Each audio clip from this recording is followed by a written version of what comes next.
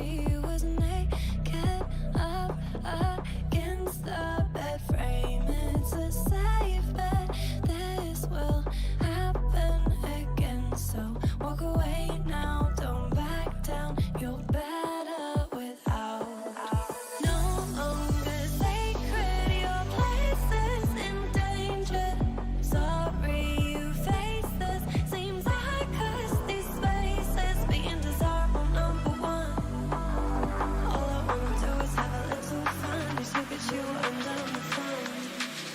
It's all too much, I have to run. Dangerous, caught in the scandal. Dangerous, too much to handle.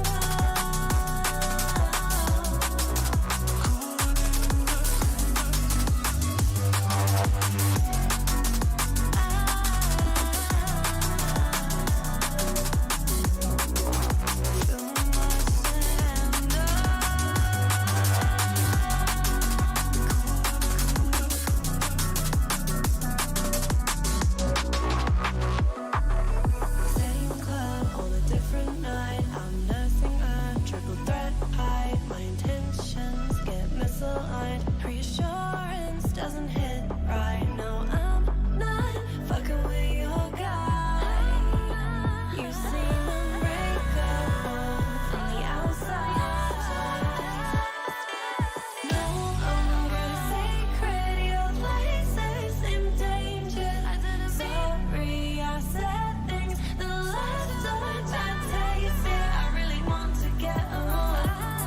Cause your boy's best friend is a one-on-one. I didn't mean to cross your heart. It's all too much, I have to run. Dangerous, caught in the scandal. Dangerous, too much to handle.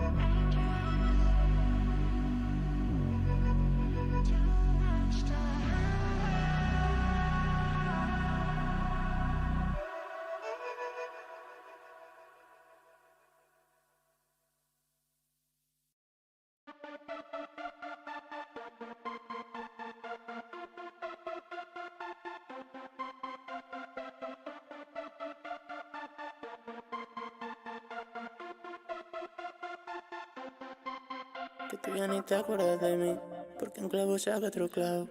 Sé que te fallé, pero wey, no te vayas de mi lado.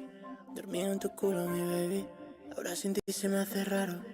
Me desperté, pero baby, todo ha cambiado. Y ya ni me aguanto si no voy ciego, pero te pienso siempre que veo. Baby, don't call, yeah. Como los de antes nos vemos luego. Sabes que nunca fuiste una más y que me encanta como lo hacemos, pero yo no me aguanto ese culo de supermodelo. Y la doy all night, pero pienso en ti siempre. Voy tan high que ni puedo correrme. Dice que no piensa en mí, Sabes que lo nuestro no fue corriente. Encontré un love, pero no como este. Bebo de todo hasta quedar inconsciente. Y si tú piensas en mí, don't cry. Tú nunca confías en lo que diga la gente. Yeah, voy si hoy te puedo ver, Te silencio y no me vale de nada. Acabé en tu cuenta otra vez, Siempre que me acuerdo cómo te daba. Ahora me despierto con un culo diferente cada mañana. Siempre que te enteras más me pides que te cuente, pero no recuerdo nada. vale la pena llorar por esto, porfa, baby, don't cry. No vale de nada pensar en la pena, más es lo que hay. Bebo hasta que me olvido de todo, aunque nunca me olvido mi error. Ay, ay, ay. Y la doy all night, pero pienso en ti siempre. Voy tan high que ni puedo correrme. Dice que no piensa en mí, Sabe que lo nuestro no fue corriente. Encontré un love, pero no como este. Bebo de todo hasta quedarme inconsciente. Y si tú piensas en mí, don't cry. Tú nunca confías en lo que diga la gente. Baby, don't cry. Baby, don't cry. Baby, don't cry. Baby, don't cry. Baby, don't cry. Baby, don't cry. Baby, don't cry. Baby, don't cry.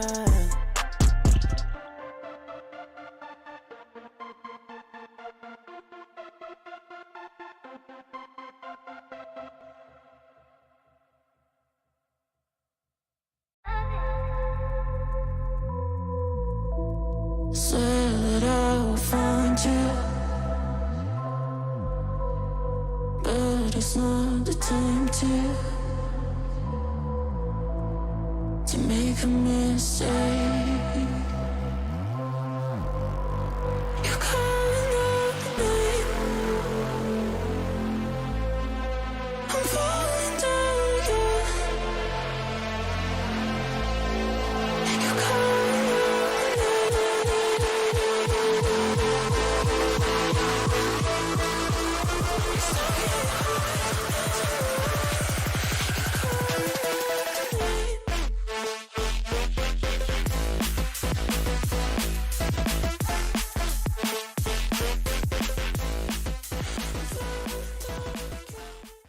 This stream contains fast-flashing images that may affect viewers who are susceptible to photosensitive epilepsy and other photosensitivities. Viewer discretion is advised.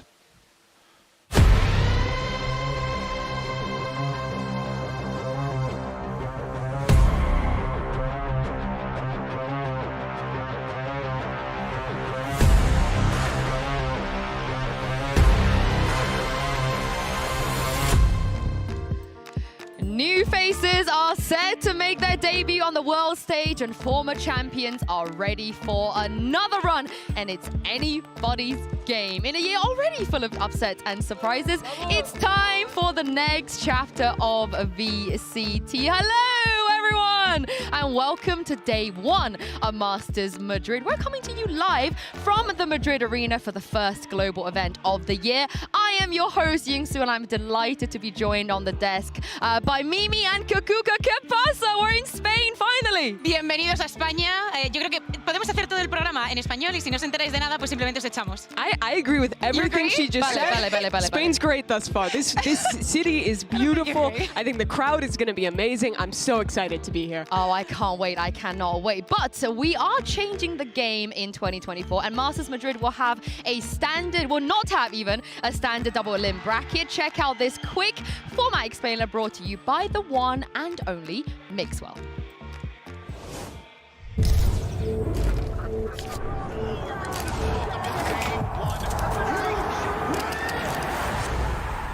Get ready.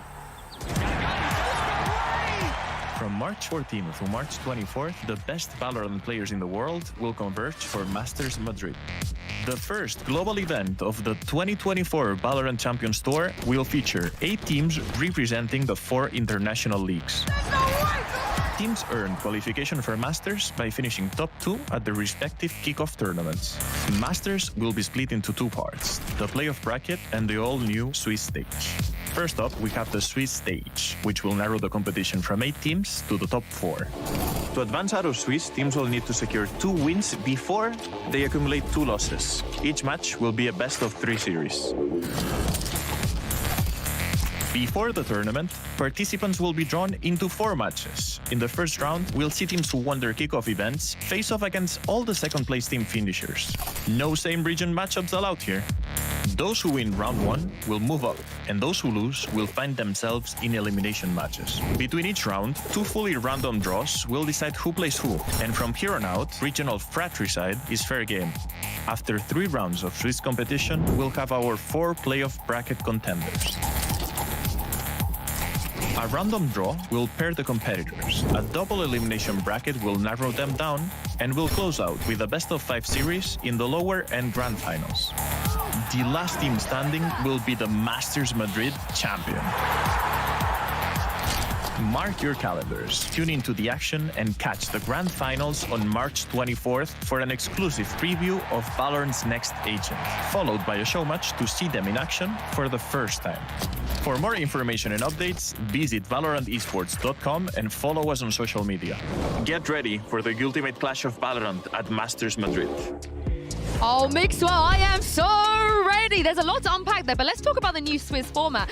Because, Mimi, we have never seen this at a global event before. Yeah, it's very similar to the old GSL format where it's you have to win 2 before you lose 2. But what's interesting is the opponent you play is randomized. So it makes it a lot harder for the teams to prep for their future matches. Yeah, exactly. But I think this is the kind of competition that we wanted to see. We get the seed 1s versus the seed 2. And of course, we're very surprised that some of the usual suspects are not here in Madrid. So I think that this tournament is going to be definitely one that nobody wants to miss. Yeah, I mean, it's crazy the amount of teams you would expect to be here that aren't. EG, the champion from last year. Fnatic, the team who won every other event last year. You have DRX, you have NRG. All the mainstays of Global, for the most part, aren't here. This is really the year of young blood, of new teams stepping up to the global stage. Yeah, all I'm going to say is it's chance for PaperX. PaperX, they haven't had a trophy yet. They're one of the few who made it. Yeah, with everyone else being not being here, this is their chance for sure. We're, of course, also playing on patch 8.04. It doesn't really have any major agent balancing or major tweaks. So, you know, I feel like we've already seen enough weird things that's been happening at kickoff. So I assume we will still see those weird things. Here, we've got a new format, of course, and the field is wide open. We want to know how you think this is going to play out in today's MasterCard fan poll. Which league do you think will bring home a trophy? Will it be Americas, China, EMEA, or Pacific? Scan the QR code on your screen to cast your vote, and we'll have the results in just a bit. And if you want your post on the broadcast, make sure to use the hashtags VALORANT Masters and VCT. I'm just going to let you guys have it real quick. Which league is bringing home the first trophy of the year? EMEA, but it's going to be a close final against Americas.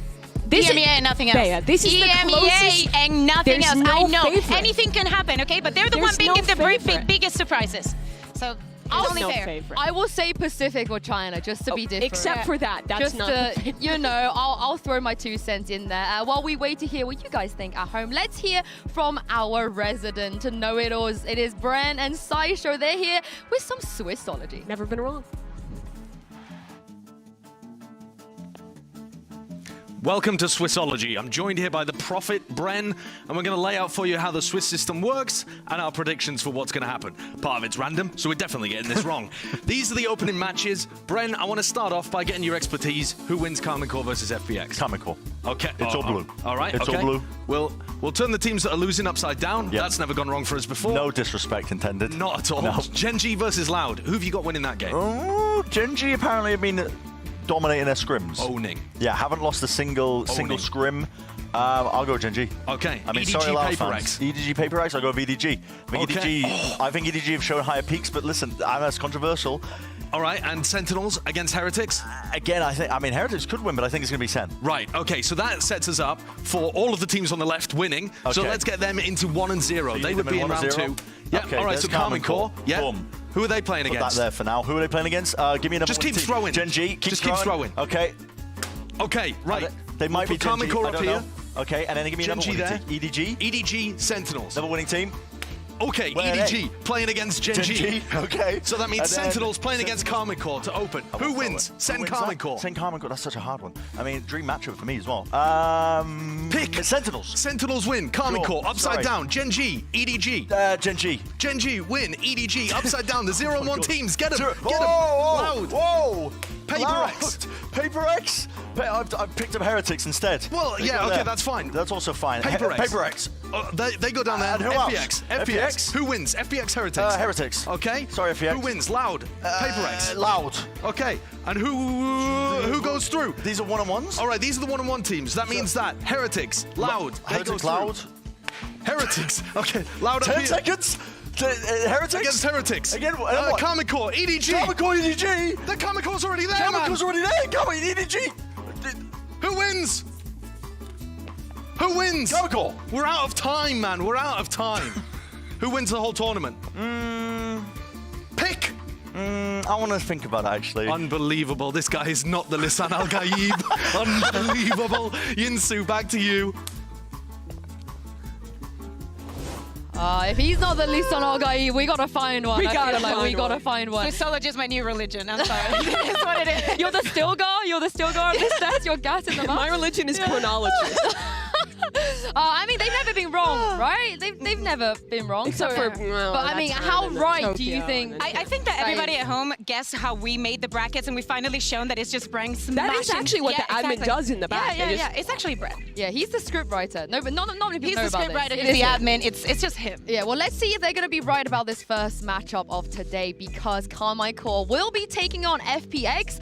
They did face each other at lock-in, but so much has changed since then. And Mimi, who would have thought that this team will be the one to come into this tournament as EMEA's #1 seed? It's unreal. Last time these teams played, it was like the silly match, right? It was like, oh, no one's looking forward to FPX Karmine Times Corp. they are changing. Yeah, now we're going back, and Karmine Corp have completely reinvented themselves, rebuilt the team around Shin, and completely reinvented their style, and they dominate in EMEA. They played more matches than all the other teams in playoff. They beat Fnatic, they beat Foot, they beat pretty much every top team in EMEA except Na'Vi. They just look unbeatable right now. And I think it's important to also say that Shin, it's not even that it was built around him. He also had to go through that trial process. He also had to be selected. And every single one of these players has a very specific mission in the team. And the way that they play, and like fundamentally, is just beautiful to watch. And they are one of the reasons that EMEA on itself,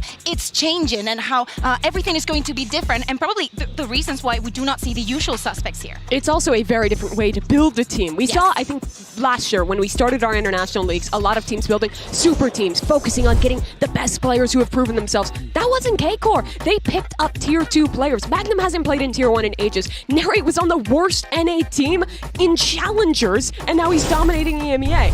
It's all fresh talent on this squad, but they have made a monolith. Yeah, and I have to mention the man that ties all this together. Any opportunity to talk about Gambit, I will take it, because N is back, and Kukuka, it is the same formula that saw him succeed the last time he was here. Exactly. I don't know if you've been living under a rock, but Eng did it again. In Gambit, he picked up 3 duelists, gave them different roles, and created a super team. The same way that we were hearing Brent talking about how Gen.G didn't lose his cream since they got to Madrid. Gambit was that team every single event. They couldn't perform in the international stage, but then it scrims, they were winning everything. And it's that formula, that hard work, that actually finding and studying the player, learning what is best for them and how you can get the best out of them, especially picking up so young, because it's so easy to, so difficult to unlearn things, that if you get these young guns that can shoot and are definitely willing to learn, you put Eng there, it's literally a win. Exactly, right? This team wouldn't be the team they are today without strong leadership to develop it. You still have Zaish, who was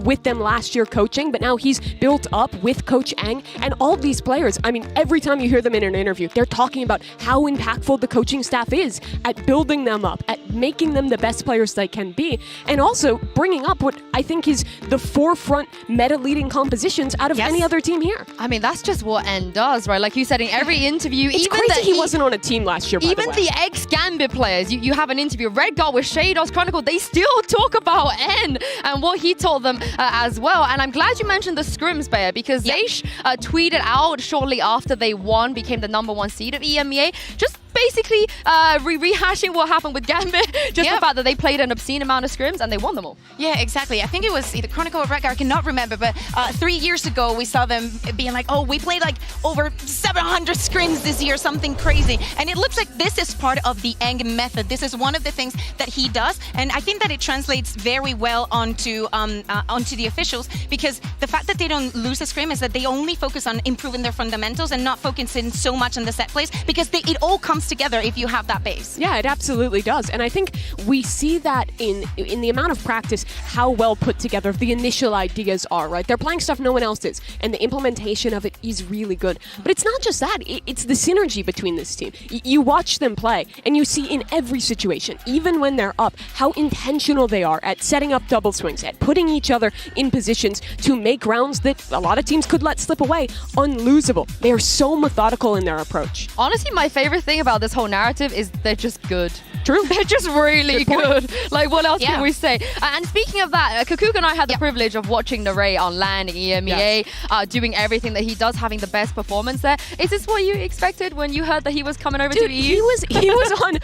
okay, just for context, he was on Mad Lions last year, a team that was one of the bottom... against Mad Lions? Nothing against York. We're in Spain. Can't say any of that. But one of the bottom 3 teams in Challengers North America. And then he comes to Europe. There's a risk taken on him by the coaching staff of this K-Core team, and he looks electric. You could see the potential when he was playing back in NA, but it was not unlocked until he was with this team. And Bea, the most impressive thing to me is that he's a young player. It's his first time on a top-level team like this, and he's not just playing duelist. The guy's flexing around so many different roles and is electric on every one of them. And that is so important, Mimi, because the fact that he comes from being a duelist means that he knows exactly what a duelist needs to succeed, and he's going to be that kind of initiator that sets everything well for you. And when he's on the duelist, he knows exactly how to complement that. And going back a little bit to what we were talking about, Eng, Narrate was the player that he wanted the most out of all of them. After just talking to him for a couple of days, he was like, I know exactly what I'm going to do with you.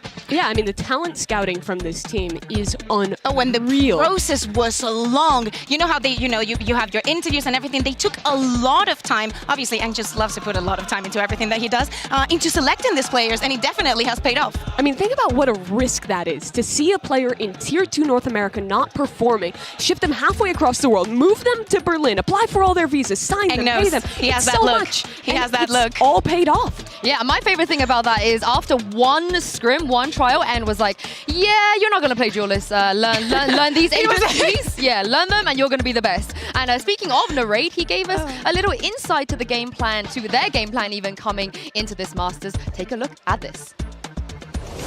Give everyone a reason to watch Madrid. Give them one reason as to why they should tune into your game. We're just gonna peek everything. Woo! Come on! We gotta give him a round of applause for that.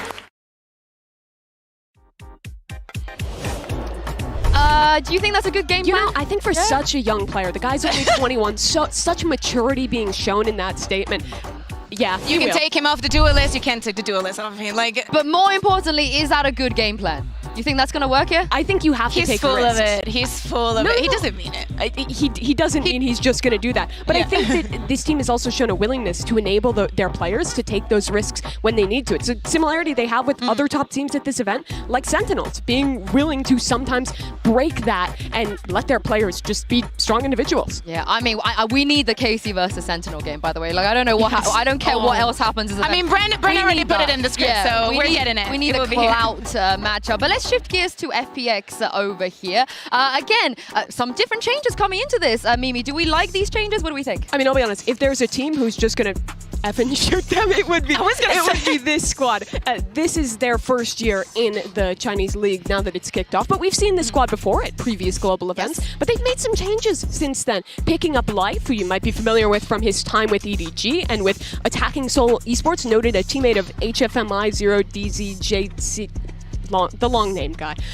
But he's now on this roster. Yeah. I almost got it. It's been a while. But they've also picked up Autumn from Tier 2, or from the OCE scene, that is, and moved him into this roster.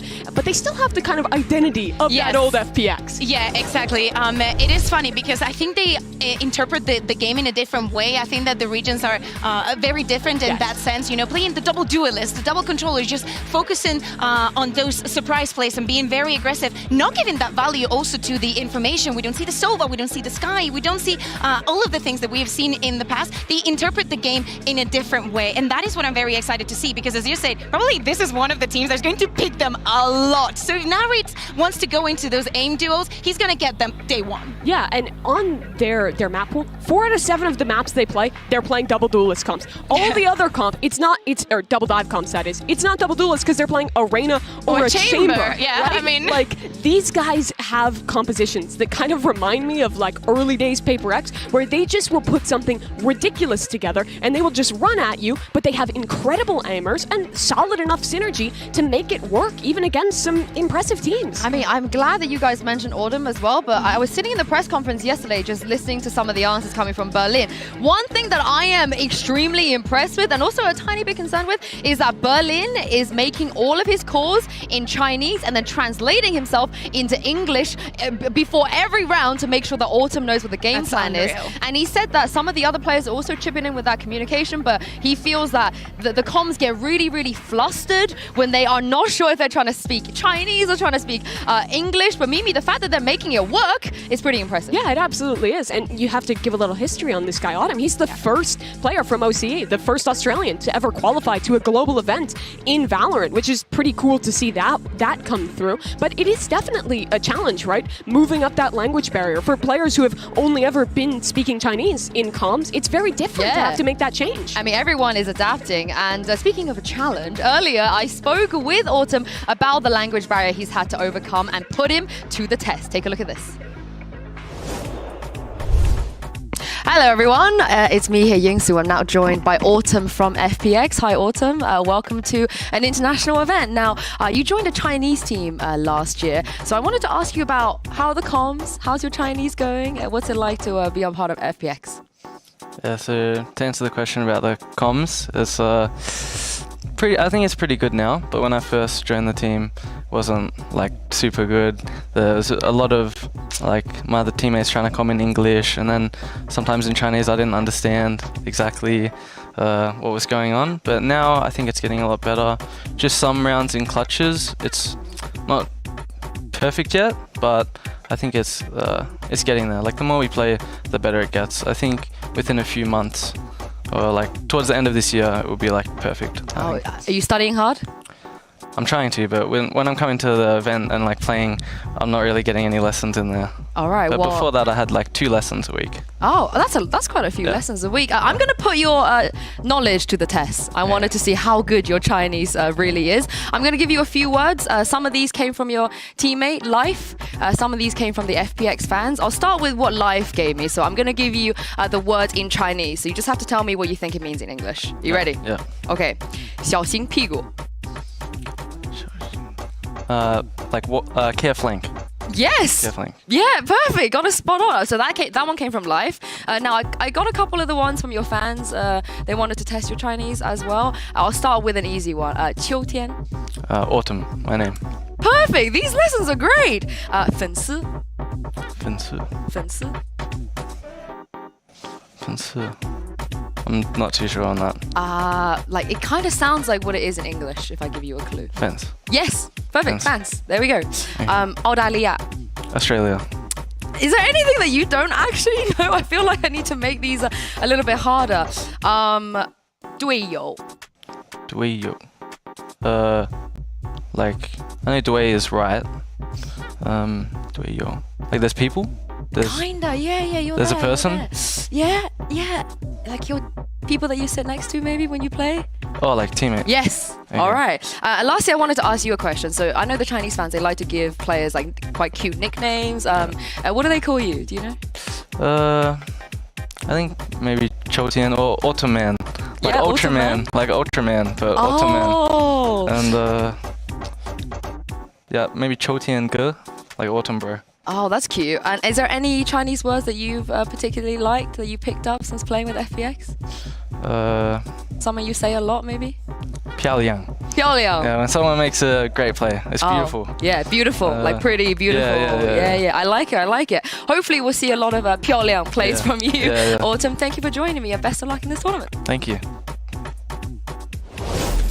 Honestly, I know they're still trying to get their comms up to scratch, but his Chinese is really good. I was surprised, but also knowing that, you know, he's playing on the jet, he's playing on the most explosive duelist, and he needs the most important comm, you know? He needs to communicate when he's going to go in, or he needs to be reactive to that information. You know, he may say that he doesn't speak it, but I was very surprised with the level that he showed. The thing is, though, that it's very different sitting in an interview on a couch versus all of these words being yelled constantly in hectic comms. It's definitely really hard not just to adjust to a new language, but to adjust to it in that environment of a live match. Yeah, I can't wait to see if they're going to be able to bring us something new as well when we get to see them on stage. But speaking of new things, live, we've seen him on the international stage before. Kakuga, he is back. And what is he bringing to this roster? Yeah, exactly. After his team not making it through Ascension, he joins this team, and he's like the other half for Autumn when we talk about the duelist and when we talk about a little bit more of a passive aggression, to say it in some sense. And he's going to be the Yoru player that we're going to be seeing for the most part.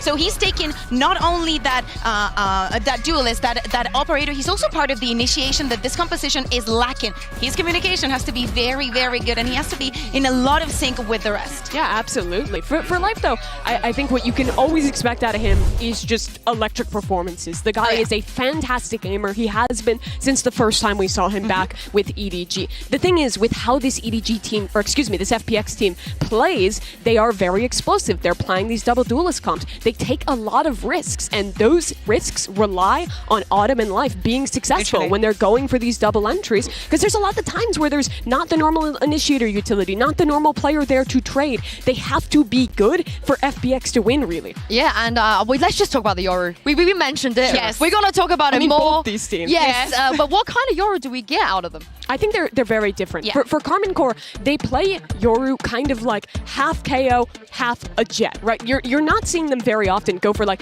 deep TPs into their opponent's spawn. Instead, they're setting up with Fade Yoru flash combos or double flash combos on the entry, and then diving in with the raise. On the other hand, Bea, FPX's Yoru is teleport wherever you please, go crazy, go ridiculous. It's a lot more chaotic, to say the least. That's the thing. How is that chaos going to affect KC way of playing? You know, like taking the duels in couples, being very methodical in how to approach the retakes, for example. I think that FPX is going to be on the surprising side, and I think that might be a big upset for them, and probably we'll have to, call in some pauses, being like, oh, what is going on? But hear me out. If someone can study a Yoru, it's definitely Aang. I know that they know exactly what to expect from FPX. The thing is, though, I think today for Karmine Corp, compared to their run in EMEA, where they're very prep heavy, they have a lot to kind of specifically counter strat teams and be ahead of the curve on. They're great at that, given the coaching staff of this roster.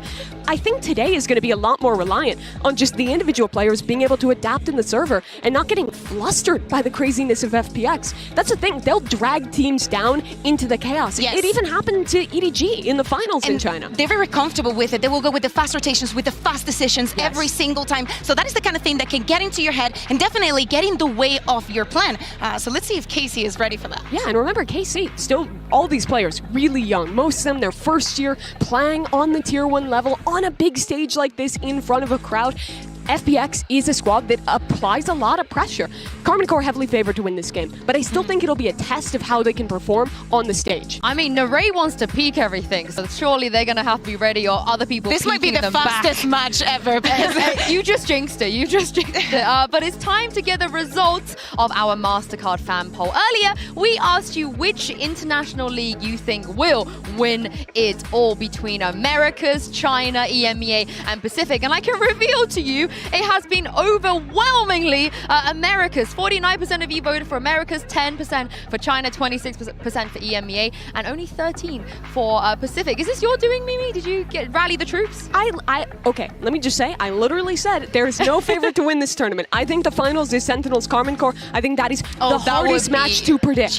I think that is such a hard match to predict. I think Americas looks great right now, though. Sentinels is in the best form we've ever seen from them. Loud, as always, is back at an international event. They're innovating. They have a strong new player in QCK, and they're living into Sonic's vision well. But I think EMEA looks great. I was so impressed with both Heretics That's why you're wearing blue today. Have a lot of experience. That makes so much sense. Wait, what color is it, Yansu? It is blue. It's blue. It's blue. And it might just come down to some mind games today as well. Coach N and Coach Nathan are standing by for map selection, so let's send it down and see where we're headed. All right, welcome to Map Select presented by Omen. First match for this entire event. Congratulations to both teams for being here. Let's go ahead and get started. KC, you are higher seed, Team A or Team B? Team B. Team B. So FPX, you will be Team A, and we will start with your first ban. First one, Split. Split. Your ban, KC? Ban Breeze. You ban Breeze. So map number 1 from FPX. Pick Icebox. Icebox. Side on Icebox. Defense. Defense. And map number 2 from KC. Big Lotus. Lotus, side on Lotus. Attack. Attack. And then we will go into the next set of bans, starting with FPX. You have Ascent, Bind, and Sunset. Ban. Band. Ban, Bind. And then your ban, you have Ascent and Sunset. Ban Ascent. Ban Ascent. Map number 3 by default is going to be Sunset. FPX, side on Sunset. Attack. Attack. All right. Great, guys. Good luck to you both.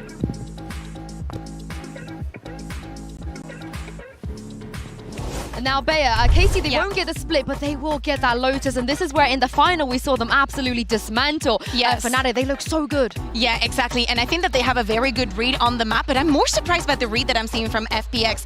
Deciding to ban onto that split, to have that flexibility and that understanding that maybe that head-to-head could go on the favor of KC, so let's just forget about it and just go somewhere completely different. And I think that Icebox is going to be crazy because for the side of KC, they were the one team that decided to keep that Sage in the composition out of all of EMEA and keep it a little bit more traditional when we're talking about probably two of the most untraditional teams that we have here. Honestly, out of most of the world, most teams are moving away from the Sage comp, but I actually still think it's really good. They're playing the old last year default comp, just subbing out that Sova for the Gecko. Reason for that change? Drone nerf, map changes, makes it a lot harder to clear B main. Gecko, there's so many positions on attack. You can refresh that Dizzy. You can re-clear in the mid round. His ult is also really powerful and very farmable on Icebox. I think that's sick. You can also combine the wall with the wingman to plant. They have really good ideas with this comp. On the other hand, FPX are playing Reyna Jet. Yeah, Reyna, Jet, Gecko, and double controller. Without a Sentinel, we can expect, for example, on mid, someone is going to have to completely, literally, you have to put a man there to control the space. Probably is going to be the Geckos just to throw a little bit of utility, but it definitely makes things complicated to dwell around the map. Now in the attack, just try break the Dizzy and the Leer at the same time. Just try. Is that it? And then a Paranoia will appear. Oh gosh, I can't wait. I feel like I set it up as a possible mind game. Crazy. And I think the mind games were played well. This is it. The wait is over. Our teams are ready. And it's time to kick off the first global VCT event of the year. It's Karmine Corp versus FPX. Gen.G versus Loud. Day 1 of Masters Madrid starts right now.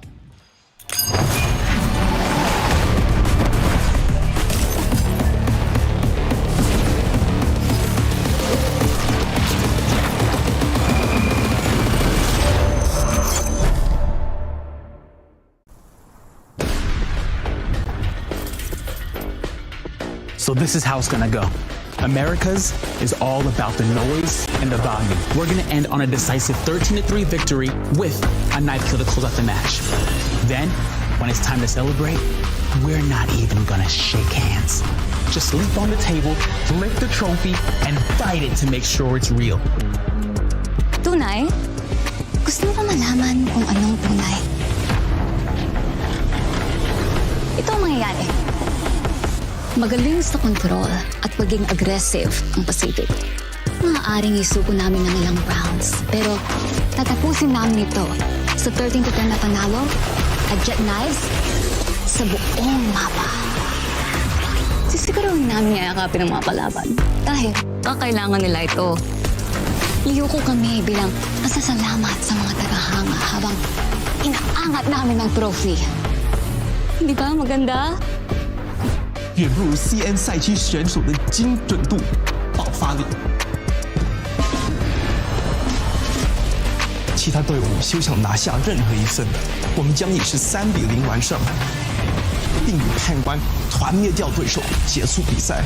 当我在欢呼中举起奖杯时，我会仁慈地感谢对手所做的牺牲。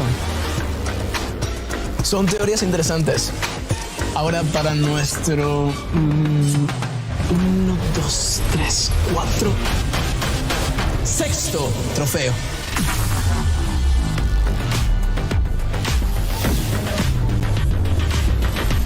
Welcome to Masters Madrid.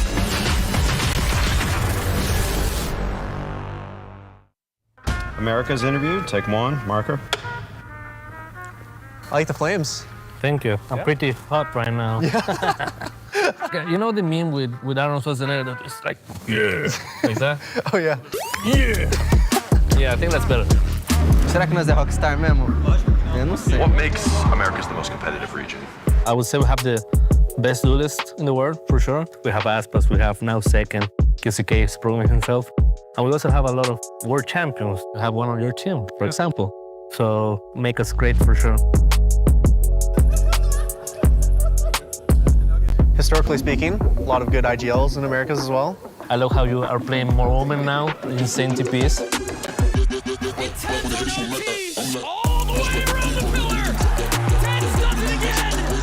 Definitely, like, your team is, like, I would say, like, scary to play against because you have, like, world caliber players, world caliber strats. I'm super happy you guys are here representing the NA with us.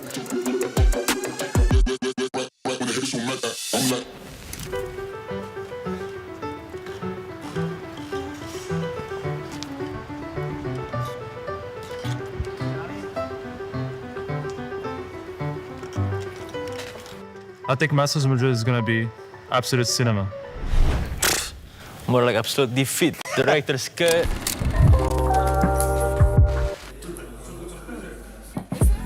Celebrity coming through.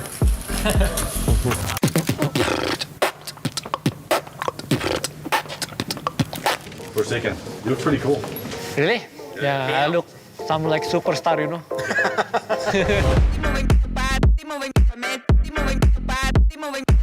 Can you guys tell me about the Pacific playstyle? 되게 미친놈들처럼 게임을 하고 공격성도 있으며 일단 디테일이 가장 좋은 것 같아요, 퍼시픽. I think sometimes we can play like 5 duelists, 3 duelists, maybe even no duelists. It doesn't matter, you know, because we always press W. Are you guys going to take down Americas in Madrid? Maybe. I mean, they kind of beat us before, so maybe some revenge, you know? 페이퍼 렉스요? 진짜 너무 사랑스럽고 소중해요. 진짜 빛 그 자체? 젠지 파이팅!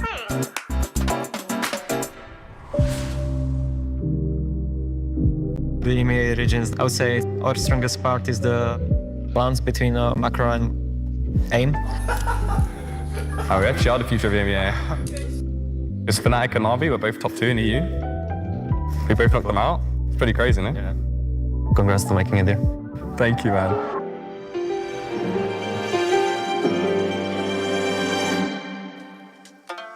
You're expecting Boaster, right? Spanish org, Spanish crowd and everything. I feel like it was destined that Heretics were at Madrid.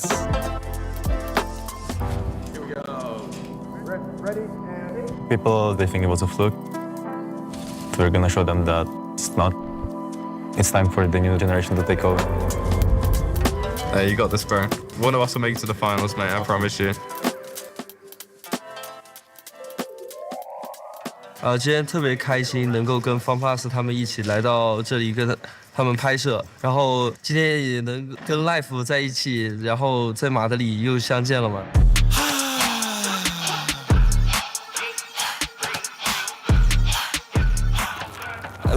In your opinion, what makes VCT China so competitive? 我看法是因为我没有康康。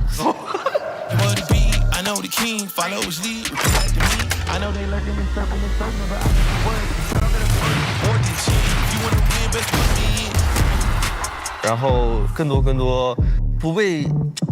爆发力，还有那些不被他们所预测到的那些东西，我觉得 VCTCN 大家的这个环境都挺好，不仅是你跟我，是整个环境其实也更像一个家庭 family 那种感觉，对，兄弟。Fala, manito. Quanto tempo, hein? Um aninho. Um aninho. Demorou. Demorou, tô atrasado, né? Demorou um ano pra eu ganhar. Aí você deixou eu ganhar também. Muito obrigado. Não, jamais. Valeu. E agora, né? Muito feliz que estamos aqui. Internacional junto. Internacional junto. Muito tempo, cara. Tentar fazer a final, né? De novo, igual a Américas. É isso. Final América contra América. Exato. Fotinha? Fotinha. Vamos lá.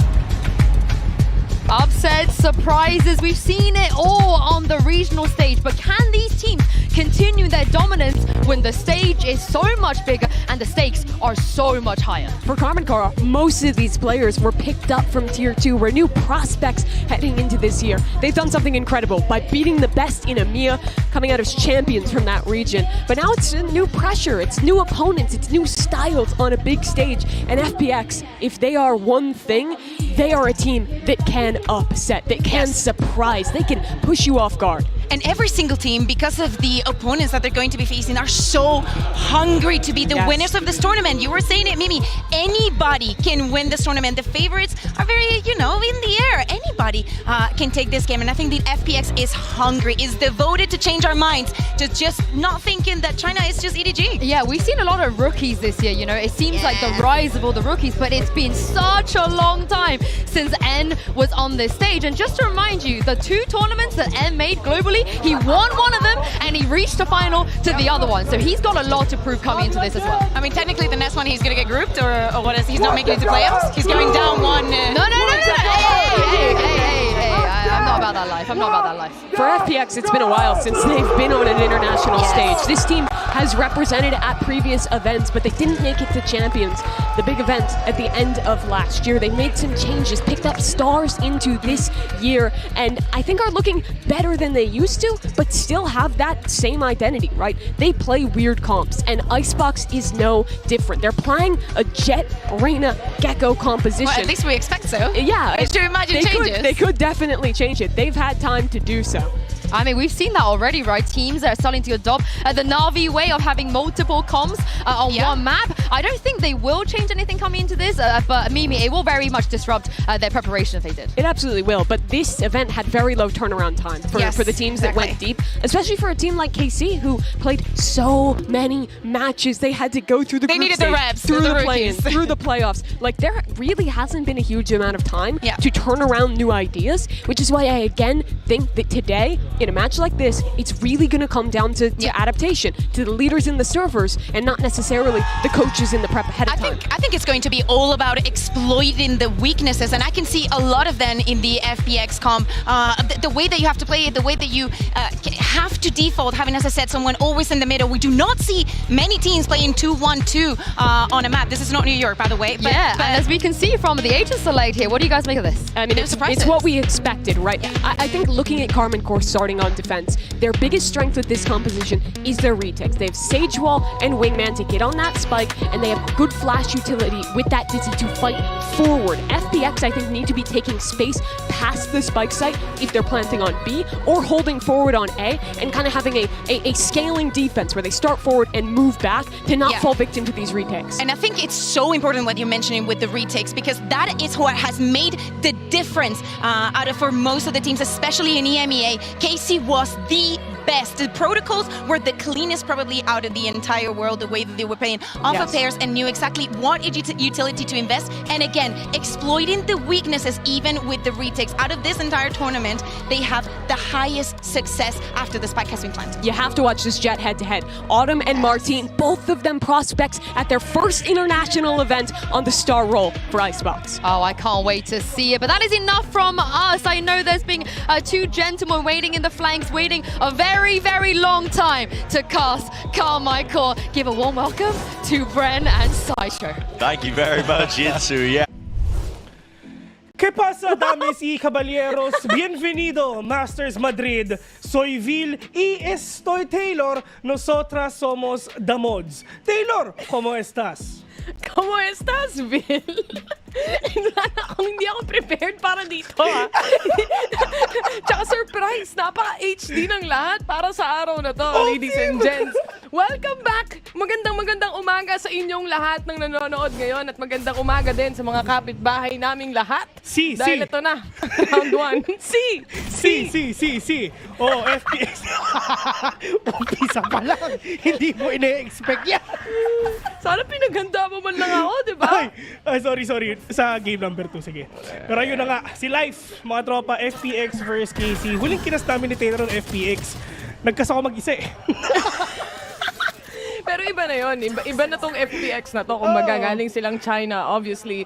Pero for now, magsisimula tayo syempre sa pistol round. Malamang, alam naman buy round agad-agad. Pero ito, stay entry towards B site. Sabi nga nila, when it comes to the post plants itself, kailangan mong hawakan, lalo na pagdating sa isang icebox map. And aside from that, meron din naman silang mga anti-flanks, dalawa mula sa side ng KC.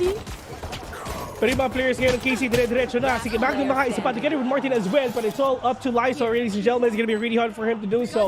The clock is ticking, yes. Ang tanong ko, meron ba siyang line-up? Meron ba siyang Snake Mart? So pwede nang gamitin to. At yun nga, feeling ko meron. Pero napakadito dito kasi meron pang wall sa harapan niya. Tatlo pa kalaban niya at mag-push siya. Diyos ko, si Martin muna makikita nga niya. Pero si Shin, talagang dinidefuse lang yung spike at yun na nga. Martin from KC, from Karmine Corp. Ito, Bessie, they have 5 winning streak already. Pinutumba nila yung mga top teams nga na EMEA. At kita mo naman, ang FPX, syempre nandito sila para makabawi. Tsaka yung comp din dito ng KC, kung tutuusin, sobrang napaka-defensive. Dalawang sentinel. Again, you have a wall na pwede mong iset upon dun sa pinlanta ng spike. And then aside from that, may wingman ka pa. Pwede ka pang mag-defuse alongside, syempre, nung killjoy na may turret. So, napakadaming nakaabang para dun sa magiging post-plant scenario nila. And retake scenario ng KC naman. But this time, pistol round, mapupunta muna sa side ng KC. Pero ito, Bessie, talagang feeling ko nanonood sa atin to eh. Nag-iba lang si Narin tsaka si A kasi. Scrims namin to kanina, guys eh. Kalaro namin sila. Panalo kami dito eh. Pero nga si Magnum, eto na. Ito, dati naalala ko, Bessie, nung high school ako, pag kumain ka ng Magnum, feeling mo, rich kid ka na eh. 50 pa lang dati yun dati, no? Ngayon, parang mas mahal na ata. Ewan ko kung magkano na yun, pero... 60 na ata yun. Mahal na ngayon eh. Pag kumain ka ng dati, may picture pa kasama yung resibo eh. Parang pag nag-Starbucks ka, pag sa story mo kinakita logo. Pero ito, entry towards the site na. Mula sa side ng FPX, nagre-ready na rin agad ang KC para sa kanilang scenario para sa round na to. Pero si Light makakaisa. And this is still a 4v4 right now. Martin and Shin, nakahanap na rin ng tig-isa dito. Again, anti-eco naman itong nilalaro nila. So expect mo na yung mga eco frags. Pero at least na-rate na wala dito na nabasag man ng FPX yung economy ng mga players ng KC dito kahit papano. Pero at the end of the day, it's just FPX. They have enough firepower right now para nga papanalo to. Pero yun nga, diba? I mean, syempre nakikita nga natin to. Yung KC, currently the top 1 nga ng EMEA. So this will be a really tough fight nga pagdating nga si FPX. Dumating na sa punto, nakita natin kanina nung before mag-start yung laban, andito si Life, which is, syempre, hindi siya Chinese. So talagang number 1 na problem dyan is yung communication. Pero dapat siya naman talagang gumagawa na rin siya ng mga Chinese lessons na, di ba, pang Mandarin. Si Autumn magkaintindihan. Ay, si Autumn pala yun. Iba tayo na panood ko. Ibang FPX yun, best. Mga 2 years ago siguro yung pinanood mo. Pero ito guys para sa mga hindi nanood ng ibang regions, yung KC, para silang Gen.G ng EMEA. Sila yung may pinakamadaming games na nilaro nung nag-kick off tayo. Sila yung may pinakamaraming oras na nilaro din as well. And sila rin yung nanalo doon sa kanilang sariling region as the champions itself. So, parang may kaparehas tayo dito kahit papano. Yeah, that's true. Pero dito naman ngayon sa KC, all they need to do is wait. Pero FPX, play for picks, pwedeng contact play. Nakita si Burley dito sa may taas, pero si talaga makakakuha ng kill na yon. And that is really good hold again na ginawa nga ng KC. -1 controller inside ng FPX. Yes, andyan pa naman si Lysor. Pero ang talagang main controller talaga nila dito, syempre si Berlin nga. And with the added utility ng mobility and the blind as well na pwede talaga ipakita. Pero Lysor waiting patiently na sa pwede talagang umikot dito kahit paano. Pero wala na at na talaga pupunta dito yung FPX kundi A na. The clock is ticking already, 35 seconds, pwede silang pumasok ngayon.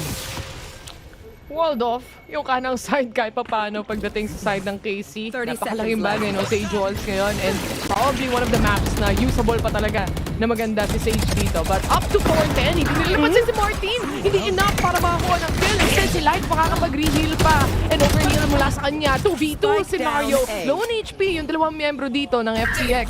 Pero yung dalawa, nag-aabang lang sa plant. Yun yung sobrang sayang, no? Kasi si Martin talaga wala nakuha dito kahit isa. Pero andyan pa naman si Light talaga bumabawi pa. 6 seconds in, na mayroon pa siyang oras para i-plant yung spike pero hindi lalabanan nilang down niya. Nasa taas lang siya pero wala kang gagawin dito si Tomasi kung hindi antayin lang oras para matapos nga yung rounder. Kapatay pa niya!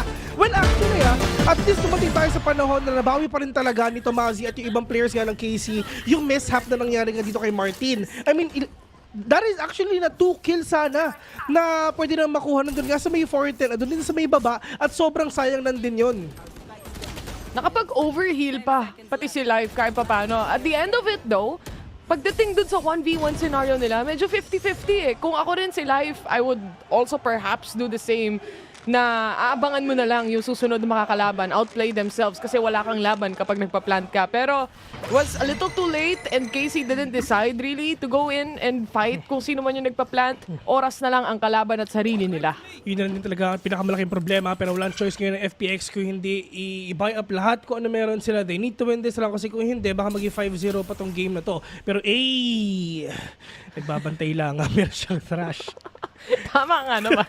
Tatlong apat na A yan eh. Oo, di ba? Tino mo si A, isa lang, di ba?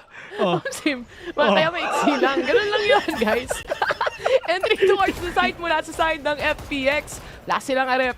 And unti lang ang kanilang mga baril. Dalawang guardian, isang stinger kahit papano. Pero mukhang safe sila makakapag-plant. Hahayaan ng Casey. Kasi for retake naman din yung agents nila eh. Yeah, they have firepower. They have the firepower. They have the utilities. Pero yun nga, play for retail na sa isip nila at mukhang gagawin na ata nila in just a few seconds. Pero si Marty, kailangan mo na makapick off dito. Yung wingman not gonna catch anyone for sure. Pero from up top, yun na nga si Berlin. One tap to the head. Magnum nakabawi pa. Pero nagbabantay si Autumn din lang sa may likod. Pero si Shin nakuha pa. But Lorette all the way from up top. Take Autumn down.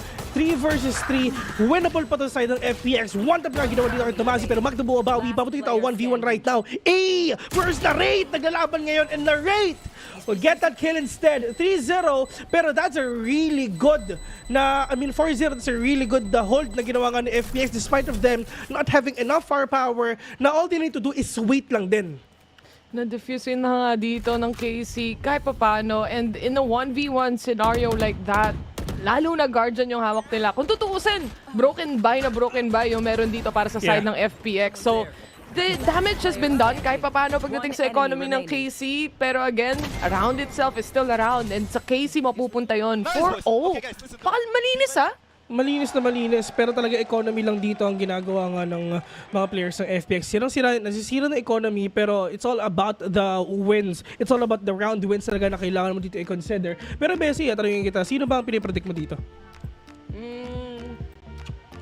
May pakiramdam ako na isa sa Americas ang posibleng manalo. Lakas ng Sentinels ngayon actually. Pati ng Loud. I mean, alam naman, kilala naman ng lahat ng Loud. Tsaka at the same time, syempre, Pacific, supportahan natin PRX. Let's go PRX. Sana manalo kayo. Kakulay na naman yung intro video kanina, Pinay yung nagsasalita doon para mag-represent ng Pacific.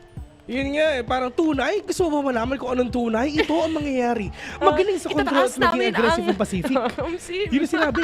Maaring isuko namin ng ilang rounds pero tatapusin namin ito sa 13-10 na panalo at jet live sa buong mapa. Yun ang sinabi ni Ate Girl kanina. Alam mo ba, Bessie, sa buong buhay ko, never ko pa nakas sa Sentinels. Feeling ko ito na yun.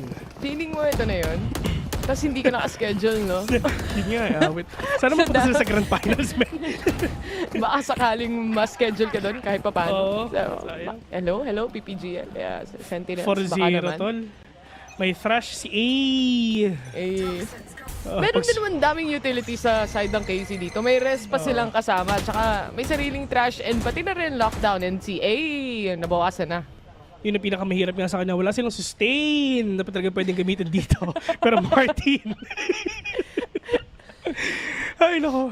Kaya tayo format? Ako? Oo. It is what it is. It is what it is na lang, man. I mean, magkakasal naman tayo. Hindi na namin problema kung ano mangyari sa format nito, guys. Di na makabilig ko. Basta Swiss format, di ba? Swiss stage, Swiss miss lang kasi alam namin. Tapos tamang inom lang ginagawa namin doon. Yun lang alam natin doon, best. Pero si Berlin, dire-diretso na. Swiss stage eh. Anyway, si Berlin. Long time no dito kay Berlin eh. Unang nakas natin to, di ba? Talo sila. Tagal na yun, men. Sobrang tagal na. 2021 pa. Entry towards B-site. May tumumba. Si Life na wala agad ang buhay. Yun talaga. Lifeless na siya.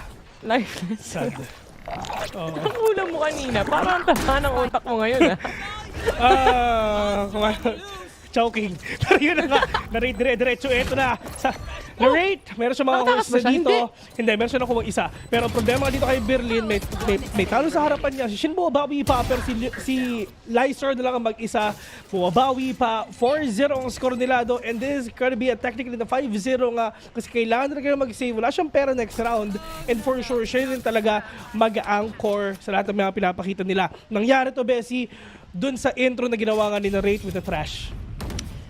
Kumbaga itong mga rounds na nakikita natin so far, when it comes to FPX, hindi pa rin nila nasa-secure ever kahit isa sa mga post plants na meron sila dito. Tsaka yung mga pre-fire shots din na napapanood natin, sobrang on point din mula sa side ng KC. You cannot deny, even through a smoke, kaya nilang mag-estimate kung saan nanggagaling yung mga kalaban. So feeling ko for FPX, kailangan mas maging less readable sila at some point pagdating sa mapa na to, lalo na napakadaming utility play na pwedeng ibigay. I mean, sa side ng FPX, I mean, kanina talaga nauubos nila yung KC pero hindi lang talaga nila na-end yung round with the win.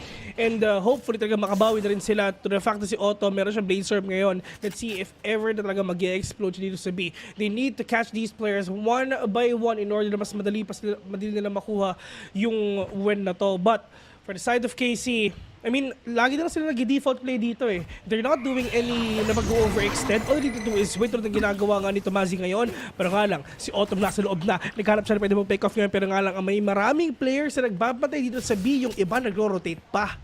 Ang bilis nila mag-rotate actually mula sa side ng FPX. All the way from very deep B long, papatras na agad sila. And maybe we'll hit towards A side instead.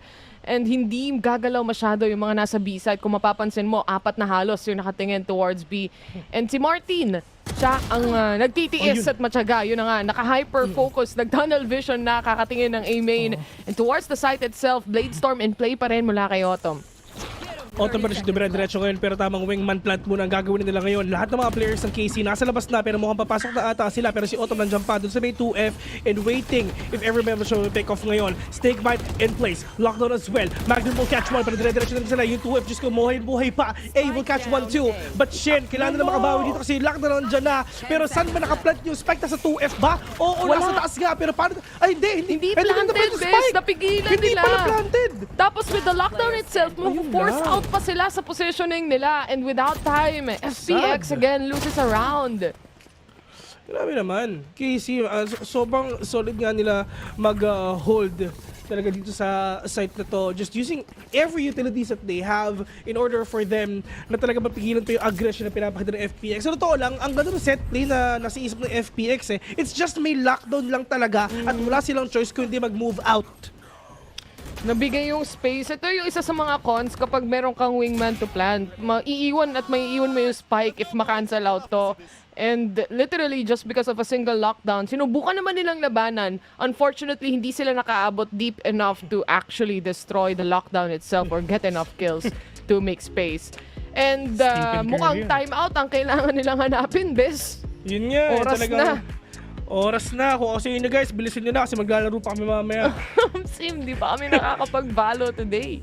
Oo. Hindi, naglaro tayo kanina, di ba? Naka 3 games tayo, best. Panalo na tayo eh. Hindi ko ramdam. Kaya ko pa mag-best of 7 eh. Si Taylor pa Ascendant 2 na. Ako pa Ascendant 1 na. Paano ba yan? Bubuhatin kita hanggang gold. Yan. Yan talaga yung inaantay ko. Pero 6-0 at least nakikita nga natin na sobrang bilis nga ng games nila. Well, actually hindi mabilis eh. Kung napapansin mo, 6-0 pero ang bagal ng games. Kasi nga talaga nag-uubusan sila ng oras. Talagang set plays talaga iniisip nila. It's all about the executions that they're doing. Pero grabe to. Siyempre kailangan mo mag-exercise muna para masarap ang panonood pagdating sa studio. At ito maliban sa mga rounds na nakita natin mula sa KC, may operator na sila dito. So, mas mahirap nang makapasok para sa mga long-range angles or sa mga play for picks, for example, na gusto gawin ng FPX. But usually, yung play na ginagawa naman nila is really the jet dash coming in, pati updraft, kasama yung dizzy para masabayan, hindi lang talaga nila nakukuha yung post-plant nila. Uy! Hindi tumama si Martin dito kay Live. But, eto I mean, sa side nga ng FPX, the way na pumasok sila sa site, actually medyo mabagal nga. Talagang wala tayong nakikita talagang super explode na bigla na lang sila mag-boost and dash somewhere na talagang press W lang kumbaga. Well, EMEA ito land doon ng mababagal na games Talagang nag-aantay lang sila, naghahanap lang sila ng perfect timing, ng perfect placement. Pero ang problema nila, alam nila na may operator sa B. Pero sa bagal ng rotations nila, tignan mo si Martin, nasa A na. Ang layo na ikutan niya. The way na nag-iikot pa lang yung FPX at nagpe-prepare. Tapos na, kumbaga, nag-aabang na sila. And that's gonna be the first kill from Narrate, actually. Getting one, yung Dizzy, makikita pa kahit papano kung ilan. Ito na naman yung wall towards right side. And because of that, nagkakaroon ng choke point pagdating sa left. Yeah. And wala silang no choice kundi talaga pumasok na lang dito sa kaliwa. Pero yun na nga, si Martin magandang posisyon nila dito. Pwede siya mag-base from agad-agad. Yung man na-catch na isa. Pero na nga, Dizzy muna sa mukha. Narrate, however, nasa baba. 4K already. Pero buhay na buhay pa sila. And Shen will get that kill instead. And like what you've said, diba? Talagang nahihirapan dito yung mga players ng FPX kasi literal na isa lang yung entry point nila. It could have been 2. Pero sabi ni Shen, tatakpan ko na lang to. Sa kabilaan na lang kayo. At maganda yung position nila kasi nga lahat ng mga players na funnel out din na pumunta na lang dun sa left side at lahat ng pumasok dun mamamatay na kasi may top-bottom silang kalaban din dun sa side ng KC. Ganda mag-placement yung Narrate din dito as well. Up top from basically rafters, makikita mo kagad siya na magda-drop down para makapag-reposition. And alam niya rin yung mga angles to take na hindi siya matatamaan ng Dizzy. Getting more advantageous positions here mula kay Martin. Napaka-aggressive na posisyon mula sa kanya, mapapa-atras pa. May kasamang snake bite, mas safe pa. Yun nga, talagang sabi ni Tomazi dito, sige, if ever nag-dash ka, don't worry, I have a poison cloud and a snake bite as well para talagang wala makakapush sa'yo. And yun talaga na talagang kitang-kita natin na sobrang well-synchronized yung mga utilities nila dito. And in terms of team play, kuwang-kuha rin talaga ng KC. Well, sila yung top 1 ng EMEA, di ba? Hindi naman sila maglalaro ng ganito kundi sila top 1. Pero yun nga, hindi makapasok yung KC. Actually, hindi nga sila makapag-plant ng spike Para isang beses pa lang ata sila makapag-plant ng spike But now, Martin, missing that shot again. Pwede siya maging aggressive ngayon, pero tamang short lang muna yung harap niya. Pero Otto muna pupunta sa harapan niya. Pero Tomazi, napakadelikado nito. Just waiting patiently dito sa likod ng smoke. Pero in terms of utilities, may trash pass na Narrate ngayon. Ang laki ng space actually ng FPX para mag-plan. Pero mapapansin mo, outskirts ang hinahawakan ng KC dito. Inaabangan lang nila na hindi mag-plant into a very advantageous position. Instead, itong FPX. And again, wala nang wall si Shen na pwedeng gamitin. So really, raw firepower. May wingman, may Dizzy, yan lang ang available. With the lineups itself, mako-force out sa left side yung mga players. Pagdating sa yellow, may isang nanginginig na from that trash as well. A 3v1 and finally, thrifty round lang pala mga kasagot. Yun na nga. And sa side ngayon ng KC, talagang kita-kita natin kanina sa yellow. It's really hard for you na makaalis nga doon kasi may mosh pit na plus slow orb pa. At talaga mahihirapan talaga yung FPX dito. Double sentinel pa naman, di ba? Isipin mo may lockdown na, tapos may wall pa na pwede ibigay yung siege na isa. So talagang kailangan talaga nila dito ng medyo siguro na mabagal na pasok, pick off muna. So talagang ngayon, naiintindihan na natin kung bakit talaga ganun sila maglaro ngayon. Na talagang ang hirap nga talaga mapasok kung dalawang sentinel yung kalaban mo. Tsaka ang dami pang iba pa itong utilities sa'yo kung sakali man. So, ito yung much more iniingatan nila. Makikita mo kung paano sila mag-force out kahit sa yellow position, for example. Pero ito, a little bit faster towards A site, yung sinusubukan nilang kunin. Kung mapapansin mo, Tomazi is already deep enough towards B main to actually know na it's gonna be an A hit anytime soon. Nag-aabang lang din si Martin. Ready yung kanyang dash away kung sakasakali man. With the paranoia settling in, mapapaalis na lang din siya. Up top is a Dizzy. And syempre may slow orb pang kasama. Like, I just want to love the utility play na pinapakita ng KC and FPX. Nakitang-kita natin na well-diverse nga yung lahat ng mga players na to whenever they're using all their utilities right now. But Martin all the way from up top, talaga medyo delikado to dito sa may rafters kasi wala sila makikitang kahit isa kasi naka-Viper spit mga kalaban nila. Otto, maganda yung angulo niya. Meron pang isa sa likod niya. Martin, only man remaining with a Vandal on hand. Lalabanan ba niya? Pero yun na nga, Autumn through that smoke will catch one. Feeling ko, naramdaman ni Autumn doon na meron tao doon. Feeling ko lumabas nga yung damit ni Jet dun sa Viper spit. But right now, 7-2 already. And now FPX, at least slowly and surely, nakakuha na rin nila kahit papano. They have that thrash na pwedeng gamitin nga dito ni A para makita nga yung perfect timing, yung perfect placement niya kung saan pa sila pupunta. Ganda ng angle placement din ni Autumn dito kahit towards rafters. Hindi mo siya masyado mapapansin. And sobrang nipis lang nung hinahawakan niya. It seems like parang sa kamay ng FPX mas gumagana tong operator na to. Sa attacking side pa, dito sila nakakahanap ng pick-off. For the first time in how many rounds, magkakaroon ng broken buy ang KC. At ngayon, di ba, at least nakakabahan na rin talaga yung kalaban nila kahit papano at mukhang bihit na muna sila in terms of sounds. Naririnig ba nila? Feeling ko hindi pa. Hindi pa naman nag-react dito yung mga players nga ng KC. Pero once meron makita si Tomazi, feeling ko game na. Yung Blaze Storm ni Autumn up na ulit for the second time around. And yung Lear nandiyan na, dash as well, Dizzy, Paranoia, Smoke, lahat na, nilabas na nila. Ang maganda si Autumn, may updraft pa. So talaga pwede siya makapitas dito ng isa if ever nag-push yung mga players dito ng KC. But Autumn, waiting patiently. Siya naman yung may operator ngayon, pero yung isa nakuha na ni Shin, wallbang pa. Yan yung may mid as well. Pero rotation-wise, inahantay pa rin ng KC. Mawala yung mga smokes nila. Ito na yung first wingman na ilalabas muna nila rito. 3 towards kitchen as well. 2F ang puhunan nila pero onto the back ends of the site. Dun muna sila bababa. May nagja-jump peek towards Numan. Alam nila at aware sila kung saan manggagaling yung operator shot possibly. Pero with the wall being placed in front of the spike, mahirap to. Kailangan nilang line-upan best kung di matatalo sila. Yun yung talaga pinakamalaking problema nila. Well, sa totoo lang, isang malaking problema nila is si Viper, si Lysor, na habang nagkakaroon ng execution dito sa B, na habang nag-aantay siya, walang ka-idea yung mga players ng FP, ng KC na umiikot na si Lysor all towards B, all towards mid to pick off one, and with that kill na ginagawa ni Lysor ngayon, nawala na si Killjoy, which is one sentinel down for themselves in order na makuha nga ng FPX to. At least, diba, it took them 7 rounds na makabawi nga dito kahit papano. Pero ito na ang tunay na barilan talaga. Lahat sila may utilities na up na yung revive, may sustain sila, may Viper Spit sila. Pero yung mga players dito ng KC, hindi mo na gagamitin yan as long as malaman nila talaga mag-hit nga sila ng A. Pero mukhang B na naman ata kasi feeling ko B ang nag-work para sa kanila. Mapapaalis si Martin dito sa posisyon na to. Nakaslow din yung left side. Unquite sure. Pero may vulnerability mula sa isa. Quick trade-off mula kay Lysor kahit papano. Yung 4v3 scenario trash being used up. Creating space para sa team na meron ng FPX ngayon. And now, Wingman, I think, isiset na rin nila para mag-plant ng spike.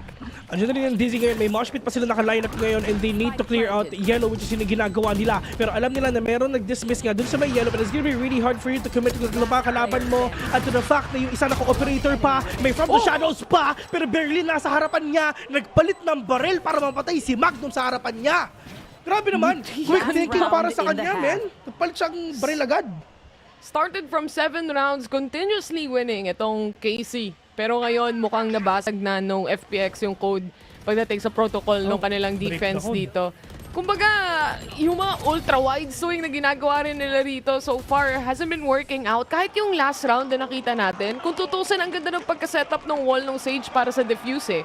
Pero masyadong malayo yung angle na tinitignan pa nila, akala nila may mid a while ago. But this time, I think FPX, they finally figured out the code. Ito mas mabilis pa tong 5 rounds na to sa buong 7-0 na nangyari dito nga sa game na to. Ang bilis ng pinapakita nga rin talaga ng FPX dito na hindi nila binibigyan ng space ang KC na makapag-retake, na talaga mapigilan nila yung mga players ng FPX. Minamama na ng CN ang EMEA dito talaga, which is yun na nakikita natin ngayon. Pero they closed up B already. Pwede pa sila mag-mid to B if ever gagawin nila. Pero yung Killjoy na si Magnum, if ever talaga masaspatan niya, at feeling ko masaspatan na nga rin nila. Pero ang tanong ko, ano bang klaseng reaction ang gagawin ng casing dito sa round na to? Uy, kita yung paa! Kita yung paa! Ayun lang. Yun na nga. Autumn secures the shot quite cleanly as well. And safely, I would say. At si Martin, which is naka-Blaze Storm sana, namatay pa. Yun lang. Sobrang sayang.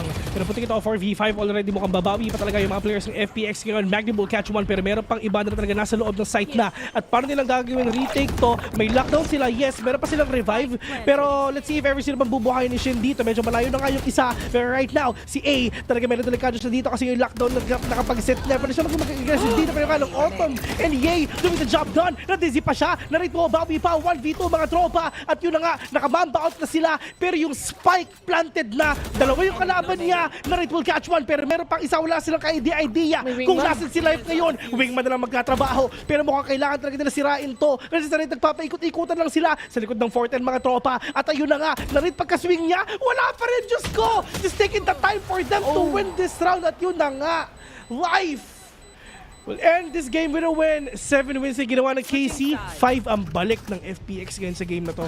Outplayed pagdating sa oras ng post-plant dito. Gaya nung sabi natin nung simula, it's more of the post-plant setups na nahihirapan sila. Pero once they figured out how to get in on the site and really set it up nicely for them as well, nahanap nila agad yung 5 rounds na hinahanap nila doon. Napakadikit actually nung first half natin comparing doon sa nakita natin from KC in a 7-0. And grabe naman, may light show sila. May light stick.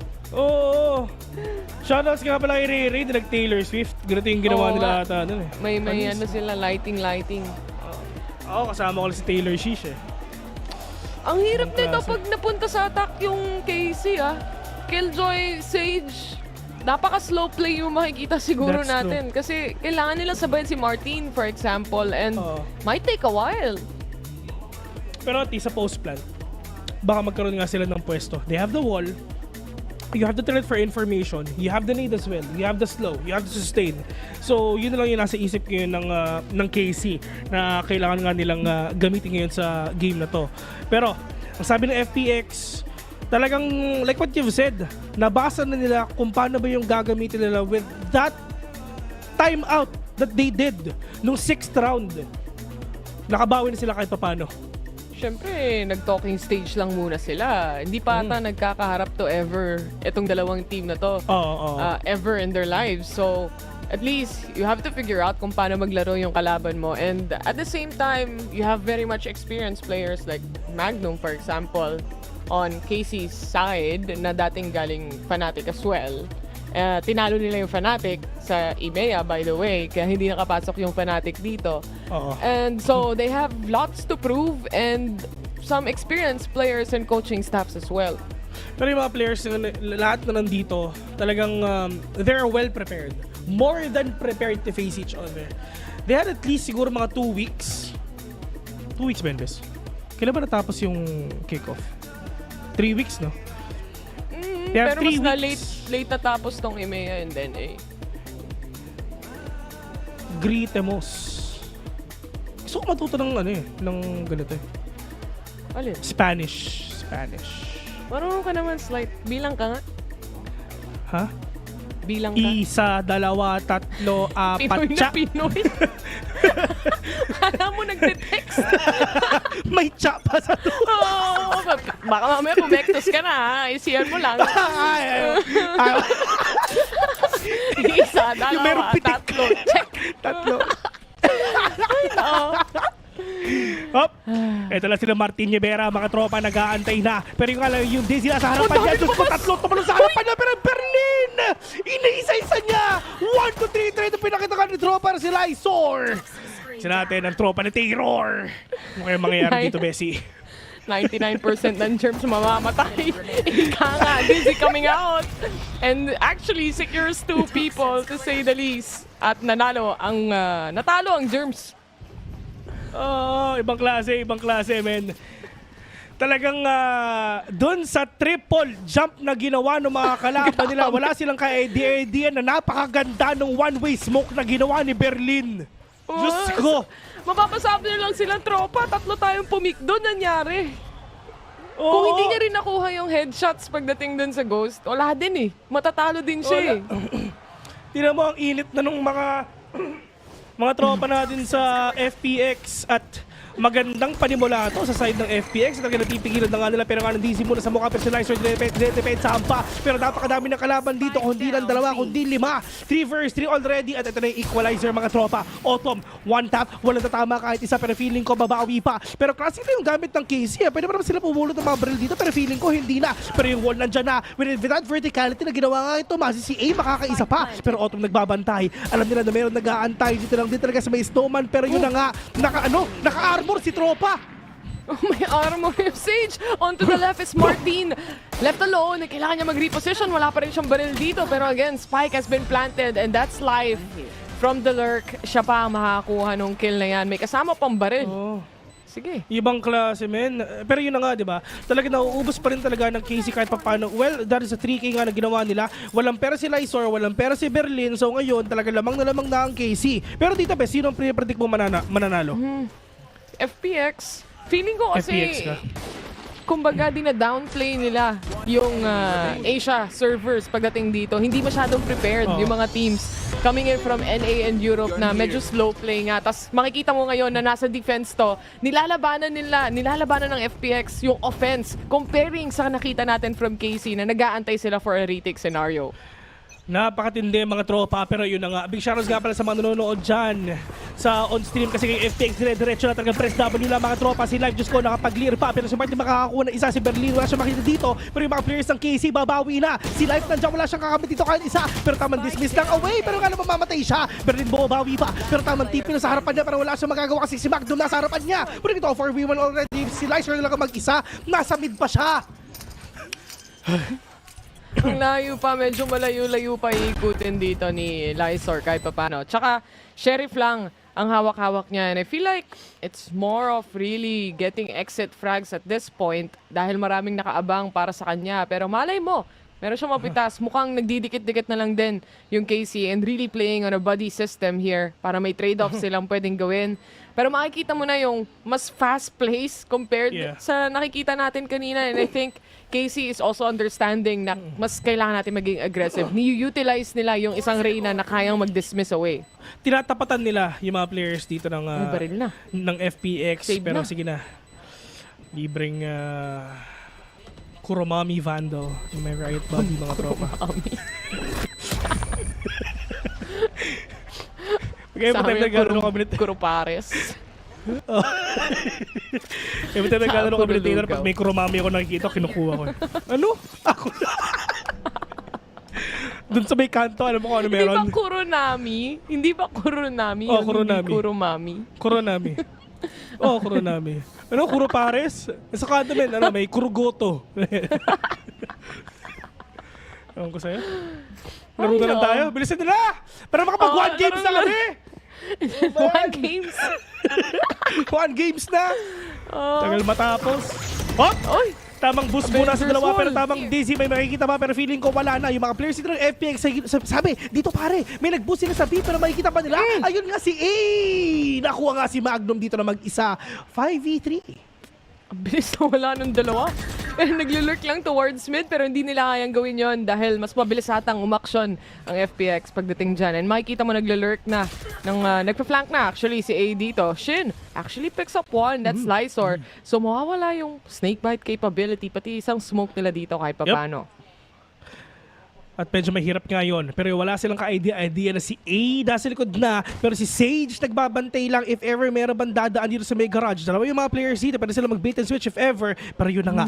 Okay. Sabi nila, sige pare, walang tao sa likod pero wala silang AD na dalawa pala. Pero yung iba nagbabantay nga si FPX talaga. Pwede sila mag-ingay para magbigay ng space sa mga tao sa likod nila. Pero yung KC, oh no, yung isa nakita na at parang go signal to ng mga nasa likod na talagang dumiretso na kasi nga wala na silang magagawa kasi FPX nandyan na. Buti ka 2v3. Alright, mukhang babawi na ata. Pero eto na, yung mga nasa likod mga tropa, babawi na. Si Party nakaisa pa. Pero Diyos ko, nakuha pa rin na rin to. FPX na sa 2v4, tropa.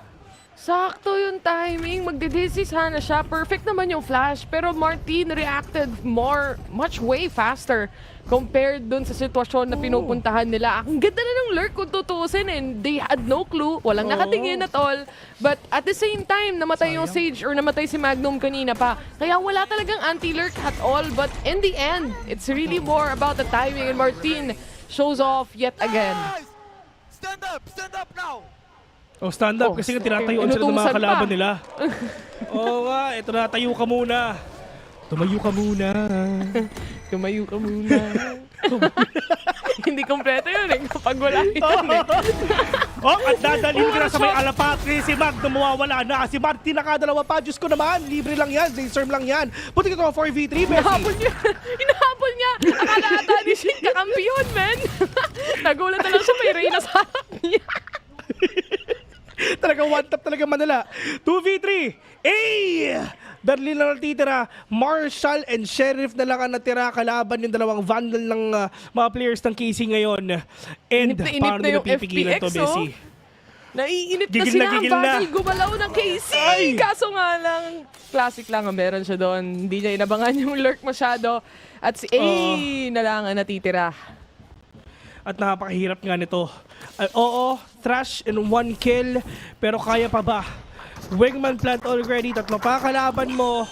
Ito na yung triangle defense na pwede ngayon ng KC. Pero yun nga, at least denied. Cancelled already. May Dizzy pa siya. May Thrash pa siya. So pwede mo mabawi pa. Wingman pala. But Somazi will get that kill instead. 10-7 already and KC winning dun sa mapang pinili ng kalaban nila, Bessie. Double-digit scoreline na sila ngayon. And again, thanks to the 7-0 dun sa first half kanina, hindi masyado ganun kasakit yung consecutive wins na nakukuha dito ng FPX kahit dun sa pistol round nila. And so far, comparing din kung paano sila maglaro kanina, it might be a little faster, but ito yung adaptation na kailangan nila ring ipakita against FPX kasi grabe mag-lurk tong mga players na to. Kailangan nila mas gumalaw talaga na mas mabilis. Yun nga eh. And sa side naman ngayon ng FPX na wala naman talaga silang proper na sentinel nga. So talaga pinupush na rin talaga ng mga players nga ng case ito. Pero Berlin, nakaisa pa si Martin tsaka si Tomazi na wala. Punta kita 3v5 already. Talagang si Shin meron siyang revive ngayon. Meron siyang rest. Pwede siya makabawi dito kahit paano. Pero sino pa talaga pupuntahan niya? Alam ni A na meron tao dito lang sa may kitchen. Pero si Magnum nagbabantay na. At pwede pala yun. Pero yun na nga, narrate. Waiting patiently. Berlin will fall down. So main smoker ng mga players ngayon ng FPX wala na. Pero meron pa silang trash do, pero pa bumawi to kahit paano. Ang gulo nila maglaro, sa totoo lang to. May revive si Shin kahit paano, so yung mid, pwede nilang i-rest kahit paano dito ngayon sa round, and I think they will do exactly that. Nabasag yung wall na sinet, sayang naman. Anyway, okay na siya. Sige, okay na. Forgiven and forgotten. May trash sila pwede makabawi nga dito. Empress as well na pwedeng online para mag-explode nga si FPX Life ngayon. Pero isa lang yung mga players ngayon ng FPX dito nga sa A. So it's gonna be really difficult. Pero once na meron ka ma-pick off si Life, I mean at least makakapag-reset siya. At least pwede siya makabawi dito kahit paano. And magbigay ng time para sa KC, para sa FPX pala, para makapag-rotate na rin na. Pero si Shin pa rin talaga nakakuha. So sayang yung Empress pa nila nakuha. Puna kita 3v4 already. And now KC might actually win this round if hindi nila napigilan ang KC ngayon. Hindi nila napigilan yung plant. Lurk of his life. Magnum, alam niya exactly kung nasaan pero makakaabot ba siya just in time para mapigilan ba to or yung ibang mga players ng FPX. And kahit hindi mapapatay na rate yun, meron na ring tao towards the back ends of the site. So, it was KC's round all again. Sayang yung Empress, no? Akala ko meron pa siyang mapipitas na kahit isa doon and makakapag-dismiss pa siya palayo. Sa totoo lang hindi pinatay ni Magnum si Adon para hindi nila isipin na meron pa talaga naglo-lurk. So, pwede pa niyang ulitin ulit yun mamaya at hindi nila i-check yung likod nila yun at likod nila. Kumbaga, information lang yung ginawa nila. Well, lamang naman yung mga players ng KC doon, di ba? So, might as well na hindi ko na lang papakita na naglo-lurk pa rin ako dito sa round na to. Di naman din kailangan dahil lamang pa rin sila dun sa tao na buhay pa kahit papano. Berlin, aggressive positioning mula sa kanya. One and done to kung sakali man. Yun na nga, Martin catches them off guard. Instead, napakanipis na angle lang hinahawakan nila. And yung iba sa kanila dito actually, si Autumn, naka-guardian lang. 2 orbs away for that. Trash haven't been used yet. Pwede nilang gamitin ito kahit papano. Yung mga players ngayon ng FPX, all they need to do is wait. Slow orb muna sa may yellow. Waiting if ever meron bang mag-dash in. Waiting if ever meron bang mag-explode. FPX, nababagalan sila sa pagpasok ka ng KC kasi alam naman natin sobrang gigil nila. Pero nandiyan ay papasok na ata sila. Double Dizzy as well. Ultimate A with a 1-to-1 check off right now. Pero kita 3v3. Lumalamang pa yung mga players nga ng KC. Si Life na lang natira. 1v3 mga tropa. May Trash na. May Viper Spit pa. Pero si Life kasi sa likod. Alam ba ito ng mga kalaban niya? Feeling ko hindi na. Ayun na nga. Si Life nakapitas na isa. Winnable pa sabi niya. May Lear pa siya pero yung Trash na lang talaga kaharap niya. At ayun na nga. Sige na. Tondolens mga tropa. Oh no! Sinaksak talaga nila. 12-7. Finally, match point mula sa side ng KC. Again, when you have kind of firepower na meron dito ang KC ngayon and the adaptation mula doon sa kanina pa nilang nilalaro na rounds pagdating against sa FPX, mapapansin mo din na kahit yung mga holds ng FPX dito, minsan natatimingan si A. Dapat nga nakalabas yung baril niya dun sa opportunity na yun kasi magsiswing out na eh. Hindi ata na comms pagdating sa kanya. So instead, he was preparing a dizzy instead of a gunfight itself. That is the match point already ginagawa nga ng KC last round na pwedeng gawin nga nila dito. Pero sabi ng FPX, hindi pa. Meron pa naman tayong thrash ngayon na inaantay lang natin kung kailan ba talaga niya gagamitin. And medyo madedelay pa rin ata kasi nga lahat ng mga players nga ng KC papunta ngayon sa A. Yung Dizzy nandyan na wala silang idea na si Life nasa Gedli pa. Life will catch one. Tamang dismiss lang papuntang backside pero nasa yung mga ibang kalaban niya. Kailangan mag-reposition dito na maganda para makabawi nga sila. Pero they have the verticality nga na ginagawa nila dito BSC Life in the second kill right now. Might actually get that third one and that fourth. Give me the ASAP niya and Life single-handedly just trying to stop the push of KC at mag-isa lang siya all this time. The beauty of having a Reyna, ito yung kanina pa nila ni-utilize eh. Kaya kung mapapansin mo, halos puro B-site din yung ibang takes ng KC dito. Dahil alam nila, pag nakatapat nila si Life, yan yung mga lurk na ginagawa din ni Life dito. Matatakasan at matatakasan lang din sila. So far, ang ganda nung trade-offs na ginagawa ng... Grabe no, natanggal na yung headset at lahat-lahat. Tech post. Easy. Hindi na nag-tech post. Ang ganda ng mga trades ng KC, pero kung Reyna katapat mo, di ka makaka-trade. Oo. Actually, isang beses nga lang siya nag-dismiss eh. Talagang lahat lang ng kalaban niya pumunta talaga sa harapan niya. Pero yung mga players ngayon ng KC, tingnan natin kung makakabawi pa. They have the Viper Spit already in order for them to hold one site. But sabi ng FPX, tatapatan lang namin kayo. Hindi na namin kayo bibigyan ng enough room to recover, enough room para nga makabawi. Yung aggression pinapakita nila si Life na naman nakapitas ng isa. 5v4 it is. Mawawala yung kanilang flasher actually. The only flasher on the team mula sa side ng KC. And sinarate yun. And so far, it's been great in the rounds that we've seen. Pero ito na naman, Tom from up top. Hindi nila i-expect si A. Or rather, si A. Pinaglalaban niya ang sarili niya. Kaso mapapatay din ni Martin. 2v2 scenario. May lockdown pa pwedeng gamitin ang KC dito. Talagang napakadelikado. Imbis naging A, naging ay na! Kasi nga napatay siya. Buti kita 2v2 already si Magnum babawi pa. Pero yun na nga, nakapag-reset pa siya. Pero yung mga players dito ng FPX, delikado na. Si Berlin na lang ang mag-isa. May paranoia pa, may smoke pa. Feeling mo makayanan pa. Hindi pa to ang katapusan sa side ng FPX. Kasi buhay pa si Berlin. Nag-aantay lang para sa panalo niya makuha ngayon. Dalawa. Nakaabang na, may shorty. Pag pumasok siya sa smoke dito, mamamatay siya. Pero di siya dadaan doon. Instead, he goes and moves away from it into the backside. Instead, may nano swarm, tamang tap sa spike. Nakaabang na sila, and to the left. That's gonna be Magnum getting the kill para sa shorty na yon. Men, ang tagal nagtiis ni Magnum doon kung tutuusin. Pati yung decision niya na mag-stay at antayin yung sisira doon sa lockdown at nalalaban. Nagawa niya pa rin, well executed, well read. Ang maganda dito sa side nga ng KC, they have enough room to make mistakes. Doon pa lang sa ginawa nga nila 7-0 nung una pa lang, talagang they really wanna assert dominance agad dito nga sa map na to na kahit hindi nila ito pinili. Pero sasabi nga ng FPX, babawi na lang kami. We are really hoping na talagang, malay mo, map pickers ang nasa isip nila. Pero at least talagang KC, nung una pa lang, nung number 1 nga sila si EMA, nung natalo na lahat ng top teams doon, parang nasa isip nila, andito kami para bumawi. Andito kami para mag-champion at gulatin ang mundo. Tsaka hindi rin masyado nakabawi dun sa mga A-side takes, for example, si Life, comparing dun sa latter parts of the round kung saan nagpa-pop off na siya. I feel like if you give him more chances or more rounds to pop off, he would actually get so much more kills and maybe even get rounds. Unfortunately, for FPX, masyado nga nila nabigyan na ng space yung KC na magkaroon ng napakalaking score on the defense itself pa lang. Once again, nung first half, it took them 7 rounds para nga mabasa dito yung mga players nga ng KC. Medyo mahirap nga naman talaga pumasok if ever double sentinel tayo yung lineup nga ng kalaban natin. But at the end of the day, at least nakabawi sila kahit papano. Talagang, actually, nung second half nga, di ba? I mean, tignan mo si Berlin, 3K agad, pero nasagot agad ng mga players nga dito ng KC. Yung aggression na pwede ipapakita nga ng mga kalaban nila. Pero yun, 1-0 already. Ano ba yung next map natin, Bes? I think it's actually Lotus na susunod na mapa natin na pinili din naman ng Karmine Corp pagdating dito sa ating next game. And, uy, may PH Watch Party pala tayo eh. Gising pa sila. Shoutout sa inyo dyan It's time. Nasa TS Bootcamp sila. Ito yun.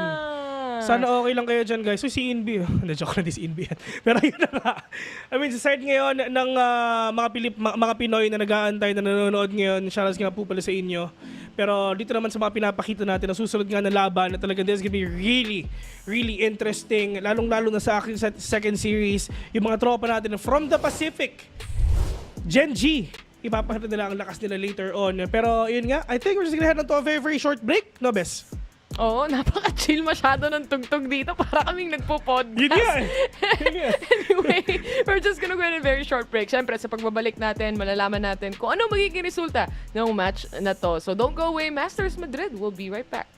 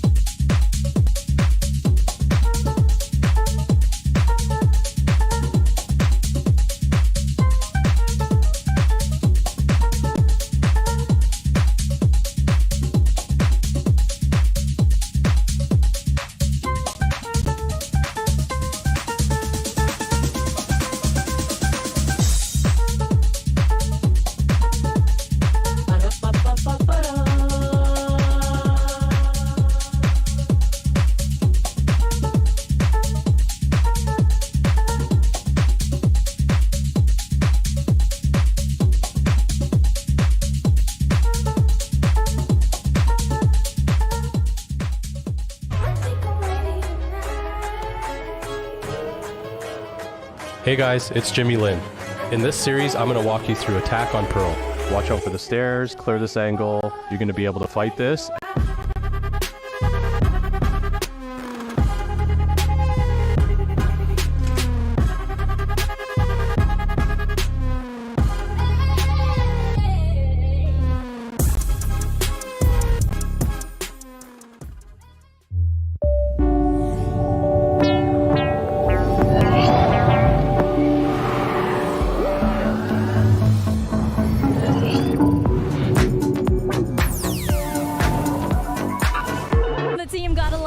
Let's hope that Karmine Corp can close it out in map 2.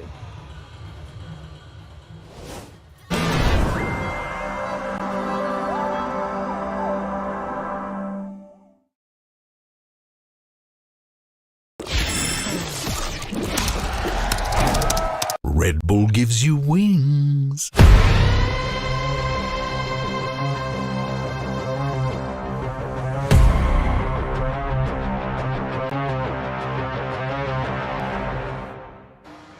Hey guys, Mika Fabs here, and I'm standing right now with Coach Eng of Karmine Corp. Congratulations on that first map, the first map win of VALORANT Masters Madrid. Now, of course, we saw FPX had that near comeback. So how did the boys keep their calm and how were they able to close it out? Let us know what's going on behind the scenes.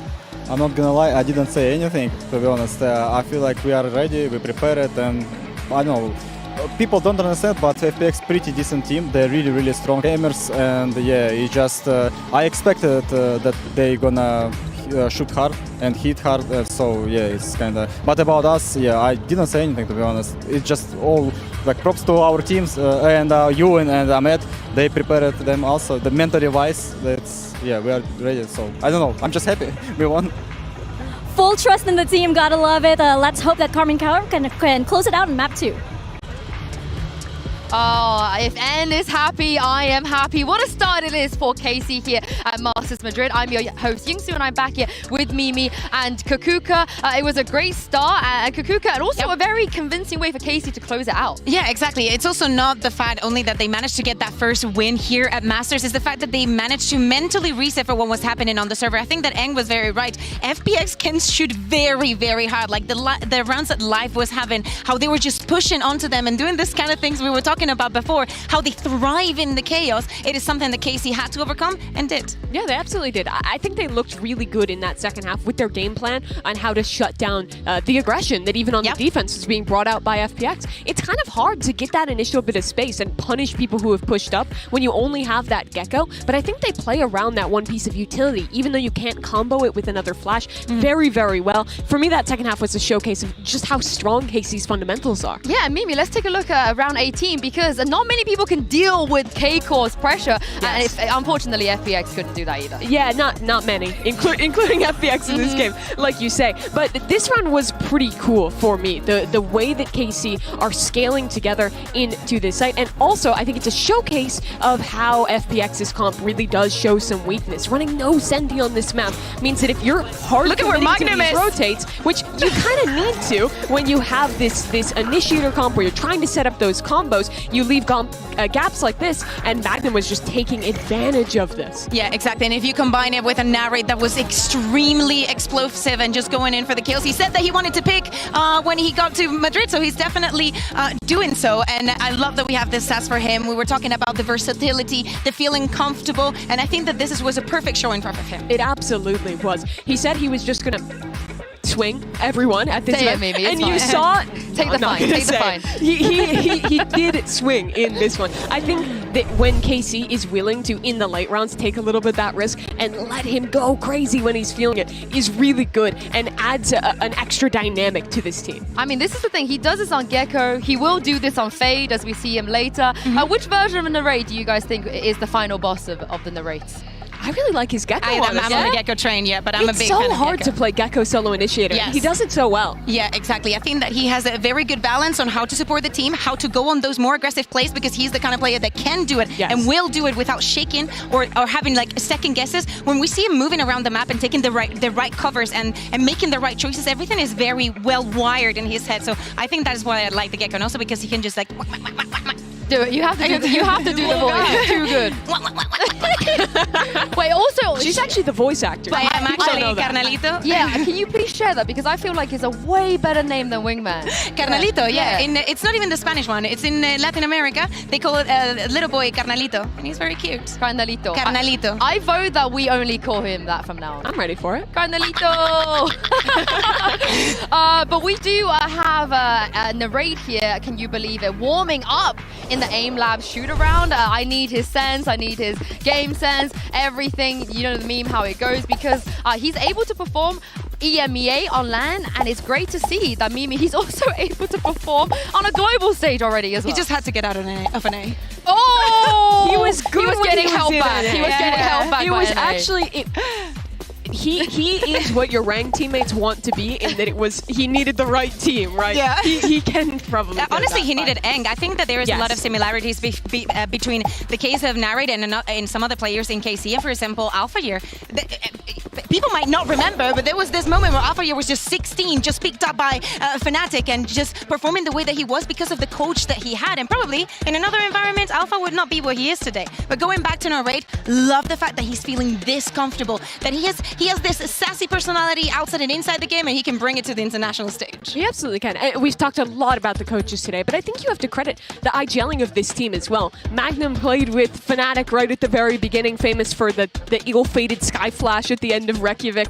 But since then, he's been grinding down in Tier 2. He's a name that I think a lot of people had forgotten. But now he comes back in with this KC roster and is absolutely a pivotal part of this system they built. We saw some great adaptation and mid-rounding on that map, and I think you can accredit a lot of that to this guy Magnum. Yeah, this is the thing. People don't. People forget that he was never IGL before. He only started IGLing on this team. I also love a moment we had EMEA where N called attack pause when they were like 11-1 up, map. And he did that a lot back in Gambit. And we asked him, you're 11-0, why are you calling attack pause? And he's like, look, I want us to close out the game, and I heard Magnum make a call, and it was just the wrong call. I had to step in and be like, Magnum, look, I appreciate what you're doing, but you should not be doing that. You should be doing this. And he also said that as time went on, he's had to do that a lot less. His trust in Magnum has grown a lot over the kickoff period. And given the fact, I don't think they called a single timeout, right? I don't think. No, I mean that's what Eng was saying in the interview, right? He was chilling. If he's hearing the right thing, Magnum must have been saying all of the right things. Many people might think, yeah, after you lose so many rounds in a row, why didn't you call a tech pause? Eng is hearing everything, and if he feels that the right calls are being made,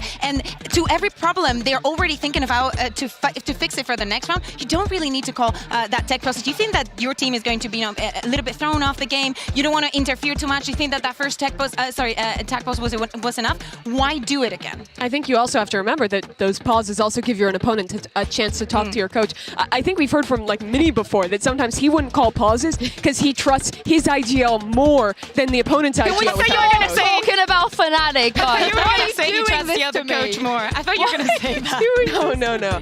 But it is something to think about always, of like that trust in your IGL. Once you build it up, it means you can save those pauses for that perfect moment. And I mean, right now, I don't think that game ever fully got out of hand for KC. They started losing those 3-4 rounds in a row, but the last round, they turn it back around, they fix it, and then go into the second half quite strong. Yeah, and he didn't need to talk to his players, but his players were giving it on the server. Take a look at this. There's some trash talk from the last Guys, some smiles in your faces. Hey, play the game, play the game. So it's just Tomasi. Tomasi, by the way, another youngster. If you remember seeing him last year in Seoul, we had to do it. It was completely different, right? I think that the environment that they have created, how they're living everything on stage. Tomasi, So I watched some of the Karmine Corp vlogs this week. Did we get some Mewin from Martin already? Not yet? No. It will be there. I really thought we could go a long time without bringing that up here. No. Sorry, I'm kind of disappointed we haven't seen it yet. I'm disappointed in both of you, but what I'm not disappointed in is what I was saying with Tomezi being such a great emotional leader. But we're into the agent select here already. Karmine Corp, we saw them play the Fnatic comp and beat Fnatic. But for FPX, this is one of those maps where they pull out the chamber ban. Yeah, exactly. Funny enough, even though KC has a very good record on this map, this has never been their choice. This is the first time that they actively choose this as their battleground. It was always like either the third map or something that other teams picked up for them in EMEA. Even with that, I think this is the map that shows perfectly and more exactly how good they are on the retakes and how the protocols are perfectly sharp, because of course with 3 sides things change, and they also change when you have a chamber on the other side. Not very popular in EMEA. Absolutely. This comp, beyond just the chamber, has a solo Gecko initiator, which I think is a lot harder to make work on this map. If you go for hard execs, that Dizzy gets broken, which honestly, map 1 KC was doing a great job at. If they can continue to do that, I think they can really punish this dive player. This is an opportunity for KC to close in 2. Yeah, well, things are going to get a little bit harder for FPX here. It will be KC's map choice, and it's time to send it back to your casters. Here's Bren and Sideshow. Thank you very much. FPX versus KC, ladies and gents. Second game na tayo, Kuya Movil, at unti na lang, makakapaglaro na rin. Kamuestas? Lo estoy haciendo genial. Gracias, Taylor. Welcome to Masters Madrid. Humanda ako. Grabe, may listahan ka ba dyan ang sasagot mo? Pinaghandaan ko. Alam ko Parang itatanong mo yan, nagduolingo ka ngayong gabi, Si. Sana wag lang tayo magkaroon ng maldición de Ray sa araw na to. Alam mo yan? Ray-Rakers. Maldición de Ray. Oh my goodness. Dizzy, spots 1, at least mapapatras yung ibang miyembro dito ng KC ngayon. And yung defense, parang same nang nakita natin sa Icebox kanina, best. Medyo waiting lang pagdating sa post plant. Pero dito naman sa mga mapa na to, dito sa mga game na to, sinalit ko na silang ka-ED pero parang tao sa likod. Well, actually, buti na lang talaga si Autumn tumingin nga dun sa likod kasi nga literal maiisaan siya. Pero si Autumn nakadalawa na, mukhang babawi pa ang decision ngayon, pero problema mag-isa na lang siya. Pero half team, 3 ngayon sa mga players yan ng FPX, yung dalawa na wala pa. At give me the ace, sabi niya. Tignan natin kung magagawa ba niya. Super low in HP, literal na 1 bullet lang siya. Kahit classic lang gamitin ng kalaban niya, si Senyor. May paranoia pa naman kahit pa paano mula sa kanya.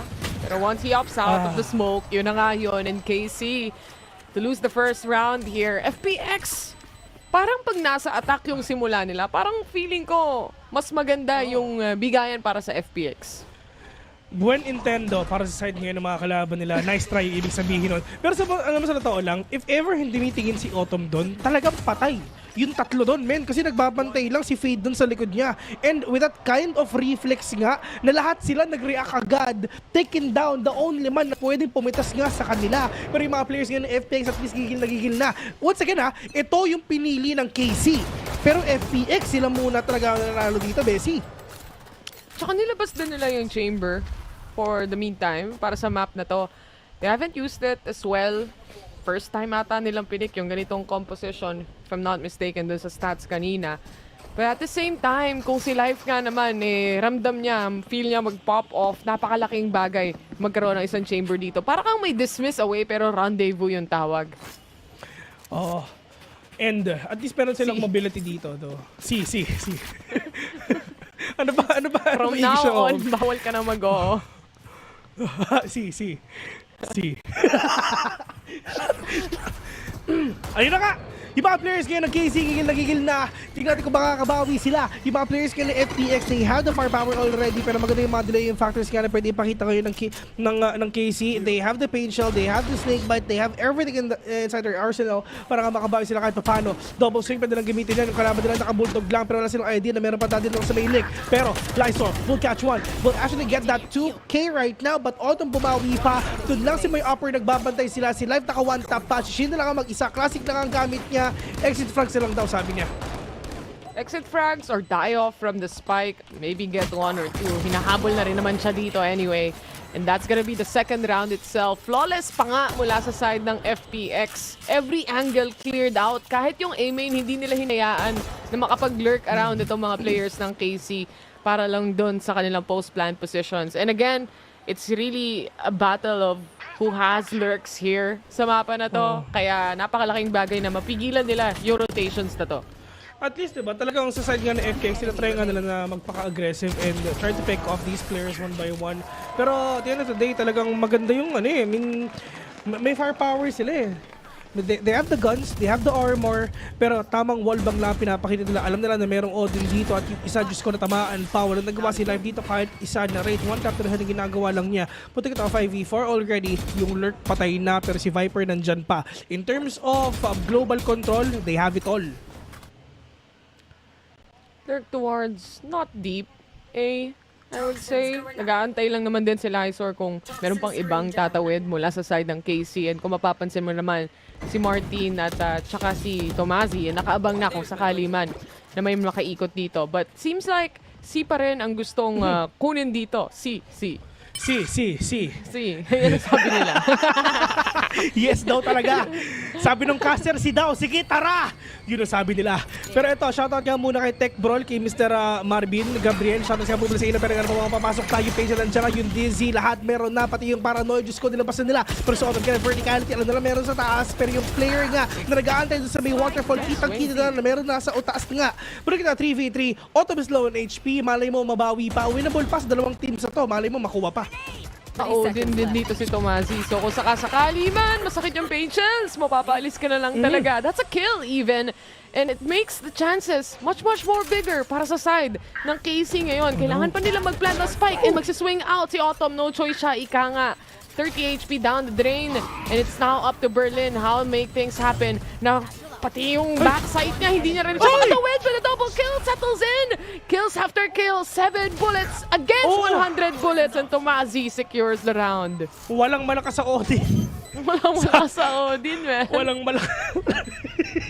Pagdating sa mapa na to, lahat tinatagusan. Si. Pero ba't may si?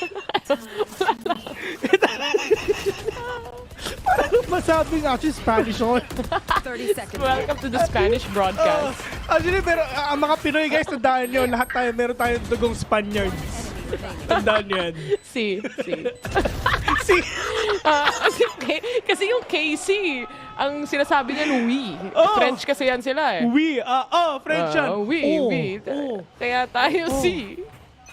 Where we going? Ay, naku po. Wee. Sa atin, magte-tech pause lang pag mag-wee-wee. Sa atin, ihi yun eh. Ihi lang sa atin yun eh. Ay, Magnum! nako! Ang naka-Odin ngayon, talagang 12 AM talks na. Reload muna kasi marami pa pala. Tamang ball Para back 100 lang. ulit. Pag-usapan na nga natin yan. Last year, Bessie, pag-usapan na natin to, yung pundasyon nga ng Lotus, medyo syempre sira-sira na, di ba? matanda So lahat na talaga eh. tamang tagos ka talaga. Tanda na to, lumulumot-lumot na nga iba. Pero sabi ni na muna tayo mga tropa. Nagkaroon pwede mo pa tayo, pero feeling ko wala na kasi sabi ng mga players ngayon ng KC, mag-retake na lang tayo ngayon. Odin, nag-aabang lang sa may taas. Nakakatakot. Ako yung natatakot para sa inyo, guys. Pero ito, rotations nagagaling na agad sa KC. Walang lurks, actually. From behind, it's all gonna be towards CT side.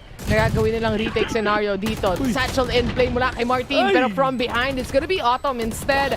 4v3, make it a 3v2 right now. As Autumn shuts down another. Isa, laban sa tatlo. Medyo mahirap to. 13 HP na lang to. And that's gonna be Lysor going down. Save na lang daw, sabi niya. Gusto sana niyang doon siya papunta. Siya na save yung Odin man eh, pero wala. Laruan kasi yung Odin, Blast 6 kasi kaya talaga hindi ito matama. Kasi gawin mo River yan, tira, masakit mo. Ay no. 3-1 already FPX, kuha-kuha na nila. Well, attacking. Pero ito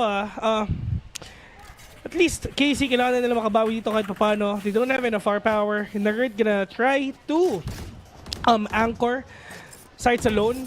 One more orb for the Nightfall. Pero right now, ito yung ginawa ng mga players nga dito ng FPX para nga manalo. Started off with all the utility playing na ginagawa nga nila, catching these players off guard. At maganda yung reaction nga nila, di ba? Nung merong nakita si Autumn dito, wala silang ka-idea na si Berlin pala is nasa may tree. So that blind really gave them that huge advantage in order for them to win that round.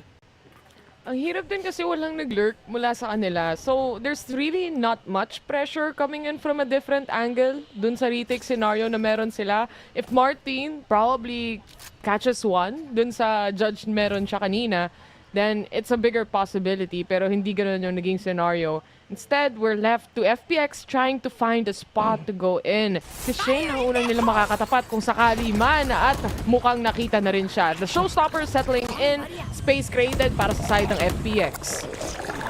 Spikes regarded by tropang Wingman. 4v5 right now. Halos wala pa rin talaga silang pera and hopefully sila rin makapitas pa dito ng isa-isa.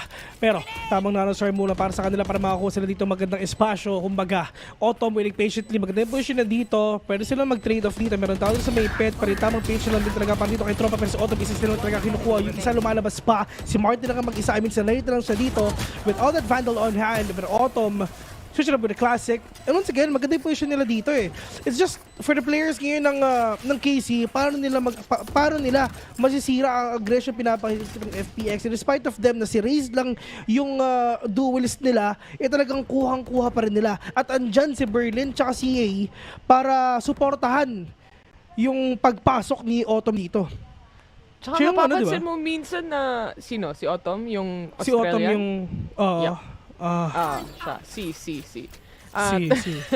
Siyempre, for KC, mapapansin mo na hindi sila sanay sa napakabilis na play. Minsan, makaka-catch off guard sila habang nagtatry pa lang mag-setup ng utilities. Kagaya na nangyari kanina kay Tomasi, for example, on to upper. One-way smoke. Di pa rin siya nasuspatan, ha? Kahit pa paano. Live, alam niya yung angle na gusto niyang i-take dito na hindi siya makikita. Re-smoke even towards Silong. Gusto lang natin matapos agad to para papag-1 games na kami. Medyo nalulungkot kami mga tropa kasi nanalo ng FPX pero alam ni Shen na meron tao dyan. One-way smoke lang para sa kanya. Pero yung mga players dito ng FPX nagbabantay. Alam ko nandyan ka, Tomasi! One more bullet yung nga nakuha na niya pero satchel away lang. Hinahabol siya ng boombot mga tropa pero hindi siya nahabol doon. Muntik na. Tsaka kung sakali mong habulin pa ng KC yun, makakatapat din nila si Life. So, I would suggest na, maybe you just stay way more back. Lalo na may setups ka pa naman pagdating sa A side and mukhang A ang gusto nilang i-take dito. Nightfall perfectly placed actually against FPX. Marami silang pwedeng hulihin dito. Kaso kaya ba nila i-connect yung shots? Mukhang hindi mula kay Magnum. Instead, yung lurk ang makakahanap ng isa. Paranoia settling in towards trees. Ito na yung kanyang TP. Hindi nakita! Onto the backside! It's gonna be Shin out! played mula sa kanyang Omen. At medyo malayo pa to. Wallbang lang ang kailangan niyang gawin para makuha to. Pero si Shin magpapakita na ata. Ito yung ace niya. Pero live! Denying the win nga na ginawa nga ni Shin. Umpisahan natin yun, di ba? I mean, Nightfall for narrate. Tinamaan yung 4 doon. I mean, yes, wala silang naririnig. Tapos nakapit na siya ng 2. Plus yung Paranoia nag-connect din. Wala silang naririnig. Wala silang nakikita. Sharded step in. Nakuha ni Shin yung 2. Pero yung isa malayo pa. Malupit, malupit. Grabe mag-omen to, na-inspire si Vil. Larong-laro na yan. Oo, men! Nakakita na naman siya ng bagong play na pwedeng gayahin. Sim! Ang ganda ng Paranoia TP niya. Kung tutusin, pag stinik niya ata yun, baka kayanin pa eh. Oo. At saka alam niya na yung dalawa tinamaan. Tayo pa oh. Vamos, sabi nila. Nice try, nice try. Sabol. Nice try, tol. Kumbaga, buen intento. Si. Ano ba yung nice one? Nice one. Hanapin mo nga. Bonita. Bonita. 5-1, FPX. Ang pagbango ng API.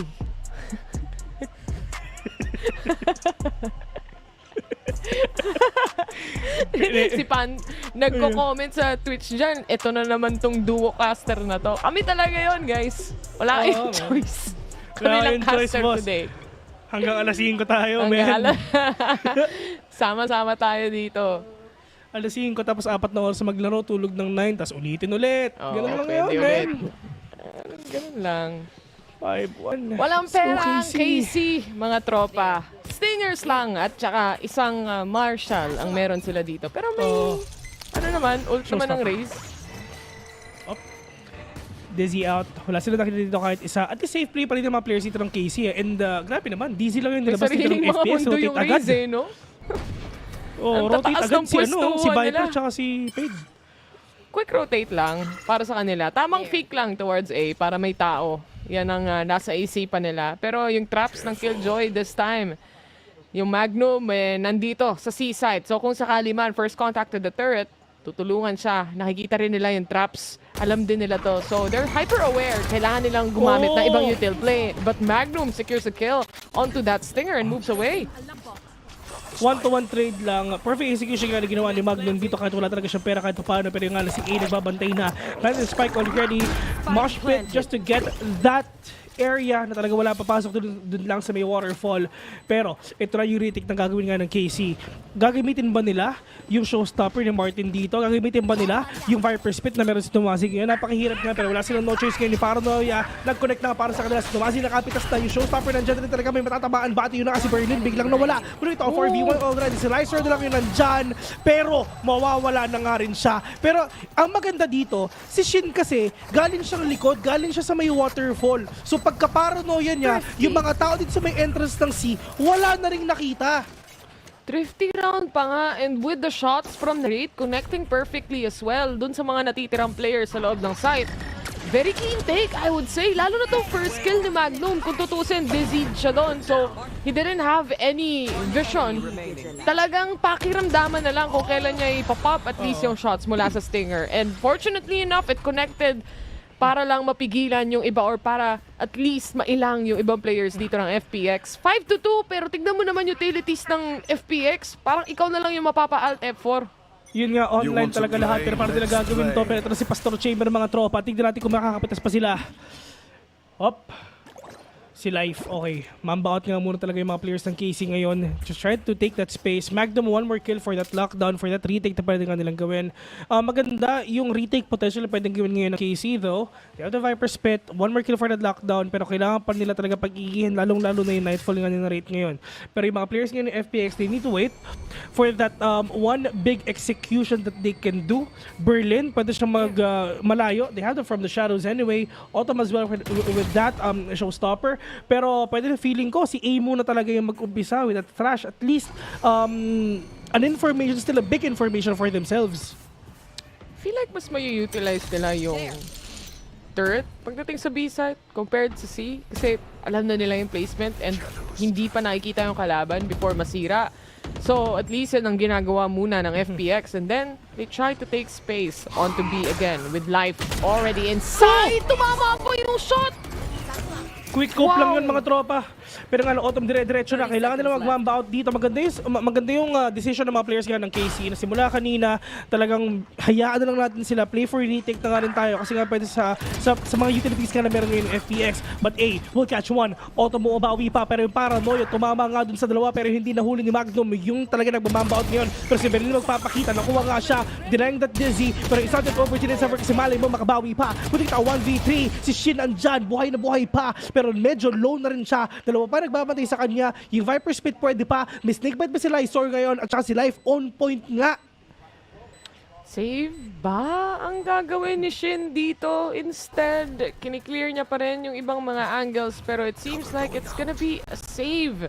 Kahit marami pa siyang pera para sa susunod na round. I guess, this is what it is. They try to really pick up rounds after rounds here against FPX but again, dun sa round na yon napakadaming ultimates na pwedeng ilabas. So, nilalaro nila more on the back ends of the site but didn't work out.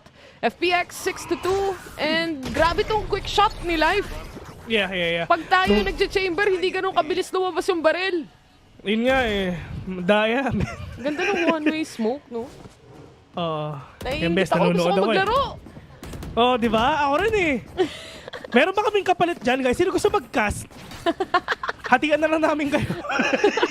Sharings na lang namin kayo, guys. Gusto ko na maglaro.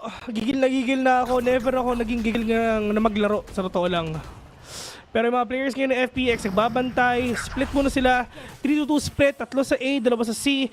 Just trying to make sound cues para ma-force out na yung rotations dito ng KC. Poison Cloud, napaka-aggressive nga nito. Pero magbibigay ito ng espasyo para sa mga players nga ng FPX para makapasok ngayon dito lang sa may rubble.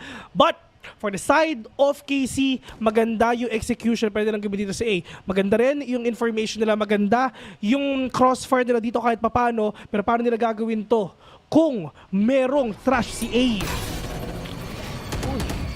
Swarm agad ang makakasalubong nila towards doors pag open pa lang ng switch. And at the same time, makikita mo na nagbibigay sila ng initial presence sa silong pero iiwan nila agad para lang hindi bitawan or hindi magkaroon ng fast lurks mula sa side ng KC. FPX secures B site here. Kahit yung turret, natakpan pa nung wall mismo, nung Viper. But onto upper, mukhang ilalapag na rin yung lockdown na yan. Nag-aabangan lang sila, nag-aambahan with the trash coming in. Nakaabang silang lahat. Magnum takes 2. Pero na-stun yung dalawa, nanginginig na. Kailangan nilang umatras dahil sa lockdown na to. They have to respect it now. And Shin, Life gets 1 even. Na-seize, tinamaan yung dalawa dito lang sa may link. But right now, narito natin pupusuan na ata niya to. Si Magnum nandyan para kabawiin niya. Pero meron pang lineup dito, pinapakita yung mga kalaban niya. Si Ed lang ang natitira. Kaya pa ba to yung hot? Nakita pa siya. Missed the first shot. Pero si narrate. At yun na nga yung problema. Na-half na kasi nung first stop. At walang gagawin yung KC kundi ituloy lang yun. 6-3. What a retake indeed mula sa side ng KC. Lalo na dun sa pag-abang nila mismo sa trash. Instead na hindi nila napatay yung trash, yes. But again, because tatlo yung naka-peak sa angle na to, kahit ma-stun sila, nandun yung protection mula sa side nung lockdown na nilapag ni Magnum if I'm not mistaken. And this really gave them space to recuperate para dun sa retake scenario nila. Maganda rin yung plant dito na ginawa ng mga players nga ng FPX. At least yung mga tao sa may link, sila na rin talaga yung magla-line up nga noon. Pero right now, Tomazi will catch one already. At least si Lysor wala na. Hindi nila problemahin yung lineup nga na ginagawa nga nila kanina. Tomazi, makakaisa pa siya. Puti kita, 4v3 right now. Yung paranoia hindi pa tumama. Pero Diyos ko, si Shin nandiyan para nga tulungan ka. Tamang TP muna paale. Si Berlin low on HP as well. Pero the paranoia will connect onto these players. Pero si Berlin hindi tinamaan, which is sobrang sayang nga talaga. Pero hindi alam ko anong gagawin niya. Ano pa, magtitipi ba ako? Mag-shadowstep ba ako? Kasi may kalaban ako sa harapan ko eh. Pero at least, yung mga small decisions na ginagawa ng KC, nagiging worth it na. Hindi niya alam kung magtitipi siya or hindi. Kasi pagka-click niya nung from the shadows niya, na-realize niya ata na wala sa kanya yung spike. And hindi siya makakaalis sa sitwasyon na yun. Instead, he had to fight it over. Nagpanic din. And unfortunately, KC, tinatapatan yung aggression na meron sila. Lalo na yung positioning ni Martin doon, una pa lang. Pati yung hunt ni Narrate na nag-connect gave them the opportunity to get those early pickups without even needing to see anyone. And with that, walang choice ang FPX kung hindi magsiakabo el tiempo.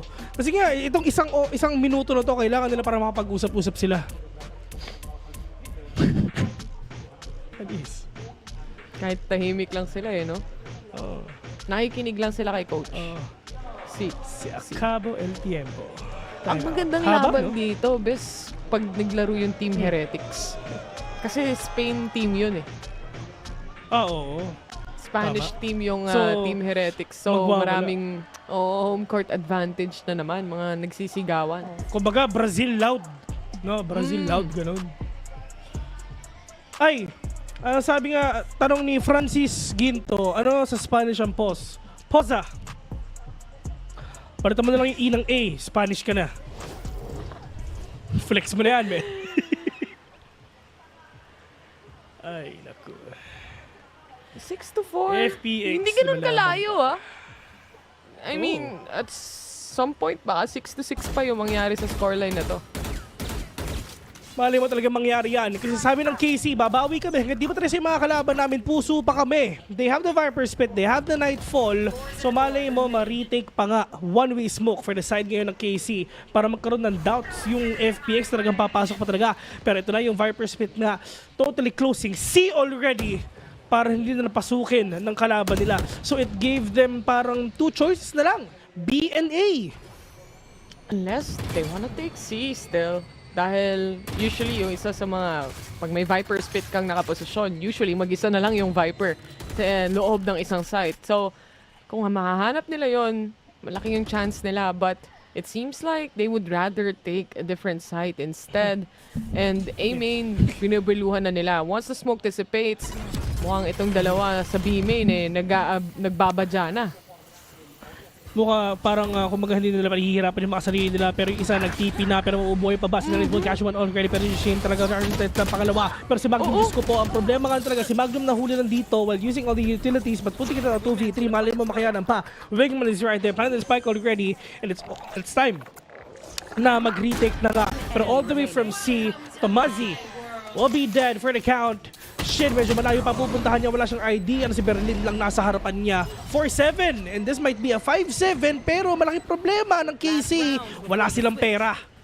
Ang daming off-time na positioning mula sa side ng KC dito. Di nila ina-expect si A na nandun na towards CT side. Di nila ina-expect na for Magnum right now, napapasok at entryhan pa rin to ng players ng FPX despite having one nano swarm. Parang balak niya pa ata mag-set up ng sunod na alarm bot doon. But again, FPX is a type of team na bigla ka na lang magugulat. Nasa harapan mo na pala yung ibang mga players dahil slowly but surely mag-e-explode sila.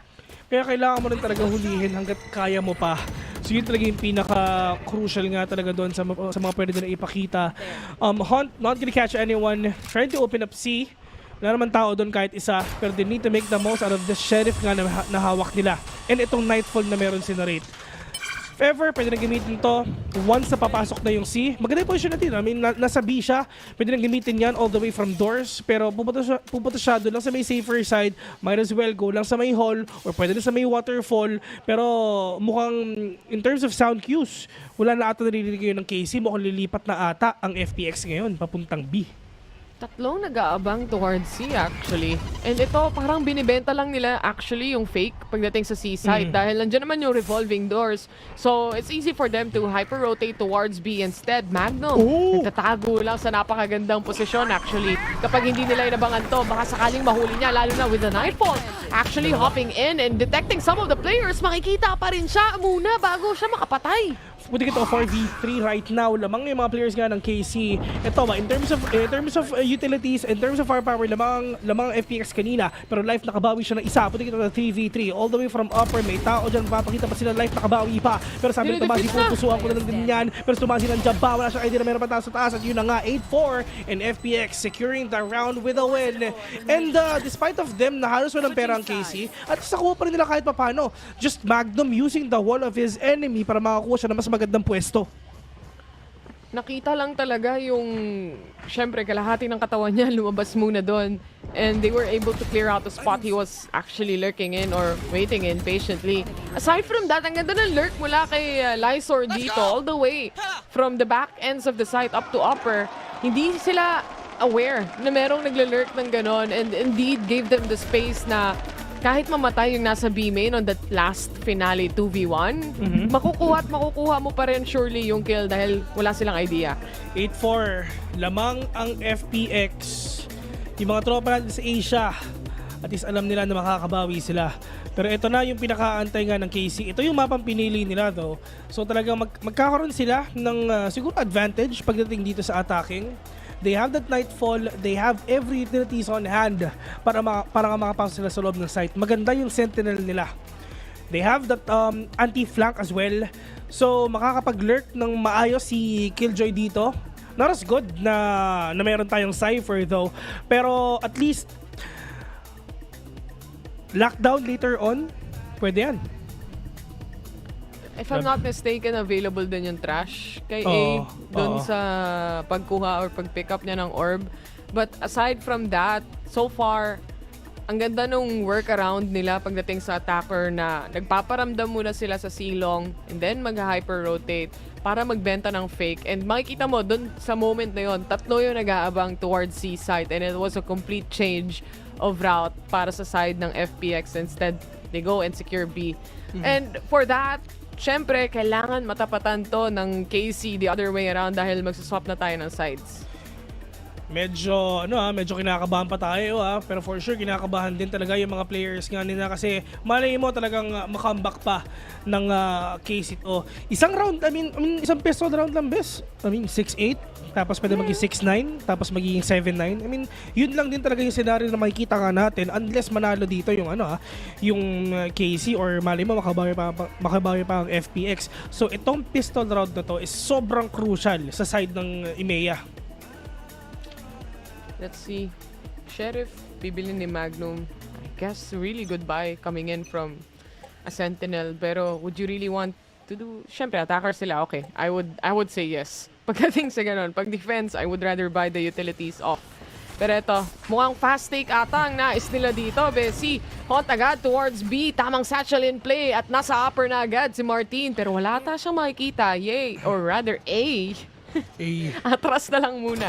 Pero ito na, si Narate nandiyan na sa harapan mo, nahuli pa si A ngayon. So -1 sa depensa ngayon ng mga players ng FPX at magandang simula sa side ng KC. Paranoia, not gonna catch anyone. They have an idea na meron nga tao sa may lick, pero Magnum will catch one as well. Pero ito na, babawi na ata yung FPX. Isa nakapitas pa, Magnum nakadalawa na. Buti ito, 4v2, already si Otto na si Berlin na tira, isa naka-sheriff pa. Pero paano nila gagawin to? Hindi sila magkapakita as long as talagang alam nila na kaya nilang i-wallbang to. Pero na-half nila yung spike, napakahirap nga nito. Berlin, andyan na, nag-aantay, buhay na buhay pa siya, pero sabi ni Magnum, parehin na. Despite of them not having enough HP, that is a 4v2, 3v2, so talagang kuhang-kuha talaga nila yung round na yon. Wait and switch na lang, ika nga. Tsaka may control sila pagdating sa upper and B main. Sa panahon na yon, they were able to clear out upper completely and maaga sila nakarating deep into the site, really securing the pulse plant itself. Plus may lineup pa na snakebite. So halfway lang talaga yung makukuha nilang defuse, but nonetheless, it was just a bait and switch up until the very end. Clean round coming in mula sa side ng KC ngayon. 5-8 at baka nga kagaya ng sabi mo, Bes, mabilis na 8-6. Oo, mabilis na 8-6 na talaga yung makikita natin ngayon. Si Stephen Curry, gigil na. Basketball player sa umaga, coach ng VALORANT sa gabi, pinapakita niya yung Dizzy nandyan, tinamaan yung isa si Shin, kailangan niya makabawi ngayon, pero yung paranoia din talaga nasa harapan niya, at grabe naman talaga, classic na yung gamit ni Ottoman Lysor, nakapitas pa rin dalawa, abutin ito 3v2 already. Burden in life, medyo malayo pa, pareho silang nasa may A ngayon, yung isa nasa may stairs, pero itong Prowler not gonna catch anyone, pwede pang lumipat ngayon yung mga players nga ng KC para magkaroon sila ng enough advantage if ever, pero Magnum, alam niya na meron tao nga na nagbabantay doon lang sa may stairs, pero si Berlin trying to be aggressive as well. Asa ba yung mga kalaban niya, nasa labas, libreng baril para sa kanya at mukhang binaata ang sabi ng Casey ngayon. Muntik pa sila manalo sa contest pagdating sa revolving doors. Ang ganda ng paranoia, ang ganda ng Dizzy. They get the kills that they need. Damage has been done. That's what we would say. Pero again, may baril pa rin si Berlin and anything can happen at this point. Isa nag-aabang towards A-Link. And yung turret, nararamdaman niya rin. So, feeling ko, aware din siya na baka may lurk pang nangyayari dito, but he might spot the Killjoy. Magnum, first contact, hindi pa rin nakakasilip. Medyo off time. May smoke pa siya dito, pero gamitin to. Pero yun nga, best, triangle defense, kompleto na. Mag-isa ka, at yun na nga yung problema. Walang malakas sa ganyang klaseng posisyon. At naka-bulldog, vandal pa kalaban mo, baka. Tapos ikaw, yun lang yung baril mo. 6-8 already. And talagang baka maging 6-9 nga to. Kasi nga, lamang yung players ng FPX. Pero hindi natin mababasa yan. Attacking pa rin ng KC, so inaantay natin yan. Tsaka mas fast yung take nila sa attacking ngayon. Mas nagpo-push talaga sila. Really utilizing Martin's agent, basically. You have a raise, ang bilis mo makakuha ng site, ang bilis mo rin makakuha ng backside. So, with that map control or with that kind of map control, ang laki ng possibility para sa side ng KC maging aggressive dito. And that's exactly what they're doing. And Berlin, Odin na ang magiging puhunan para pigilan yung pag-rush. Meron mo makikita dito. Hindi na talaga sinisira, bes baka masira yung revolving doors. Mawala baka magkabutas yan. Ingat-ingat kayo, dami nagwo-wallbang dyan. Baka masira. Baka biglang mag-patch yung banner. Pag ako yung nag-Odin, bad trip, lahat ng kakampi ko wala marinig eh. Puro brrrr, ganun lang eh. Eto na. Yeah. Shin. Takot. Uy, lumabas! Timing, mga tropa! Tinulak siya ng door! Ay, naku po. Sabi ko sa'yo, barilin mo na para masira yan eh. Ay, naku, nakuha pa rin Shin. Naku po. Odin for free! Angle isolate, fix for fix. Pero ito na naman sila. 3v2 pa din, Oo. Buhay pa, puso lang. Sabi nila, si Life, wala silang idea na nasa likod lang siya, nasa may stairs. Diyos ko po, sinarate nakuha pa. Buti kita 2v2 already at kailangan nga nila dito mag-recover. Kailangan nila mag-fall back. And ngayon, babawi na. Pero wallbang it is. Odin it is a gamit nga ni Shin ngayon. It's gonna be really hard for them na makapasok.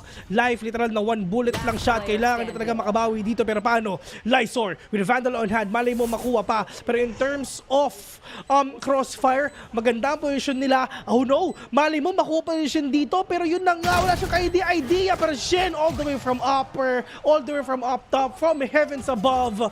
Get that kill. 7-8.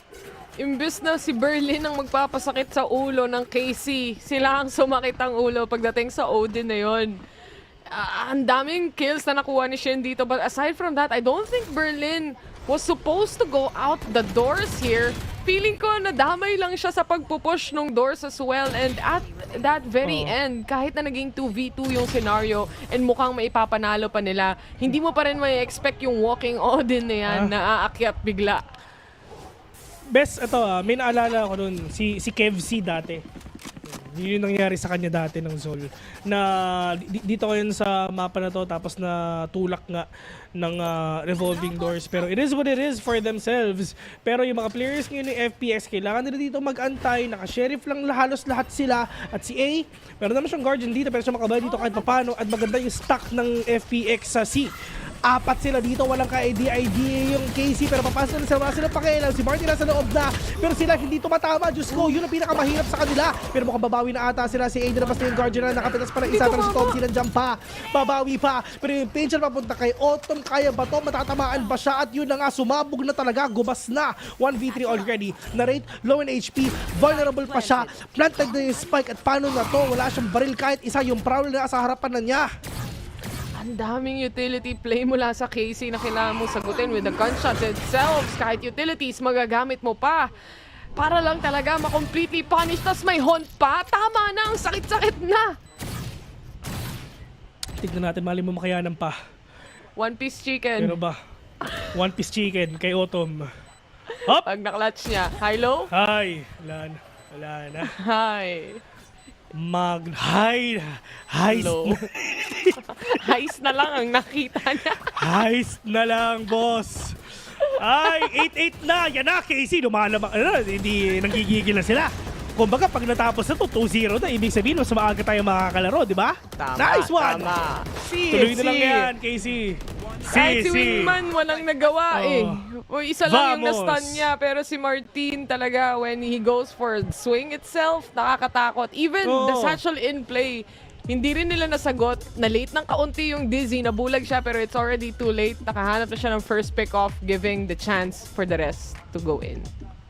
Pero ito I mean, dito kay Tropang Reza, kay Martin, despite of him na talagang 4 yung mga players nga sa loob ng site, talagang satchel in, and hindi mo na magagawa yun, na talagang kung hindi nag-connect yung mga utilities din na binatungan ng mga kampanya. But 8-8 already. Ang maganda dito, Bessie, Gen.G yung next game, di ba? Tapos ang kalaban nila is...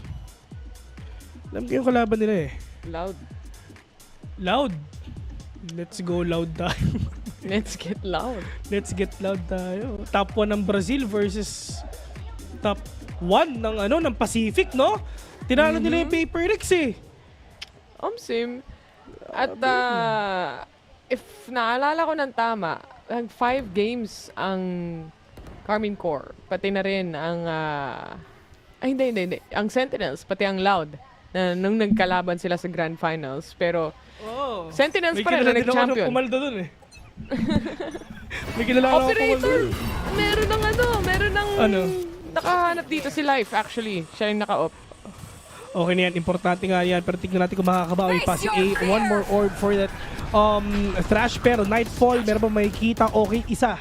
Pero tignan natin kung actually wala nakita yung Nightfall kahit isa. So okay, bukas ito para sa atin. Kunin na natin to at bigyan na lang natin sila, napahirapan na lang natin sila dito na wag na nga sila makapasok ngayon. We have the lockdown as well na gamit nga ni Magnum dito. So in terms of delaying factors, meron talaga sila. Pero paano nila gagawin to, Bessie? Itong operator nga ni Life, sayang kasi hindi na talaga na-utilize. Pero once na may maramdaman sila na may papasok na, yung lockdown nandiyan na at ang hirap kasi ilang segundo pa bago masira yung lockdown na yan.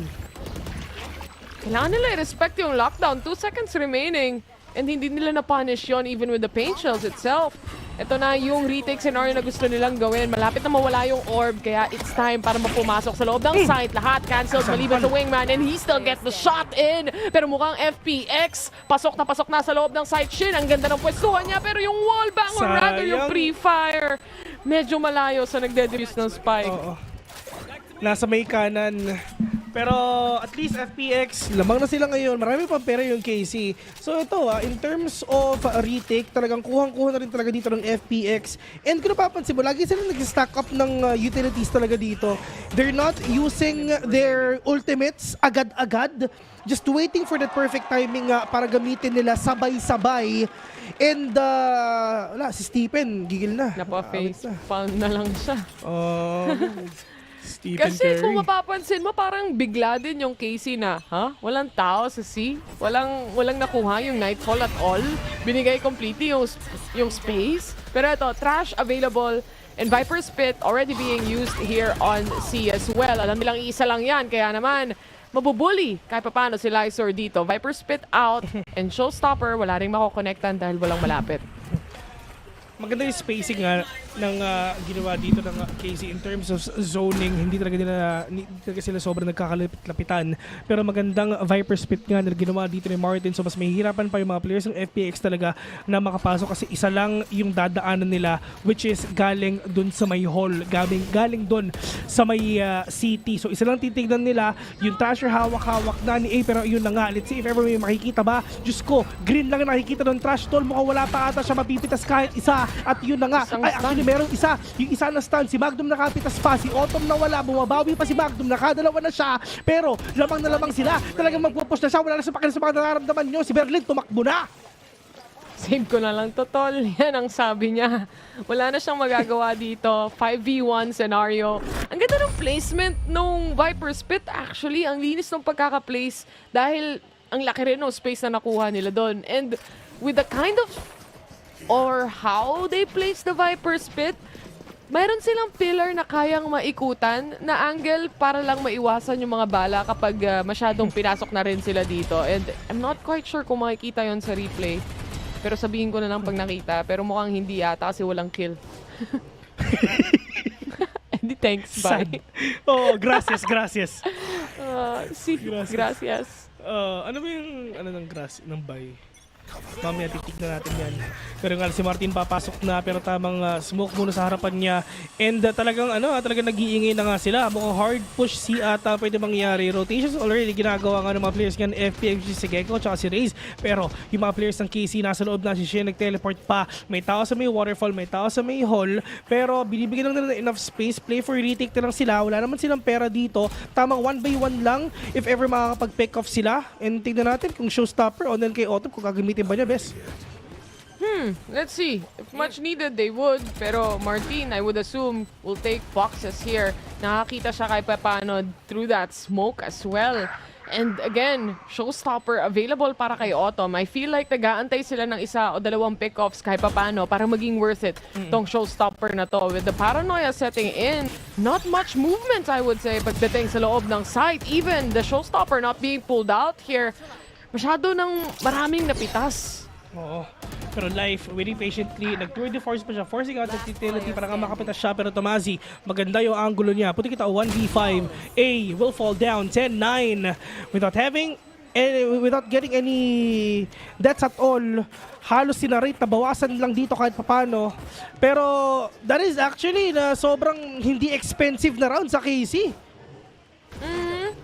Parang tipid mode ang lahat ng players dito. Yung kill ni Narrate, di na kailangan makita yung kalaban. Again, Lotus made out of paper probably. Kaya wallbangable bawat pwestuhan dito. And wala, give up na rin nila yung paggamit ng Odin. Di rin nag-work, kaya nyo na. Ang babay, adios. Adios sila, na, pasabi ng adios ko po eh. Adios, amigo. Sabi nga ni Jose Rizal, may ultimo adios, di ba? Same. Yeah, tama, di ba? El Filibusterismo, kay Rizal yan, kay J. Riz. No limit angher eh. Touch me not. No limit, touch me not. Berlin, maganda yung position nila. Actually, galawang SMG tong pinapakita nila. Na Berlin, waiting patiently lang sa may taas. Pero yun nga, force out na siya. Pero Nightfall already will catch 2. Wala sila marinig dito kahit isa. Finorce out pa yung paranoia para lang talaga makapag-delay para sa kanila. Berlin will catch 1. Pero Shen nakabawi pa ng isa. Life, kailangan niyang mag-back away dito kasi if hindi, malay mo mapitas pa siya. Iwan na lang niya si Berlin, man. Sabi niya, rotating doors na ako. Bye-bye. Adios, amigo. Adios. Ang galing gumamit ng utility play ng KC para ma-force out ka sa positioning mo kung tutusin, ha. Alam na nila yung mga meta ng akyatan, di ba? Mga akyat bahay. Kaya nanoswarm lang, puhunan nila doon, mapapaalis ka na. Yun nga talaga yung pinakamahirap, pero ito rin talaga yung showstopper nga na ginagawa nga nila. Pero si Autumn nasa kabilang dako pa yung mga kalaban nila. Nakabawi pa ng isa. Wala silang ideas na nasa loob na pala. Pero yung DC, okay, tumama nga sa kanya. Buti ito 3v3 right now. Wingman will be denied. Nagbabantay. Pero in terms of peaking, andyan pa si A. Pero mawala na nga rin talaga siya. Pero yung mga players dito ng KZ, nagpa-plant na. Buti ito 3v2 already si Autumn. Sayang kasi walang bisa yung showstopper niya. Nasa kabila pala yung mga kalaban niya. Hindi niya na-realize. Autumn spotted by the turret. DV2 scenario pa rin to. Haunt spotting him out. Hindi pa rin natatamaan ng wallbang. Pero this time around, kailangan lang makita ni Narrate yung ulo ng kalaban. And that's gonna be the 4K settling into an 11-9. Iba na rin talaga, no? Pag meron kang fade as an initiator pagdating nga dito sa mapa na to. I mean, you have that prowler to find those people. Nightfall, area of effect, matinding laki ng mapang pwede mong makuha, mababawasan pa, wala pang maririnig. I mean, in order for them to get those mga synchronization of skills done, kailangan talaga na sobrang tindi nyo as a team at yun yung pinapakita na ng KC. Hindi naman sila tatawagin number 1 ng EMEA kung puputso-putso lang sila. Tsaka kahit kung isipin mo may Viper Spit, then Prowler out, possibly mahanap mo. Ganun exactly yun nangyari sa isang round nila kung saan naiwan lang mag-isa si Lysor na nag-aabang with the Viper Spit on site. But Tomazi, already with an early pick-off here towards Berlin. Mababawasan sila ng isang controller.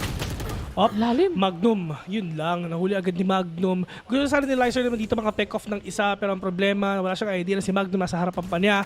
5 versus 3. Tapos medyo hindi pa maganda yung bahinga ng FPX. Si Life nila nga natitira, may headhunter pa siya though. Pero kaya pa ba niya? Pero in terms of positioning ng KC, si Life, malay mo, mahuli pa. Wala silang idea. Oh no, matatimingan pa nga. Nasa harapan mo ng mga tropa, pero yun na nga yung problema. KC is on the match point already. Malay mo, mag 2-0 pa. Walang pera kalaban nila. Makakapaglaro kami ng maaga.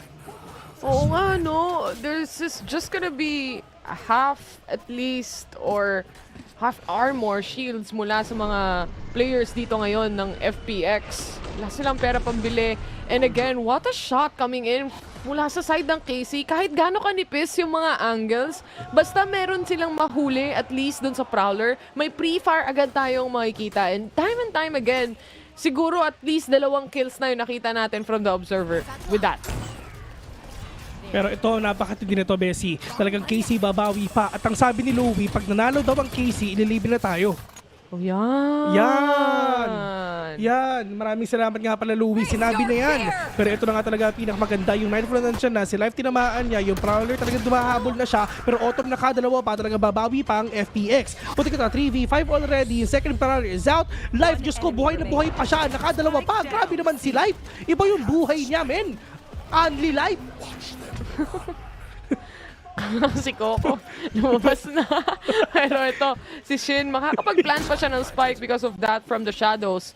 Trash available as well. So, kailangan niya mag-reposition into somewhere na hindi possibly makikita at mapapansin. Ngayon na alam ko saan nanggaling yung gunshot, ito na, paparating na si Trash. Already on the positions itself, may paranoia na kasama. 8 bullets remaining.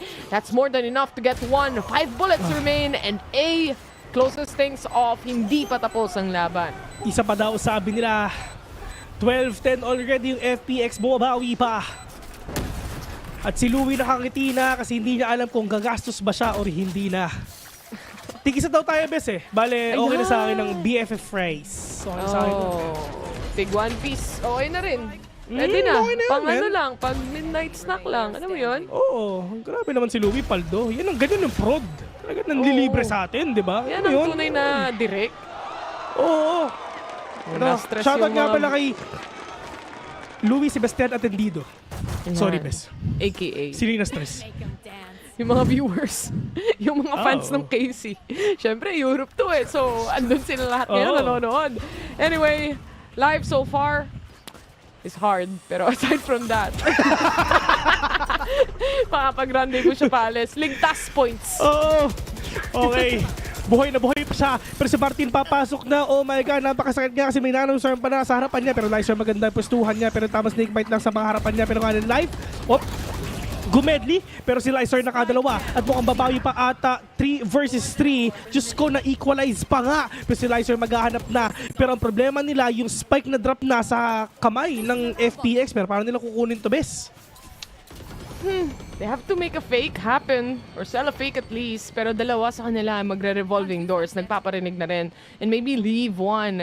And that's gonna be narrate towards Silong. Casey, medyo kailangan nilang gapangin to paunti-unti. Maybe not even the plant, but the kills itself. Yung kailangan nilang makita muna dito. Berlin lang naman ang nag-iisa towards Waterfall. Wala siyang ka-trade kung sakali man. And Tomazi, hindi na kailangan. And dahil the shot will perfectly connect just fine. 2v2 scenario pa rin. Nasa loob pa rin yung spike. 30 seconds is more than enough time. 1v1. Tomazi versus Lysor. Isa pa ba o meron pa? Up. Lysor. Ay, naku po, Tomazi, ladies and gentlemen, 2-0 already. At ang Damods, mas maaga makakapaglaro sa game na to. Ang bilis nila Ay, nako. Ano? Okay lang, sige. Tuloy lang nila na 2-0 to. Oo, okay lang, guys. Wala, umasim yung isa eh. Ewan ko ba? I mean, Lumay is sour. Spike itself is already on the side. Alam nila to, medyo may disappointed looks mula sa side ng FPX. But again, ang ganda nung at least pagkakahimay ng Karmine Corp dun sa sitwasyon na yon na instead, they really have to move away from this choke point na nasa silong silang lahat. Yeah.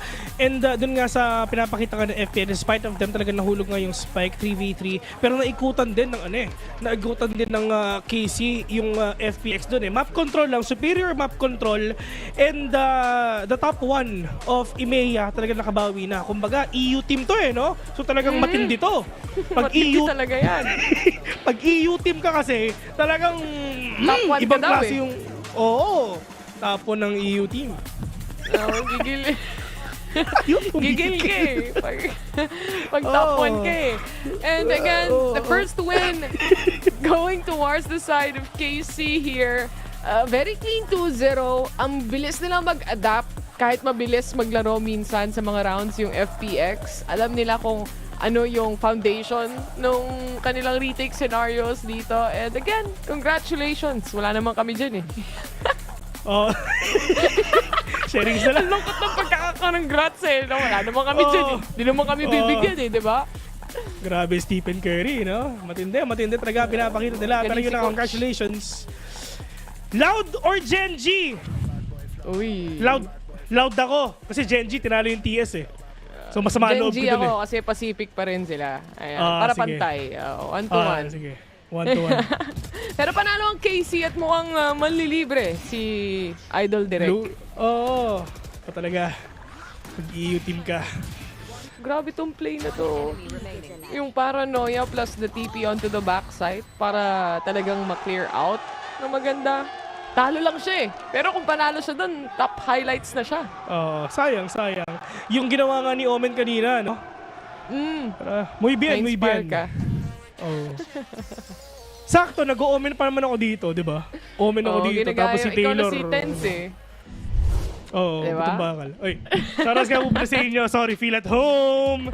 Siyempre, mas kakulay natin yung Masters. Ikaw, kakulay, purple mo mamaya. Sorry, purple naman kasi to Pero yung ilaw sa harap ko, iniiba niya yung kulay. Tingnan mo.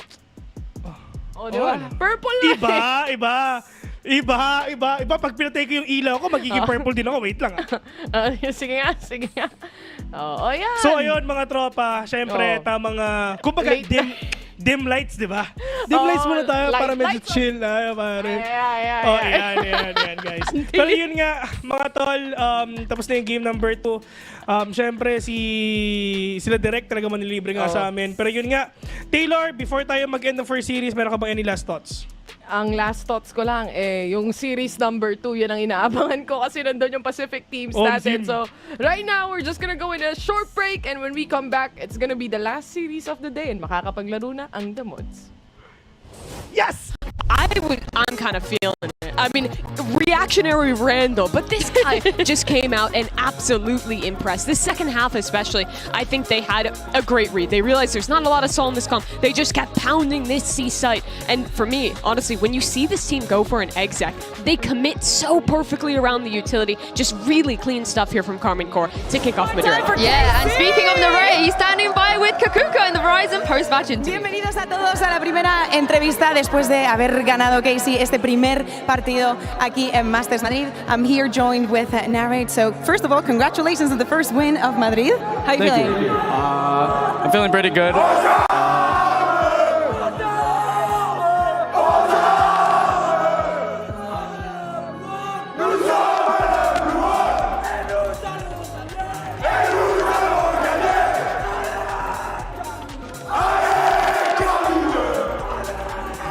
Okay. Let's try, okay? Yeah.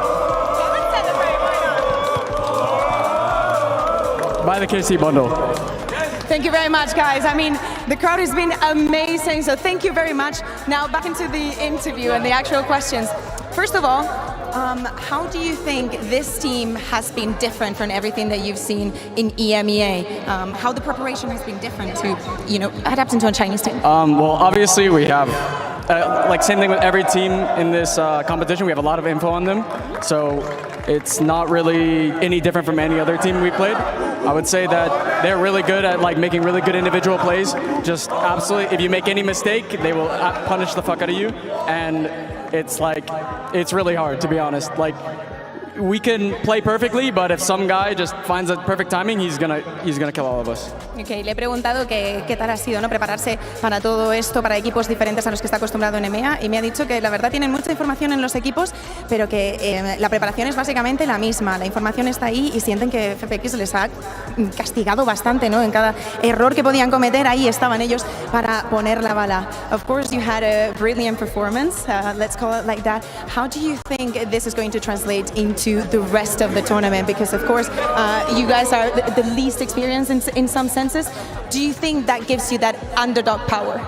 I mean, to be honest, we don't really see ourselves as underdogs or overdogs. We're just a team that we're gonna try to play every team as well as possibly can, just play our game.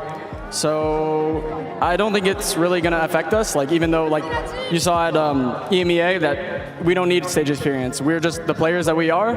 We don't crumble under pressure, and that's it. Dice que no se derrumban ante la adversidad, que no necesitan esa experiencia y que todo el torneo debería de ser así. No se consideran que sean débiles o que vayan a sufrir por todo eso. Real quick, before I let you go, Chamber, Reina, of course, a lot of things that we do not see in EMEA. Was it hard for you to adapt onto all of that, or was it just the duels?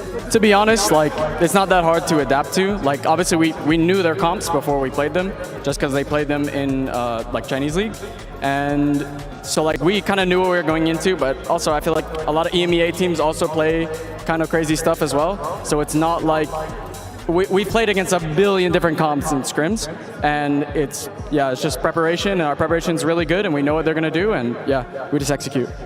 La preparación también por encontrarnos a agentes como Chamber, como Reina, cosas que no solemos ver en EMEA. Dicen que la preparación ha estado ahí, que estas composiciones ya han jugado contra ellas en scrims, en EMEA también, así que se lo podían esperar, sabían cómo adaptarse a todo esto. Well, thank you very much. I will let you go. We'll see you in a couple of days. And you guys at home, do not go anywhere, because that's Gen.G against Loud coming up next.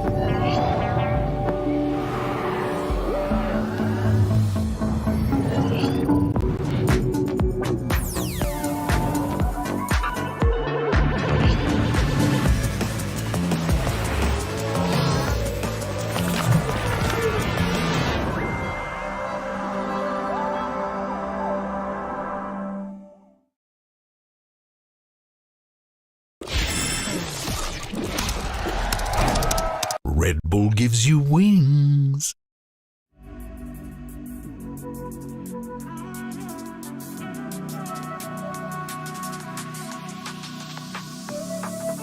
She said he was calling my name. She was naked up against the bed frame. It's a safe bet.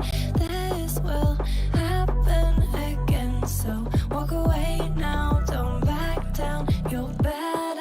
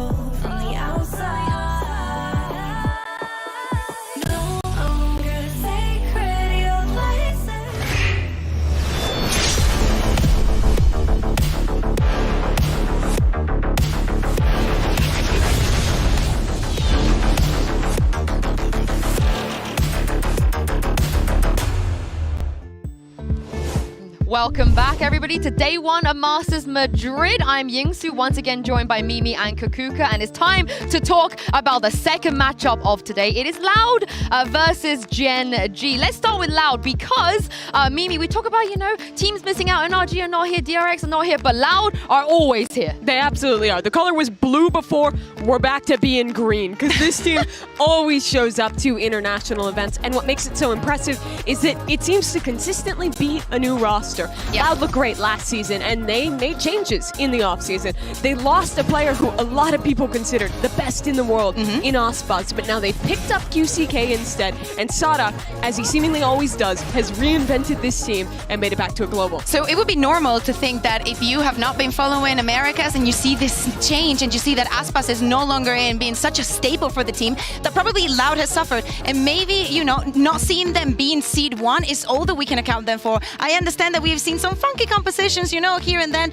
They rely a lot on the Viper. We've seen some Phoenix. I think that, coming into the tournament, that might be considered a weakness. But at the end of the day, it's exactly what you said. These guys have a lot of experience, most of them, into those international events, and the effect and all that trajectory has to put into play today. Yeah, let's talk about those comms because Sadak has clearly been cooking. Do we like it?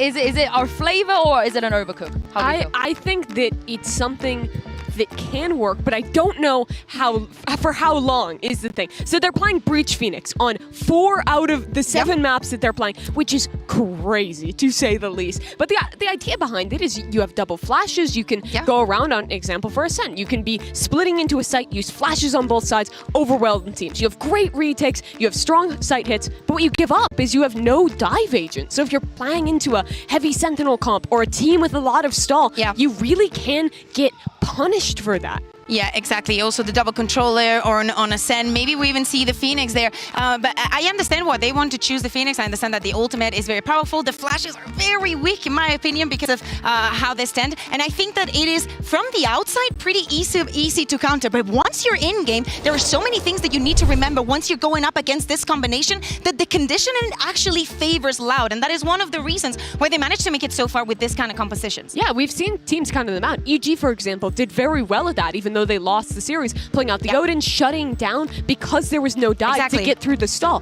It is possible to counter this out, but the thing is, the comp has a lot of little intricacies, a lot of little flash combos, little plays that can still catch you off guard that I think give it more depth than kind of initially looking at it would lend you to believe. Yeah, of course. This is the 7th consecutive time Loud have made it to a global event. A lot of other IGLs, they didn't make it, but somehow Kukuka, Sadak, many iterations of this roster, he's always here. So talk me through why he's always making it, and can we confidently say that this is the greatest IGL in Valorant?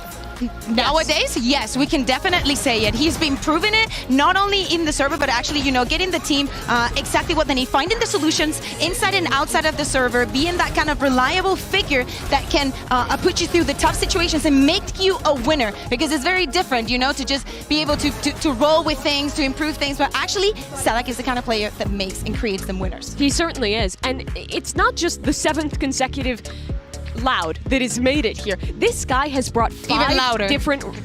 Nope. This extremely loud, incorrect buzzer, wrong. What is right is that this guy has brought 5 different individual distinct rosters to international events. Twice with Vikings, 3 times with different players on Loud. He's the ultimate talent developer. Yeah, and I also think that we can probably just give him the hat, right? The greatest IGL of this game. I'm quite happy to do that. I'm not sure about you guys. But speaking of Sadak, he's actually standing by right now with Mika Fabs. Check this out.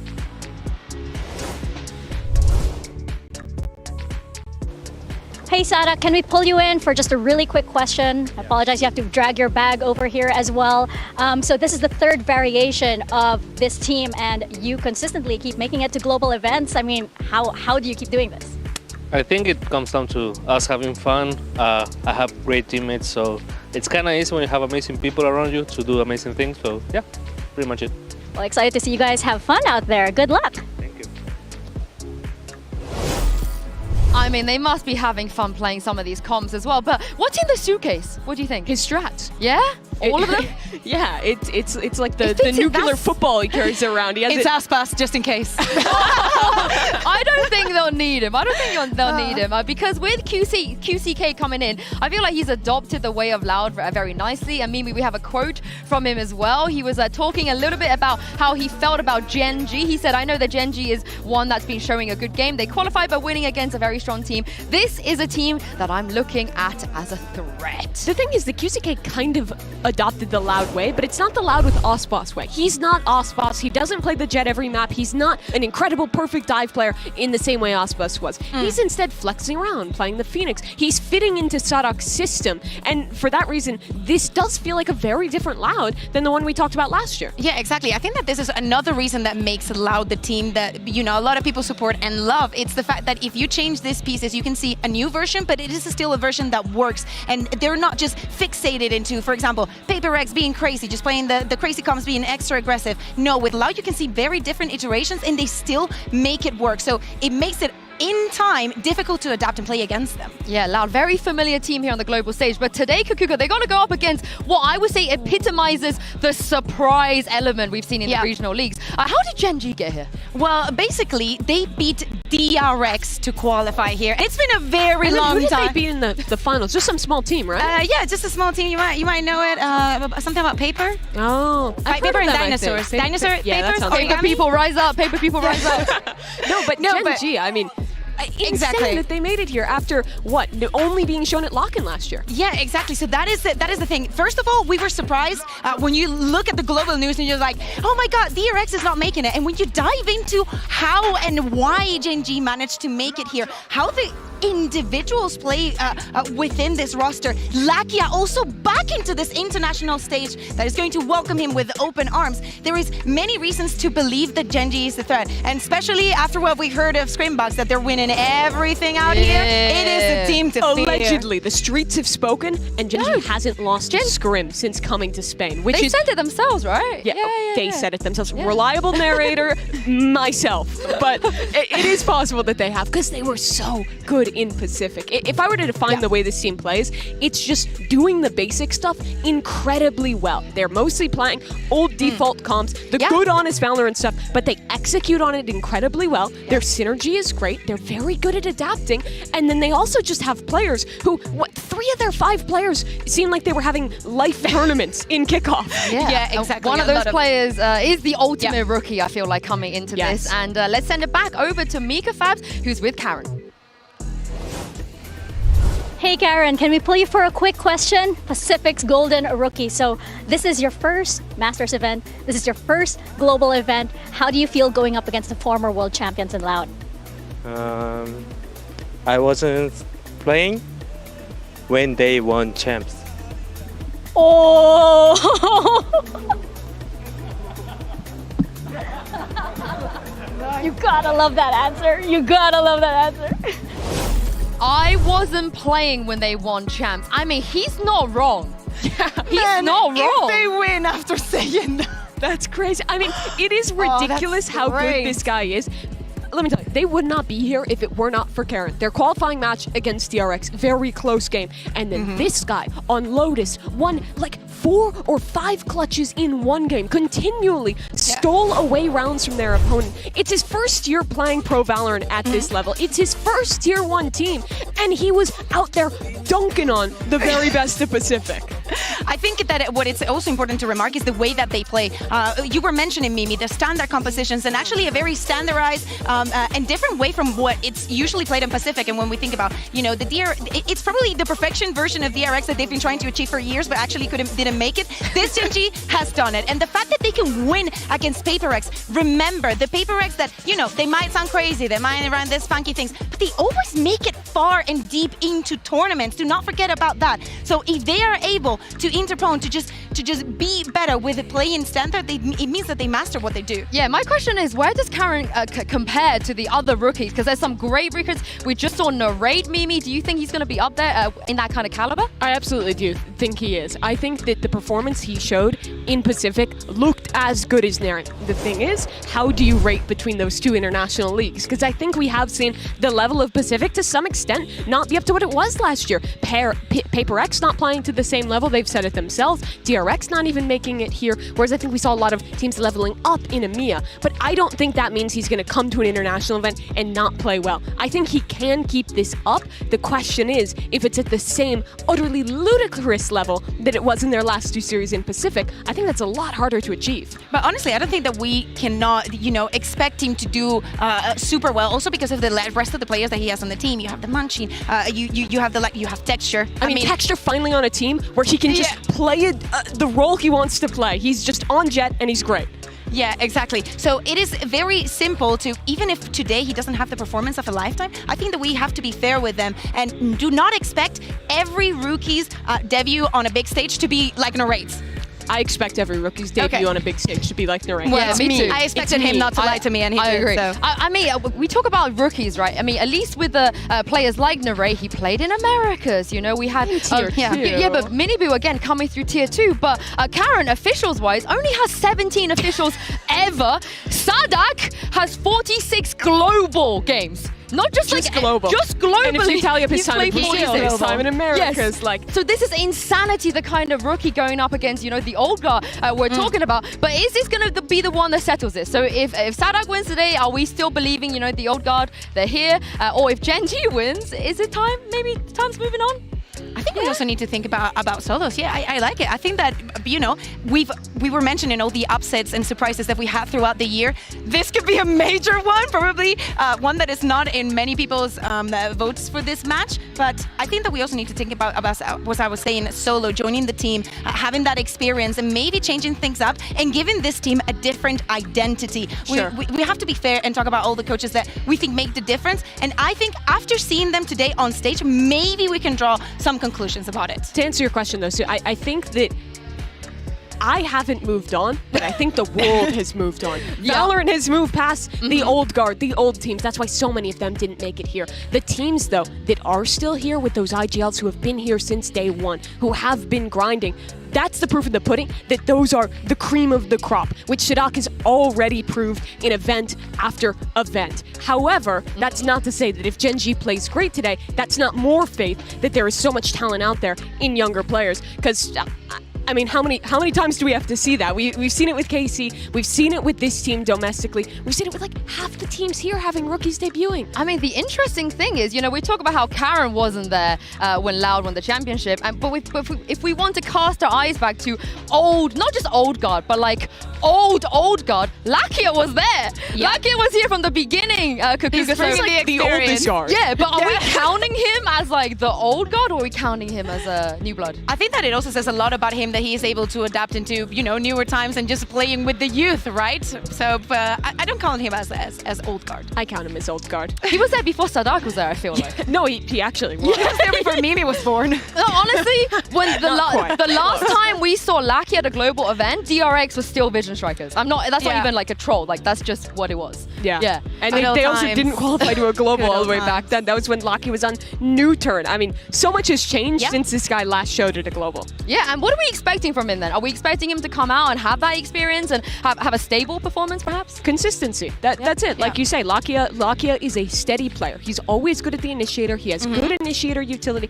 He sets up his teammates well. He also brings the level of experience that I think will help to kind of keep the rookies stable out there. Totally. For those of them that this is like their biggest match, their biggest debut. Yeah, and I think we have to dwell a bit more into that initiation. We know from what the teams have been playing and how the meta is reshaping that initiators, just because of there's less and less every time, how important it is what you do with the information, how you gather the information. And I think that having someone like Lakia with all that experience is probably what this team needed and probably one of the keys to their success. I do want to talk about Loud again for a second, and I want to just take my moment to go crazy about Les, because for my money, coming into this tournament, he looks like the best player in the world. Like, just straight up. I think he looks like 2023? the best. Yes, they are building their comps on Loud in a way where he gets to play the role he's comfortable with. Every single map, the guy is playing Viper, and he is odds out the best Viper that we have in Valorant. The guy's mechanics and aim are absolutely sublime. You don't need me to tell you that. Watch any game the guy has played before. His timings he chooses on lurks are ridiculous. Yes. This team lost Sauce Boss, and that's Everyone wants to have Aspas on their team. But what we get instead is people to see how good Les has always been, now that he's the real star of this show. We can draw a comparison between what Les is doing with Viper and at the beginning of the game when everybody was playing Jet. I mean, you at least had like one dedicated Jet player. How good and how fast they were escalating and how fierce the competition was to see who's going to be the best Jets. I think that for Viper, Les is very difficult for him to have a competition because there is no other player that only plays Viper on every single match. No, I'm not saying he's the best Viper. The best player. The best player in the entire world. Yeah, he was my number one. Yeah, I had him up there last year. Did you forget Zekken again? No, he's last time.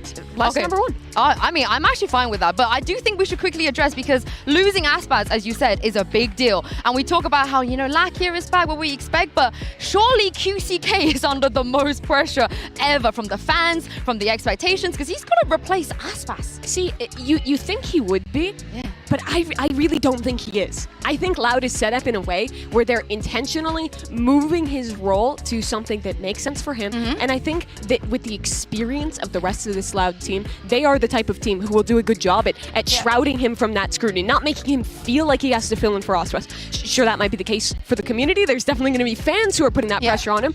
Don't open Twitter. It's not that hard. And not only that, again, I think that we need to be fair. The fact that QCK is not having probably the Aspas performance, can we just remember for a second that Aspas is Aspas? Like, no other player is going to be on that same position. He's because less is more. But seriously, I think that this tournament could be literally like eye-opening for many people and probably big in his own development, because we cannot expect someone to just arrive in here and be Aspas number 2. You don't need that. Yeah, absolutely. And that's why Loud have reset themselves. That's why they're a new Loud. Loud was Loud before Aspas, back when it was a different team, but now they're back to it again. They actually never were Loud without Aspas, but it was Sadak, but it was loud, and it was kind of loud. But they were loud, but they weren't loud. Okay, we have Loud, we have some old guard, we also have the old guard. But we don't have the guard. In Lakia, we don't have the guard, but we do have map select. So let's find out where our teams will be headed for this best of 3.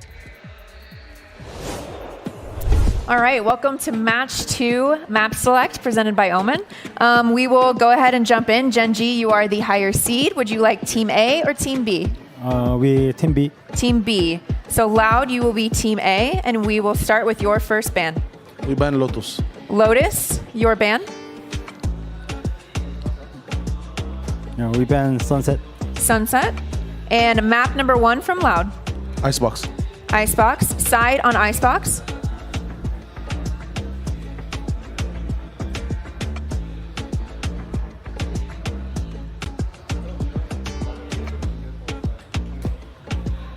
We attack. Attack. And then map number 2 from Gen.G. We pick Breeze. Breeze. Side on Breeze. Attack. Attack. Okay, next set of bans, starting with Loud, you have Ascent, Bind, and Split. Split. Split. Your ban, you have Ascent and Bind.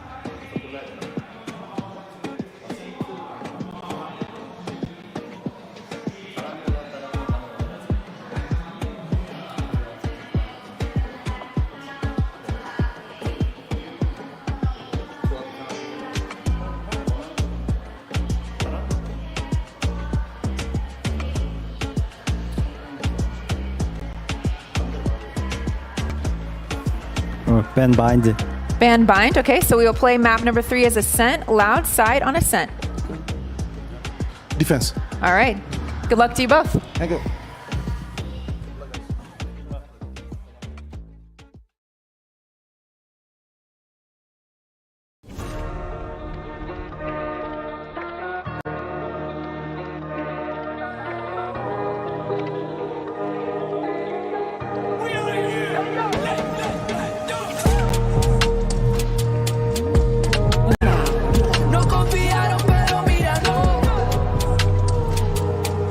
Llego con lo mío.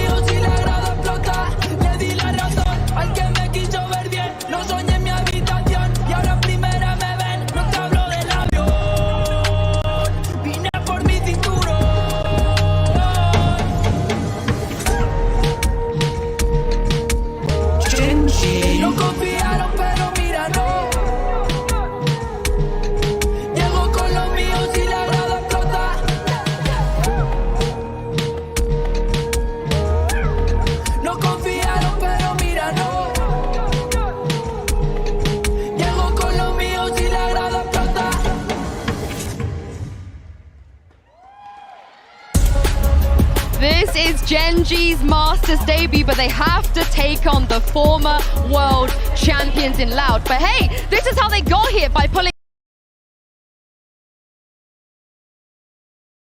off upsets. But the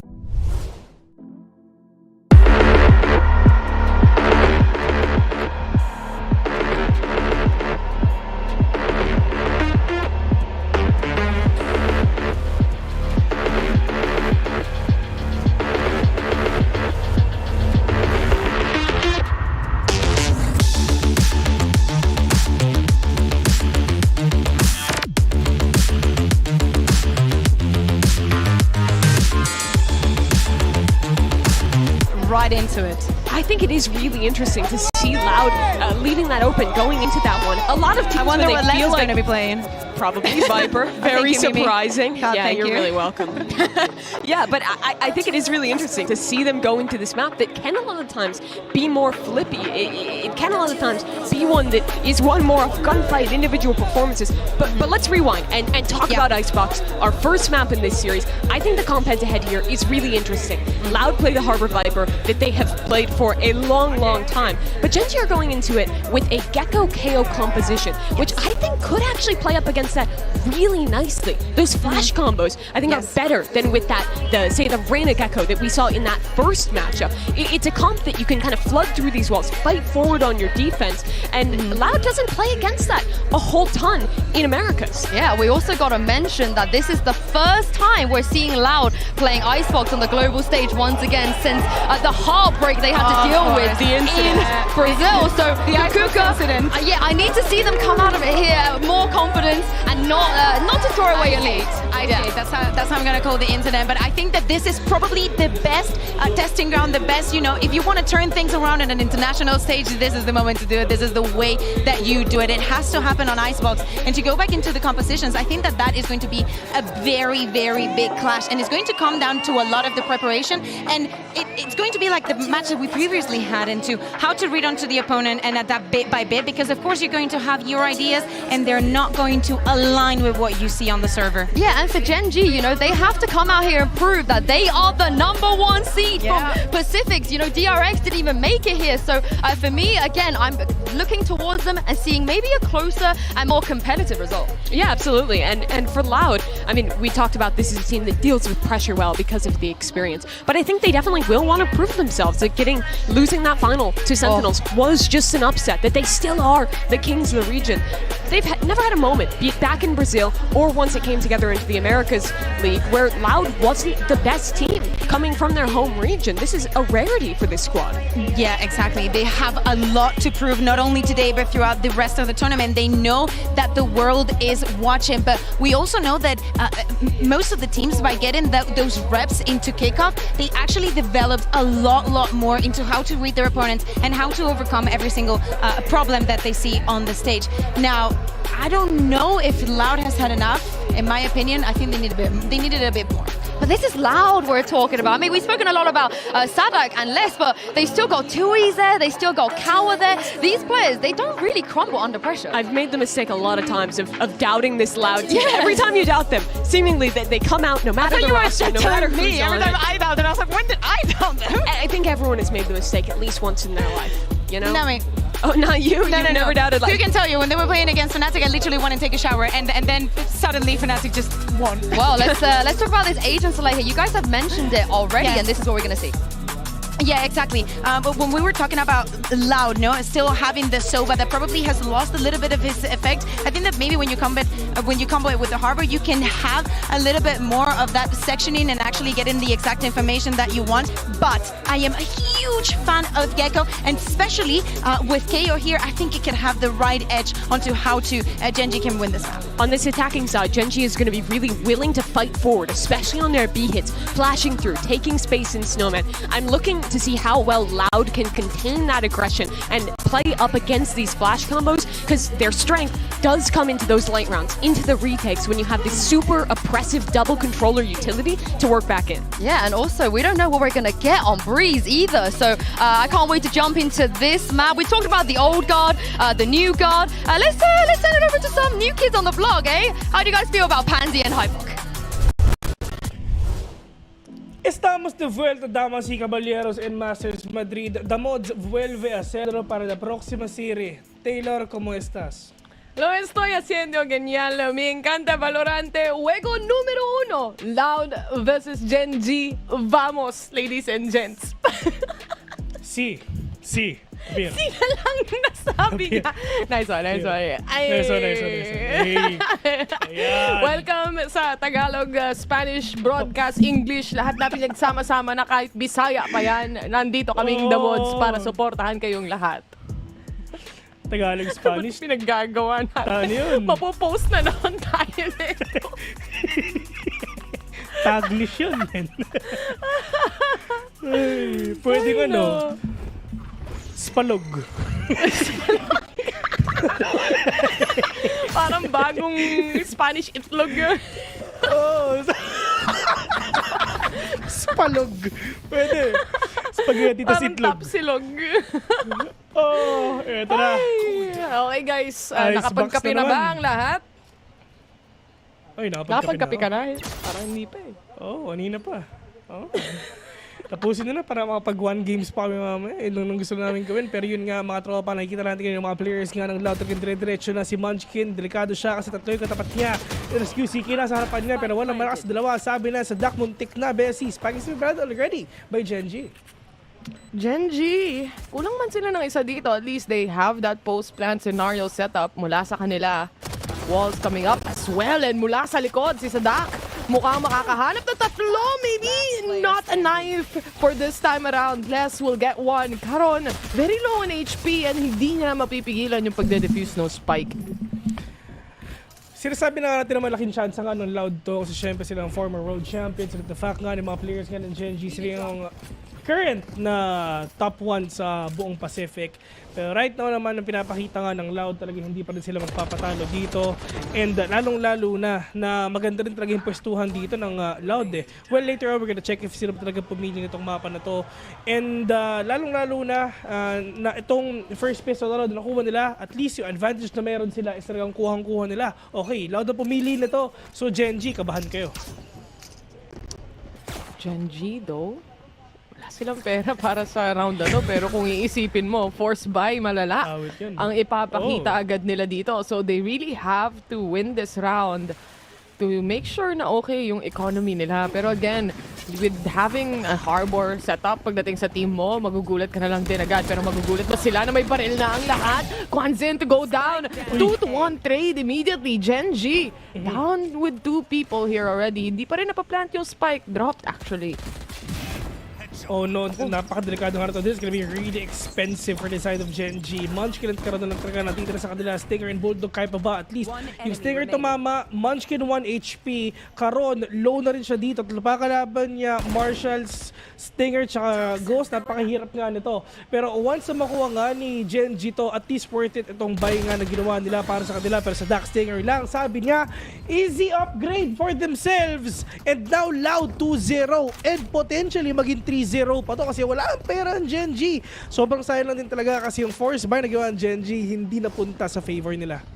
Hindi rin naman sila makakalibre ng upgrade kasi yung upgrade nila doon, literal, puro Stinger lang din yung hawak nila eh. So, with that, they lose more money as well for Gen.G. It's not looking good when it starts like this. But at the same time, Icebox naman to eh. Isa to sa mga mapa na ang bilis mong pwedeng makomeback ika nga ng sunod-sunod na mga rounds. Kagaya nung kanina, yung sa KC. 7-0, tapos biglang naging 5-7. Actually, 8-4 nga rin talaga yung pinakita ka nila dun sa Lotus din talaga. Pero dito naman sa mga players, pinapakita nga ng Loud. Tingnan natin kung makakaisa pa sila. They have better everything actually. Full armors as well. So hindi na sila dun sa first nga nakita nga dito ng Loud dun sa may A-main. Hindi na nila gagawa ng kung ano-ano yun, men. Information is a big information already and hindi na sila gagawa dito ng any kind of movements na talagang ikakapatay pa nga nila. Pero dito naman ngayon sa side nga ng Loud, maganda yung position nga ni QCK. Got the Bulldog already, nakaboost pa siya at yun na nga, 1 initiator down, wala nang flash yung mga players dito ng Gen.G. You still have Lakia though, pero kaya pa ba na makuha na nga nito? Kasi tulad sila natitira, Sheriff lang yung gamit ng Gen.G ngayon. Rotation? Ikutan lang. Kwanzin spotted out. Meteor, good reset mula sa kanya. He still connects the shots perfectly as well. Giving him a little bit of an advantage na pwedeng pulutin yung barrel. Pero mukhang si Les, yung duel nila pagdating sa mid, Les is gonna be winning that. Oh no, Karon, mag-isa. Wala siya idea. Nasa lukod lang yung kalaban niya. And Les, ubos na. 3-0 already. Maganda, pinapakita ka ng Loud. Maganda. Tapusin na lang yan agad para makapaglaro na kami. Kasi yun lang gusto namin gawin ngayon. Pero yung Gen.G, they have the Vandals up already. In terms of utilities, okay. 2 more orbs para kay Lakia with a trash. Pero Kwanzen, ito ipon natin nga sa kanya. Yung Hunter's Fury, delay everything. Napapasokol nga nila and the lockdown nga sa back. Well, ito I mean, champions to. Labanan ng champions to, kumbaga. World versus Pacific. And knowing Gen.G as well, na grabe din yung kill-line nila. Sariling or halos same story with KC right now. They could have had like also some jitters when it comes to the first game that they have as well. Usually nakikita natin yon pero nakakarating sila sa triple map kind of scenario parate. But tingnan natin kasi ang agang mag-invest ng Loud dito actually with the operator. Si Quick, isang operator na agad meron siya dito. Oo nga, napakahirap nga nito if ever talaga mapipitas niya yung Gen.G. Pero tingnan natin kung kakayanin pa ba. So nagbabasa na si Kuya Bill ng tamang smoke ng Viper. Pero dito naman ngayon sa side ng Loud, you still have the Cascade, you still have the Cove as well. Pero in terms of delay, Kawansi ginagamit lang nila lahat yung utilities niya para tumama sa mga kalaban niya. Munchkin muntik na. You still have the 2 flashes nga na pwedeng gamitin niya para nga makapasok sila sa loob ng site.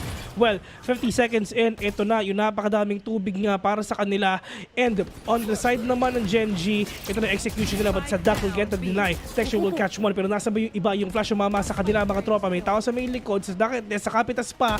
Si Karon Texture na titira. At yun na nga. Walang makita ang Gen.G. Nasa ba yung mga kalaban namin? Hindi namin makita. Saan sila nang gagaling? Wala silang idea at all parate. Ang dami kasing wall din na nilalapag. Actually, yung harbor wall nga, ang gandang setupan nung mga KO flashes mula kay Munchkin. Kasi kahit iba to niya ng napakataas, hindi niya ganun mabubulag yung mga kakampi niya kasi tagos through the wall. And we've seen one good kill come out of that kind of flash scenario. But in the end, dahil sa isang simpleng recon mula dito sa team ng Loud, napitas nila yung isang player na hindi na nila kailangan makita. Pati sila na pa, ha? Saan galing yung mga players dito ng Loud? Yun nga talaga hindi natin talaga malaman nga kasi sobrang litong-lito sila. Wala silang makita, tubig tsaka lason nagsama na. Pero QCK, maganda yung position na dito. If ever makapitas siya ng isa, this is really good opening nga sa side nga ng Loud para makuha na naman na talagang game na to. Pero pagdating naman dito sa Gen.G, at least yung aggression na pwede ipakita nga ng Texture, sobrang huge talaga para sa kanila. Pero yung isa munti ka na, Diyos ko, bulan talaga na flash shot. Hindi pa sila tapos si Kawansi nga natamaan dito. QCK, super low on HP. Texture na Karon will get that kill. And ito na yung magandang situation nga sa side ng Gen.G. Napatay na yung operator, napatay na si Les, so madali na pagpasok to. Pero yung lockdown online pa kay Sadak. Ang daming bulag actually yung nangyari dito. And some nano swarms being thrown off left and right mula sa dalawang killjoy.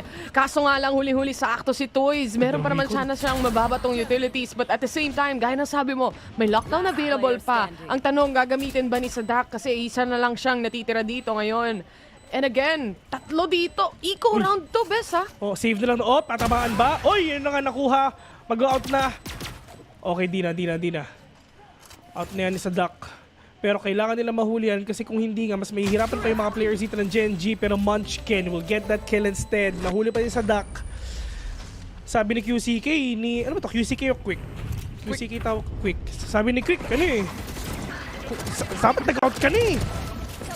Dalawa yung napatay nila doon nang walang nakikita at all. Dizzy, ito yung exactly kailangan nila. Yun nga yung kinagandahan ng mga wall din ng may Viper, may Harbor. Mabibigla na lang din yung kalaban mo na may nakatawid na Dizzy o kaya may nakatawid na KO Flash. Pero di pa naman tapos to. Malay mo, makabawi pa yung mga kalaban nila. Minias 4-1, parang yung nangyari lang kanina.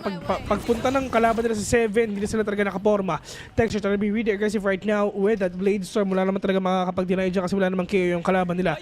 So ito yung advantage na meron sila. Pero meron pang trash nila, labas nga sila. Kaya sabay yung mga kalaban niya, papunta ka dito sa main screens, may nakita pa. Pero feeling ko wala na talaga. Binigyan nila ng opening ngayon mga players ngayon ng Gen.G para makabawi. Pero tamang retake na talaga yung gagawin nila. They still have the lock, they still have the Viper Spin, and the Hunter is free as well. So kayang-kaya nila. Umpisa mo na natin with the lockdown nga, binabato nga sa daan. Ito na yung retake sila nung pinapakita ng Loud ngayon, bes. Mosh, nilabas din for that lockdown. Actually punishes it completely. Nilabas pa rin nila yung Hunter's Fury dito, but Texture was able to pick up a kill towards mid as well. Post-plant scenario, tatlo sa loob ng site habang yung Sova, tamang support lang din, possibly with the utilities as well. With the walls coming up and the recon finding one, at least isa lang yung alam nilang info dito. Low on HP yung tatawid sa tubig pero makakapatay pa din. 2v2 scenario, the dash away and Texture secures one. And done para sa side ng Gen.G 4-2. Nakuha pa rin to ng mga players ganun, no? Despite of the nilabas ngayong high tide nga dun sa may pipes, talagang pinasok pa rin nila kahit papaano. Lalong ano si Kawanzin. I mean, yes, yung recon niya, may nakita dun sa may taas. And wala na talaga siyang pupuntahan dun kung hindi silipin na lang niya kasi it is what it is. Kailangan nila magkaroon ng spasyo para nga ma-plant yung, para nga ma-defuse yung spike. Kumbaga delaying factor lang to. Pero si Texture, online pa yung Blade Storm niya eh. At yun talaga yung naging katapat niya. Yung Blades muna yung huling nang nakita. Pero yung Hunter's Fury nagamit ba? Feeling ko hindi. So pwede na gamitin to. Early timeout sa ano? Sa Loud? Question mark? Siguro.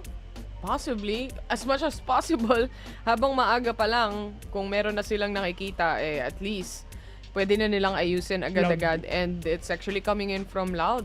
I mean, 2 rounds away na lang naman din. Mababawi na agad to into a 4-4. Tsaka nakakatakot kapag once na mabigyan nila ng space dito si Texture. Remember the time na nakita natin na ginagrind nila yung Pacific Kickoff? Si Texture ang isa sa mga rason kung bakit sila napunta sa championship and bakit sila naging champion ng tournament na yun. Dati last year, takot na takot tayo kay Munchkin. Sasabi na natin yan na si Munchkin isa siya malaking lason para sa sa side ng Gen.G. Pero wala lahat sila nag-upgrade. Si Texture naman daw talaga manggwawala nga para sa kanila. And this is gonna be a battle between Quick versus Texture. Itong si Quick, pag naging dalawa to, merienda na siya. Quick na yan. Oo. Buti nga, quick 1 lang nakalagay eh. Pag to naging quick 2, ay nako. Quick yan. Oo, sarap nito. Isaw-saw sa sa suka, no? Tapos may pipino. Sarap naman, man. Nagutom na. Gen.G! Ito na naman, ang attacking nila. Nagamit actually yung Hunter's Fury kanina. Pero itong lockdown ngayon, manggagaling mula sa side ng Gen.G ngayon. This time, nandun nakaset up yung mga traps pa din and medyo malalim pa din yung ibang players ng Loud. Oo. Pero yung Viper Spit mawawala ba? Pero iba po siya ata ng Texture mga tropa. Pero grabe naman talaga si Kawanzin. Pati kakampi niya, pinatay niya. Pero puti ito, 4v4. Babawi sila. Yung Viper Spit wala na sila. Kinakabawi pa. Dalawa nakuha niya. Si Quick and Jump pa nasa likod niya. Pero dalawa pa kalaban nila. 3 vs 2 mga tropa. Naglaking already. Nasan ba?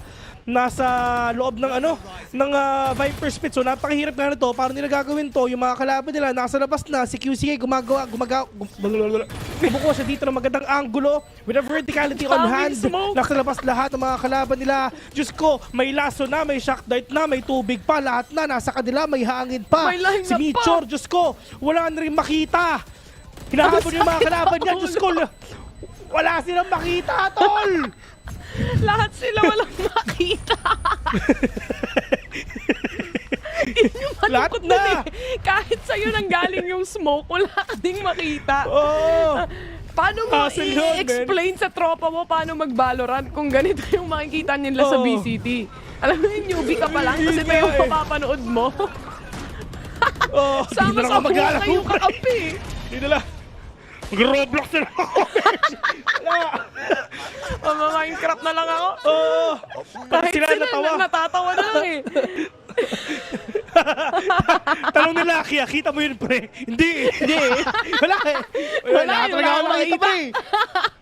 Ang dami. May vertical wall na dito sa mid. Meron pang diagonal. Ewan, geometry na, di ba? Ay, nako. Ganito pala yung Valorant. Diyos ko. Ay, nako. Anong game nila? 4-3.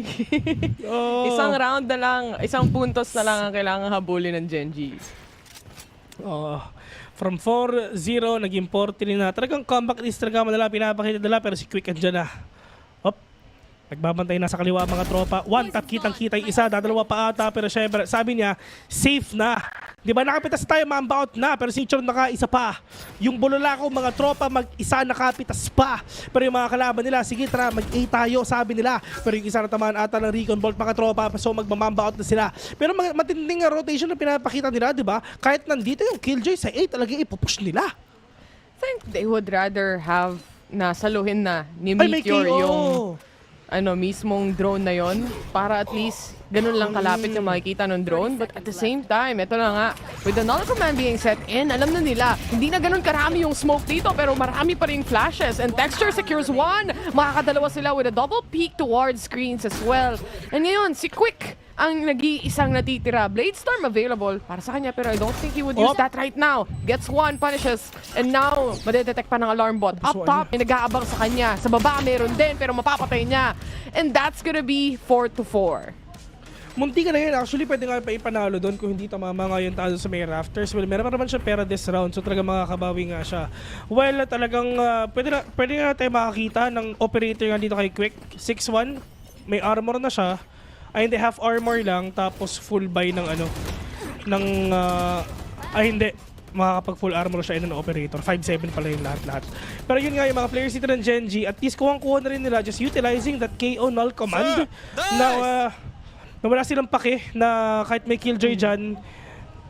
Ito na. Sige, coach. Grabing appear na yun. Ayun lang. Yun lang, natamaan nga. Tanggal angas yan. Tanggal angas siya, man. Tanggal angas siya eh. Balik siya. Ouchie. Kala niyo kung sino siya eh. Mga gangster pa eh. Ayun na, wala na. Gang daw si siya eh. Pero yun nga, karoon nandyan na, nakapatay nga sila. Pero tingnan natin kung makakabawi pa. Mitchell hinahanap nga, pero natamaan siya ng suko. Hop. Kawanzi will get that kill and 7. 3v4. Lamang pa rin ng Loud, Bessie. Literal, less ang buhay niya. 5 HP remaining onto him. And yung lurk dito ni Meteor was huge actually. Was able to punish yung stun kahit papano. Less, kailangan niya i-isolate yung fights. Kaso nga lang, Texture is already waiting for him. At kahit ano mangyari doon, magdo-double swing yung dalawa sa likod kung sakali man. 5-4 lamang na ang Gen.G, Bessie! 5 straight wins sa pinapakita nga ng Gen.G. Let's go, Pacific! Ang talagang papadala na doon. Tapos breeze mapa nila. Ay, sheesh. Ganda talaga.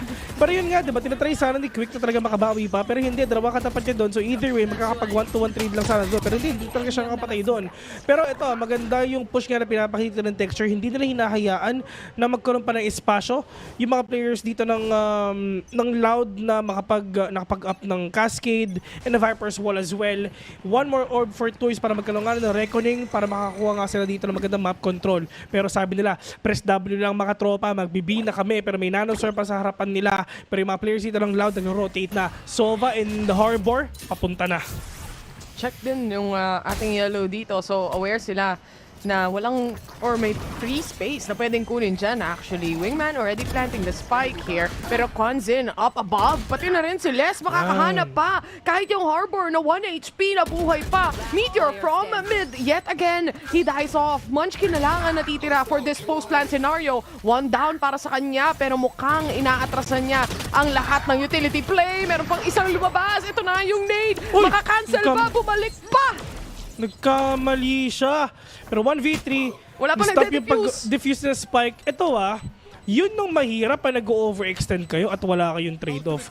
Tignan mo yung mga pulang X sa mapa, di ba? Ang daming tao doon. Nang sa may snowman, meron din sa may yellow. Wala yung nag-overextend sila na matindi.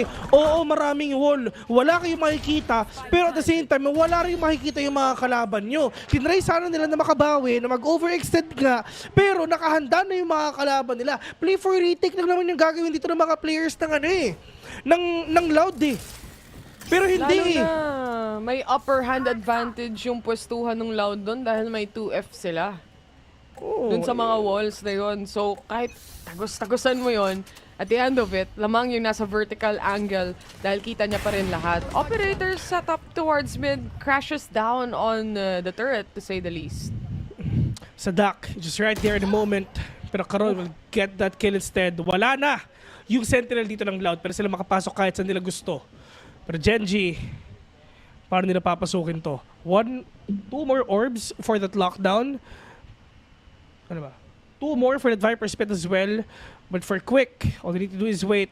At itama niya itong shot niya. Wala siyang dash though, 1 and done to.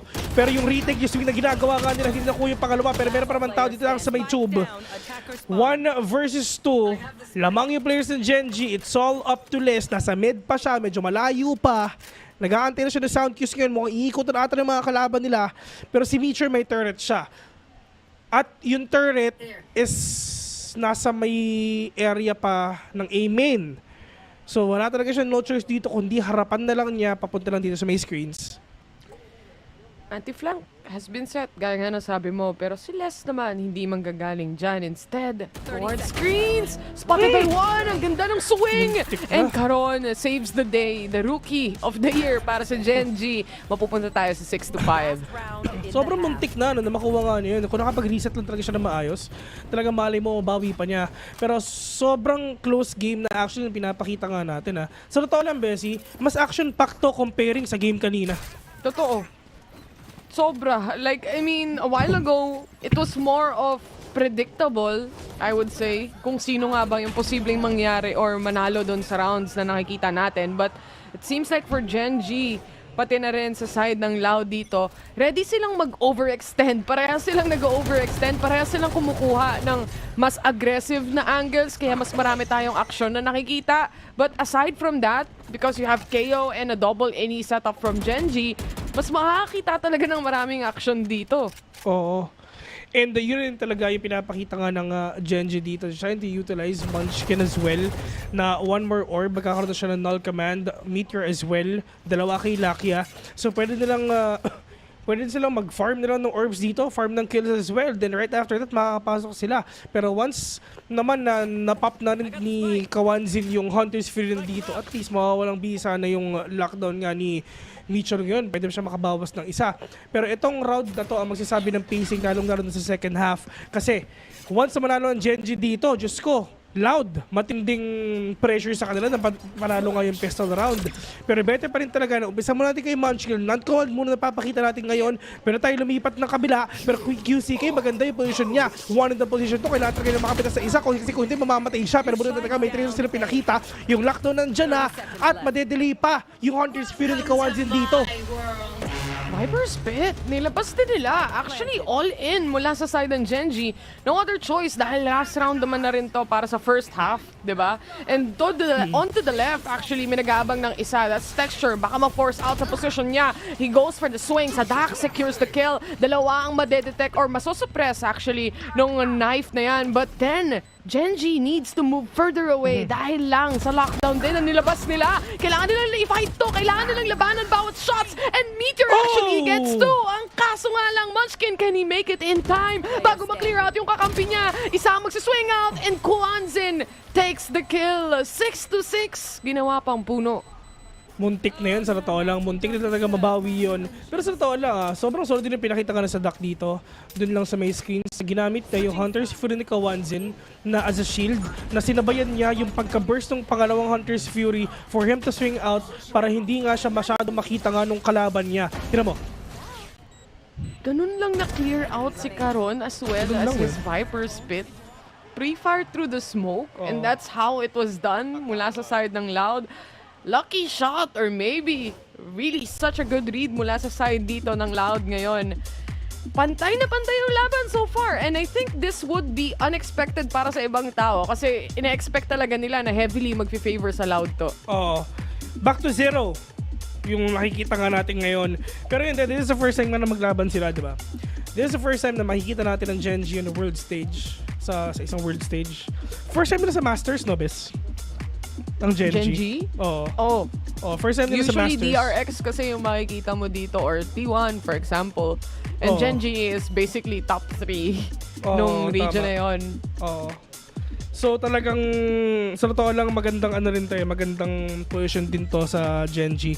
Kasi in terms of information, halos konti lang din talaga yung close to none yung participation ng Gen.G sa mga ganitong klaseng stage na makakalaban nila yung iba't ibang regions. Sanay ang Gen.G na kalaban nila Pacific teams and Korean teams as well. At ngayon na umalis sila sa comfort zone nila, dito nila makigauge lalo kung ano ba yung mga capabilities nila. Who's Faker? At least para sa Korean team na to, sanay sila sa LAN na tournament. Tama. So sanay sila sa mga stage, for example. Hindi man home court advantage na, I mean, they're playing against Americas. At the end of the day, syempre, meron pa rin mga stage, kumbaga stage jitters, di ba? Kinakabahan yung ibang mga members ng team. So, for Gen.G, who's been playing a lot of games, by the way, during Pacific kickoff, isa to sa, kumbaga, pag-practicean na nila yung buong Pacific. Yun nga di ba? Sipin mo. Sabi nung panel, sa scrims daw na ginagawa nila for Masters Madrid, never pa natalo ang Gen.G. Matindi.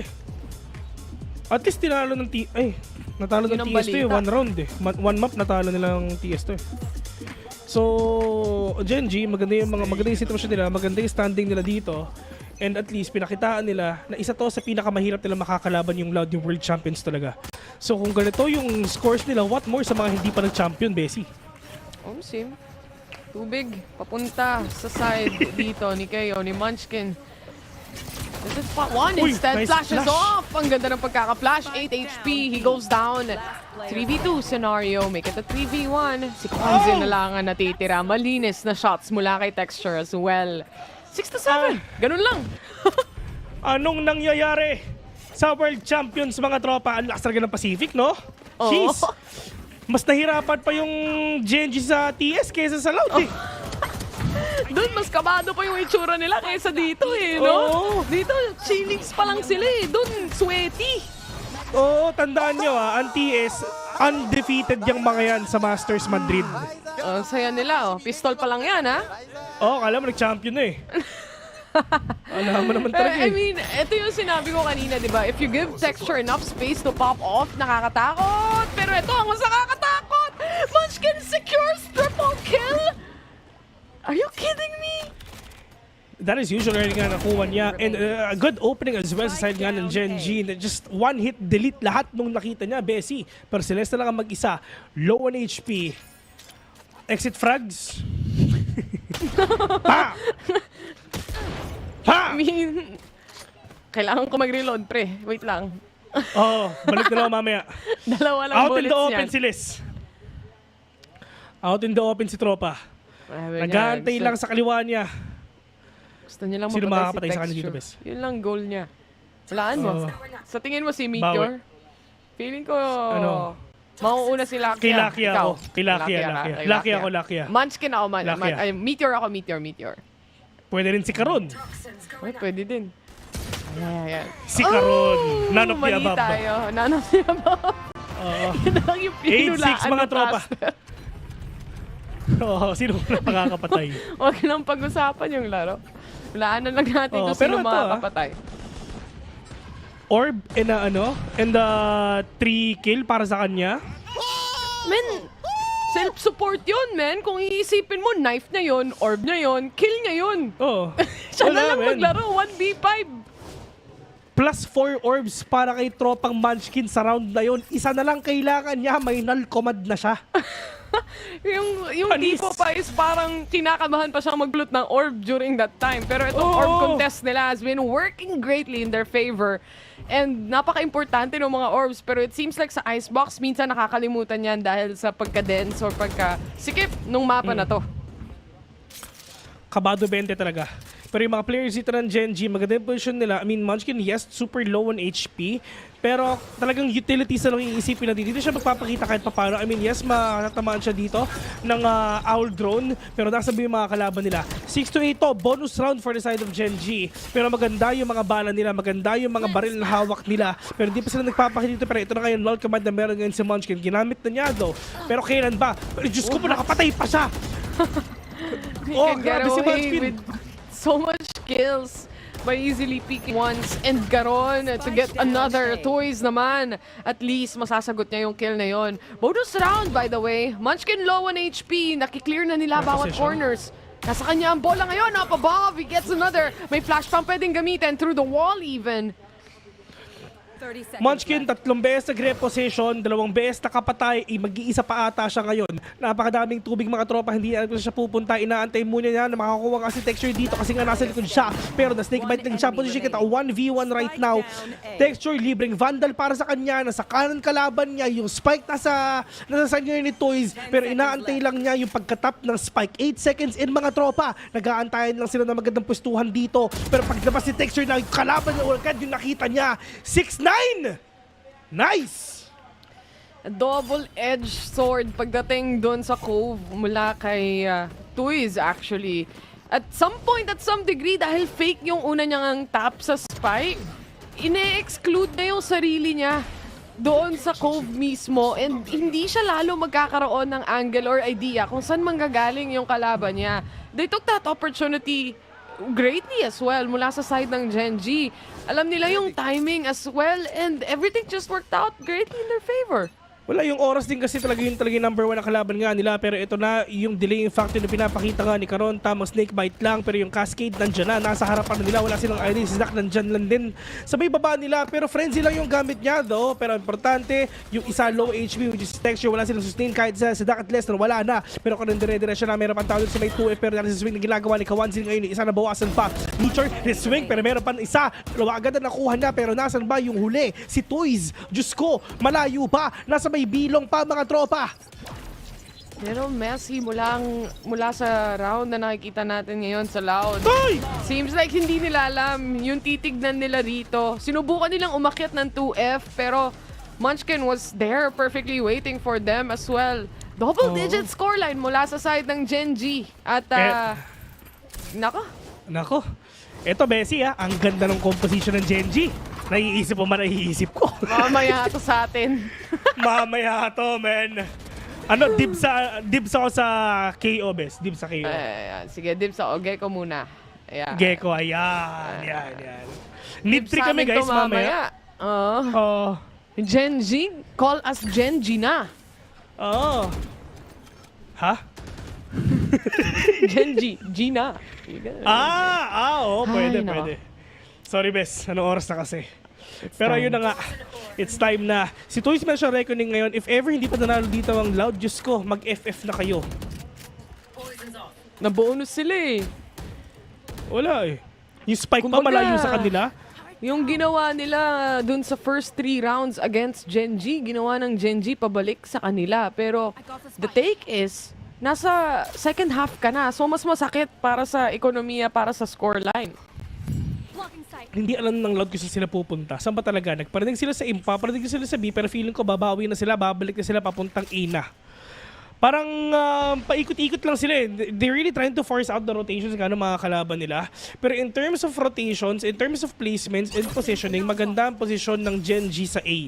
Pero dito sa B, nag-iikot lang sila. Okay, 3-2 split muna. Just try to pick off someone.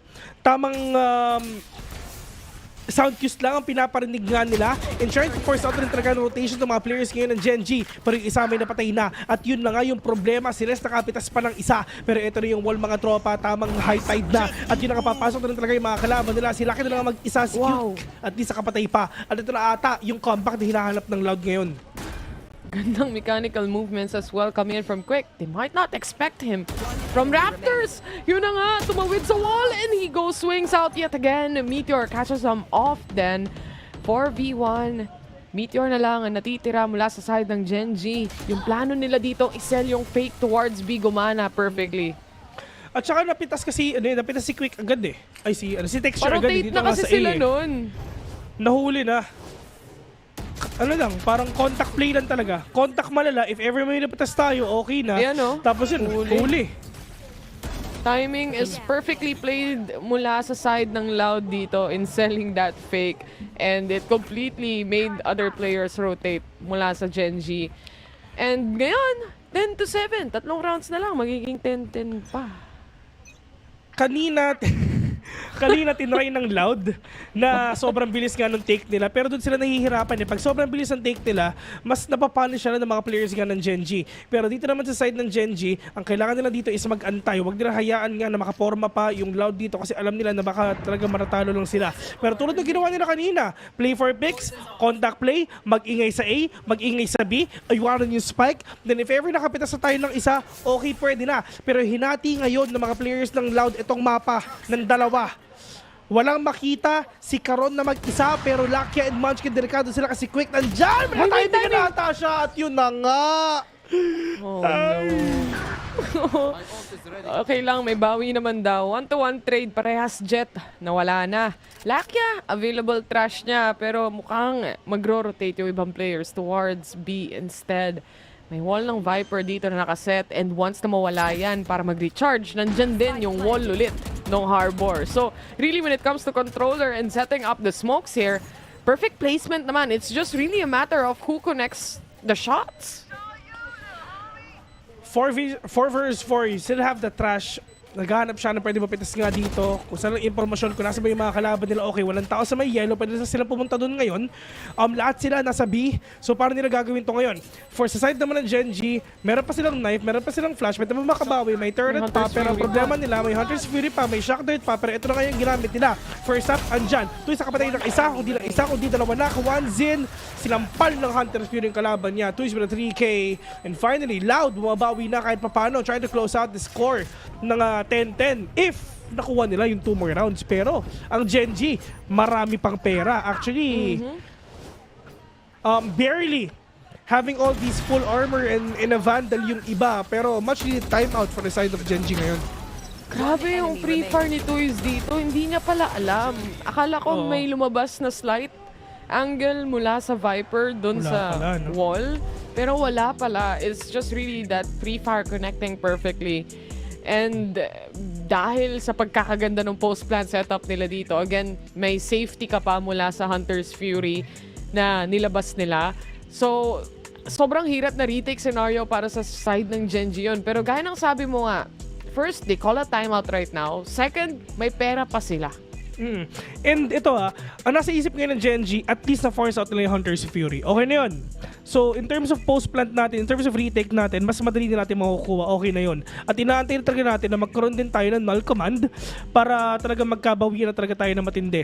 Pero dito sa ginagawa nga ng Gen.G, ito yung pinaka-crucial nga sa kanila. Makakapag-comeback ba ang Loud or itutuloy na ng Gen.G to para sa kanila? Kasi nakikita natin sa Loud mukhang natatanggal na yung momentum ng kalaban nila eh. Ito na yun. Ang dami nilang pero. Tignan mo si Kwanzin, 4K. Si Tools, 5K. So talagang wala, paldo talaga.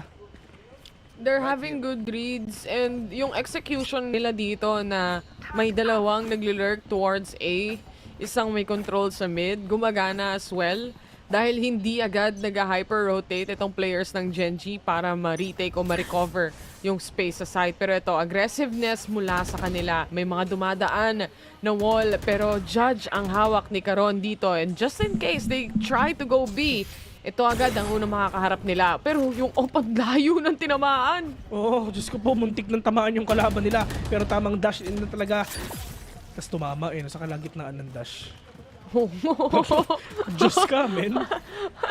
Sasambahin kita. Kumakapit yung bala. Karon, maganda position to para kay Munchkin. Makakapit sa shop. Ayun na nga yung isa, pero meron pang dalawa. Diyan sa mukha, mga tropa. Binoga yung mga kalaban niya. Puti kita 4v2 lamang ang Gen.G sa lahat. Napagod na sila kakaantay sa players ng Loud dito sa pagkuha ng space. Sila na lang daw ang aabante para sa panahon na to. Mosh actually getting some damage towards Quick here. Munchkin, hawak-hawak niya yung corner exactly where Quick is! And the spike has been dropped. Andito na rin yung flash. Mafa-flash pati kakampi pero di na kailangan as we step on to the 11th round mula sa side ng Gen.G. Ang ginawa ng Loud kanina, if ever naging sobra aggressive tayo, alam natin matatalo tayo. Kasi matindi yung matindi yung placement lagi ng Gen.G. So ang ginawa nila, nag-play slow sila, gumana ng 2 rounds. Pero ngayon, ang sabi ng Gen.G, di push kaya natin to mga to, ang bagal nila eh. Kasi di naman tayo i-expect na ganun eh. Pag hinahayaan nilang mag-set ng sariling pacing tong Loud or sila yung sinusundan ng Gen.G, mas nahihirapan yung Gen.G compare dun sa mga rounds na nakikita natin si Munchkin nagpa-farm ng orb tapos nakukuha niya yung multiple kills. Ito na naman sila. Aggressive positioning mula na naman sa Gen.G. Ubus ang dalawa, pangatlo, pang-apat, iisa pa ba? The Dizzy settling in, may Mosh pang kasama, pwedeng gamitin dito. Sa Dak, stuck in a position that he doesn't like. May wall bang, oo, pero nandito pa din yung control towards this angles. Onto the back is less. And 2v2 we go. Lockdown it is talaga. Nag-connect nga para sa kanila pero hindi mo na siya magpapakita. Maganda yung position ngayon ni Meacher pero yun, oh no. Talagang one and done to mga tropa. Napakahirap nga nito. Yung oras, 3 seconds. Diyos ko po. Ay, naku po, Meacher. Wala na. It is what it is na. Bahala na. Oo, at yun lang texture nasa likod. Akala ni Meteor, talagang maglalabas siya agad. Hindi. Yun lang. Di ko alam kung kita niya sa vision niya yun kanina pa. Kasi actually may clear shot siya pagdating kay kay Sadak during that time. At sila magta-time out ngayon kahit nanalo sila. Masyadong close. Oo, gusto nila i-secure yung pagkapanalo nga nila. Pero feeling ko nakita. Sayang to. 50-50 yung ganung play I know na parang, bakit niya gagawin yun? But again, people entry the site 3-5 seconds before the lockdown actually locks in. And kung dumaan yung dalawa, sure na mapapatay niya yung isa at least. Pero at least pinakita ng Loud na sobrang safe play sila. Sobrang safe play no, na hindi mo na sila nagpakita na at the end of the day, na talaga may oras pa tayo, 2v2 yes. If ever mag-push sila, detain sila. If ever out, more space para sa atin para kunin nga natin yung site. At saka may tao din kasi sa may tao sa may likod may tao din dun sa may sa taas sa may belt So either way, talagang kuhang-kuha pa rin talaga ng Loud. Yung lamang na lamang yung Loud dun sa engagement na yun. Pero yun nga, 9-11 it is. 2 more rounds tapos na yung game natin. Pero 2 more rounds pa ang kailangan nga ng Loud para nga forced to tie out the series with a 2-0. Once again, ito yung mapang pinili ng Loud. And Gen.G, hanggang ngayon, kailangan nila makabawi. Pero Guardian lang yung gamit ng iba na Vanda na hawak ni Lakia. Sobrang broken to. So texture, once na nag-pop off siya with that Blade Storm, dun tayo nakasalalay ngayon. Let's see if kaya niya ba gawin ang balak dito ng Gen.G para sa round na to dahil napaka-aggressive na naman ang kanilang positioning. But it seems like the more flank you see, the harder you push towards B instead. Nakaabang ang iba and Lakia to fall off. While the rest, antayin nila, lalaruin nila yung timing dito. Alam nila na may nakaabang pa probably towards that spawn. And maraming nakaswing dito, Bessie. Naku po. Oo. Mukhang alam ata nila yung gagawin nila. Nag-antay lang sila doon lang sa may gilid ng A sa spawn. But Meteor, oh no, mag-isa, tatimingan pa. Nung nilabas niya yung knife niya, 5v1. Oh no. Yung mga players dito ng Loud winning that round without getting any damage at all. Literal na 0. Ang ganda nung timeout nung Loud. Alam nila na pag may isang nag-aggress at least mula sa side ng Gen.G, may kasabay, may kasunod, and they have all the time in the world, honestly, na mag-antay dito sa spawn. Dahil literal, kakastart pa lang nung round na yon. Well executed again from the side of Loud. Hindi sila nagmadali. But at the same time, it was an eco round for Gen.G. So understandably, may aggression ka talagang makikita. Ang isa sa pinakasayang, si Lucky yung una namatay. Siya yung may vandal Buti sana kunyari, kung si Meteor sana yung una, at least information lang. Or si Texture, may updraft and a dash naman siya. So talaga makakapag-mamba out siya. Tapos swing out ni Lucky. Pwede sana yun Pero wala, it is what it is. Hindi kasi tayo naglalaro Kung tayo yun, ganun yung gagawin nga natin doon. Pero sa side ngayon ng Gen.G, lahat sila may pera na, yung non-command online, may lockdown pa, may Viper Spit pa, and magandang battle to ang gagawin nga nila sa B. Pero yun nga, magpupush sila mga tropa. Si Karon nakapitas na, isa nakadalawa pa, si QCK nakabawi pa. Project 4v3 already, mamba out na yung iba. Pero si Texture, delikado to. Kasi maganda yung posisyon nung kalaban niya, si Sadak nasa taas, pero nakita niya! Nakita rin si Sadak. Narinig na rin niya, nag-drop na! Muntik na. Parehas nilang alam. Nag-aambahan lang sila. Pero information given. So, may certain adjustments din mula sa side ng Gen.G. Meron pa rin naman silang isang swarm or isang alarm bot towards mid. Anyway, so may control sila pagdating dyan.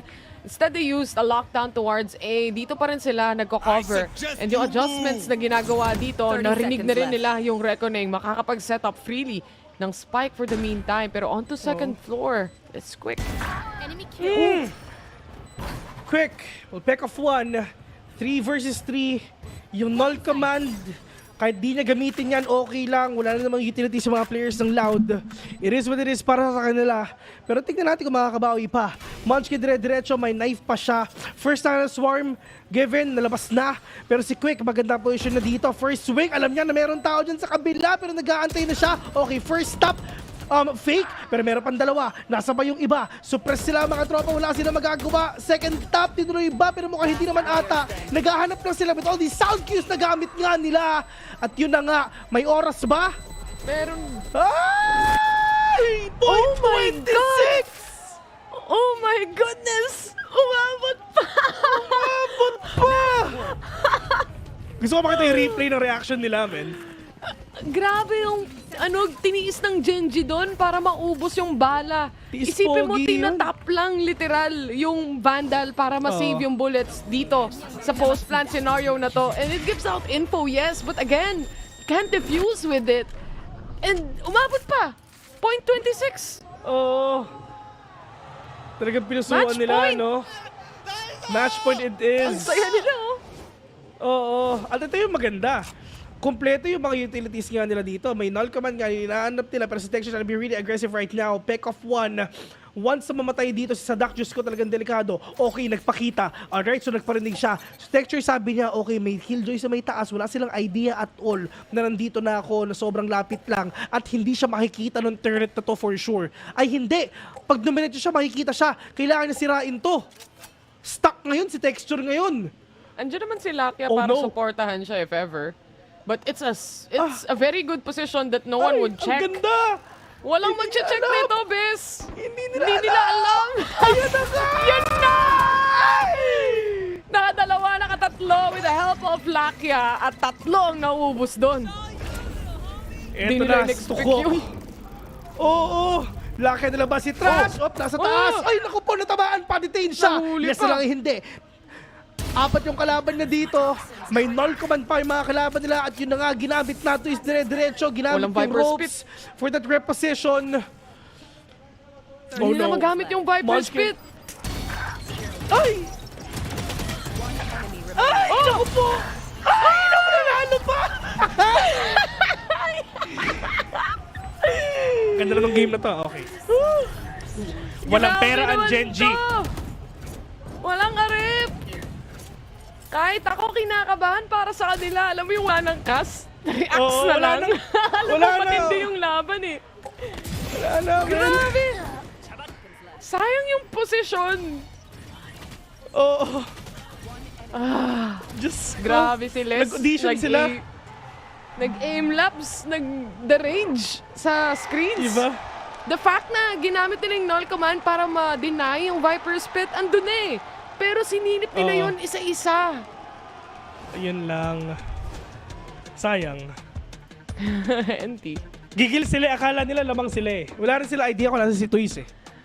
Yun lang din ang problema nila. Lahat, yung attention lang nabaling dito kay Les. Viperless, diba? Tama. Nag-audition sila, boss. Napaisip si Texture. Ano ba to? Time out Ginawa sila ko na ang lahat. Ganda ng posisyon ni Lakia na Texture doon. Yan yung mga play na isang beses mo lang magagawa tapos di mo na mauulit. Tapos natalo pa kayo dun sa round na dapat panalo na. Ganda na ng storyline eh. Pag nag-OT, every round sisilipin nila yung baba. Oo. Sayang. Well, they still have a big Viper chance. Spit na lang kayo. Nasa, naman sila, defensive side kahit paano. So, hindi nila kailangan mag-push. But let's see. Viper Spit is the only thing available. Texture, 3 orbs away pa. Pero mukhang aggressiveness ang papakita nila pagdating sa bilong. Apat. NT-best. Apat nagpupush. Nice throw. Pero kaya pa. Abang pa sila dito. Abang lang yan. Tignan natin kung makakayanan pa. Les, meron siyang Viper Spit dito. One more orb for Sadak para makuha yung lockdown. Pero nga, nagparidig na sila. Okay, may tao sila pero wala silang idea kung ilan ba. Pero tignan natin kung maliligo ata si Mitchell dito. Mag-isa, dilabas na yung outdoor, mga tropa, yung delay. Andyan na si QCK. Dito sa may 2F, yung Shockton, dilabas na rin talaga. Pero Munchkin, all the way from Steel, dilalabas na rin na. Pero yun na nga, Diyos ko po, natamama pa si QCK. Oh no, delikado nga to. Malay mo, makuha pa ng Gen.G to. Okay, may lockdown sila. Gamitin nila to. Nakuha pa rin si Meteor kahit pa paano. Mapapatras ang mga miyembro ng Loud dito for the meantime. Pero nakaabang, alam nila texture na nag-rotate ang ibang mga players. Pero tignan mo, tumigil yung Loud. Retake, rehit. Rehit to. Okay. Nakasalalay kay Munchkin to. Munchkin! Hindi sila pwedeng gumawa. Ay, narinig, nakita. Nakita na. Baka may mahuli na naman kayo, ha? Nakita. Ayun, naku! Ay, naku, mabuti ka na! 3v2. Larong-laro na ako! Please naman! Yung lockdown, wala makukuha. Makapag-retake pa ang Gen.G. The chance is still there. Texture! Sila sa mananalo and a little bit of an angle. Mawawala yung Viper Spit. Toys to get a kill. Now left to Karon. Inside the Viper Spit. Hawak ni Karon. Oh no, wala silang idea si Toys makapakita. Ay, naku po, na 1v1 pa. Mawawala na. Nawala yung Viper Spit. Nawala yung Viper Spit. Okay, Les, nasa may taas pa. Wala siyang utilities dito kahit isa. Pinusuan niya ang mga tropa. Les, wala siyang... Wala! Hindi na pinupush! Ay, naku po! Empty! Nice throw! Oh my God! Hindi nila pinush. Wala silang angle. What? Akala nila first stop fake pero hindi. Pros don't fake. No way! Ang ganda ng laban na to. Hindi ko na rin alam kung sino mananalo sa dalawa. The angle of the defuse, even perfectly placed for him. Ang ganda na ng rotation kung tutuusin kung maiisip mo Pero yung pagkakaplant mo spike, may parte na pwede kang magtago. That's the only problem. Yun lang din talaga. At saka, Bessie, if ever wallbang, mahirap yun kasi nga, kailangan mo munang barilin yung 2F bago tumama dun sa wallbangable spot para mapatayin mo si Viper dun at yun ang pinakamalaking problema nga niya. Sobrang layo ng rotation ng Loud. I mean, kung nag-backside sana siya, pwede sana anyone's game at that point pagdating sa ganon. I think para sa side dito ng Loud, ng Gen.G, natuto sila dun sa unang pagkakamali nila sa lockdown. This time around, di na nila inantay yung pagpupush dahil medyo safe play dito ang Loud, but instead pushes inside the orb area para ma-secure yung kill towards that Killjoy. Ang ganda ng laban actually. I cannot deny, I enjoyed watching that. Yeah, I love San it. masahe mo Pero mamaya, pagdating naman...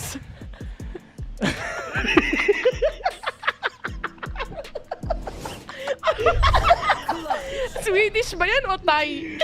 Shatsu! Traditional massage.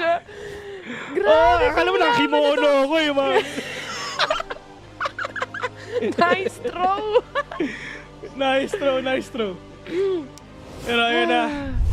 Ito na, ilalabas ko na yung mga oil ko, yung mga efficacent oil ko kasi wala kailangan na Pagkatapos ito, kainan na rin wala. Wild nung laban na yun, guys. Maganda.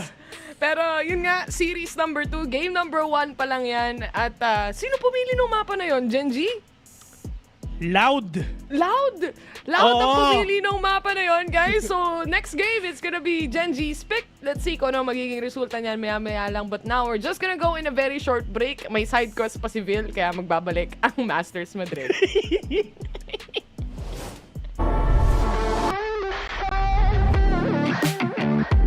I'll be on a flight soon to the end. I sing you. Gotta know all this propaganda. How do you do? Better get it with my own medicine for you. Never gonna make them think I'll stand there. For all the things that I've said, pushing me closer to the edge. And I don't know that lose. Don't mind if I do.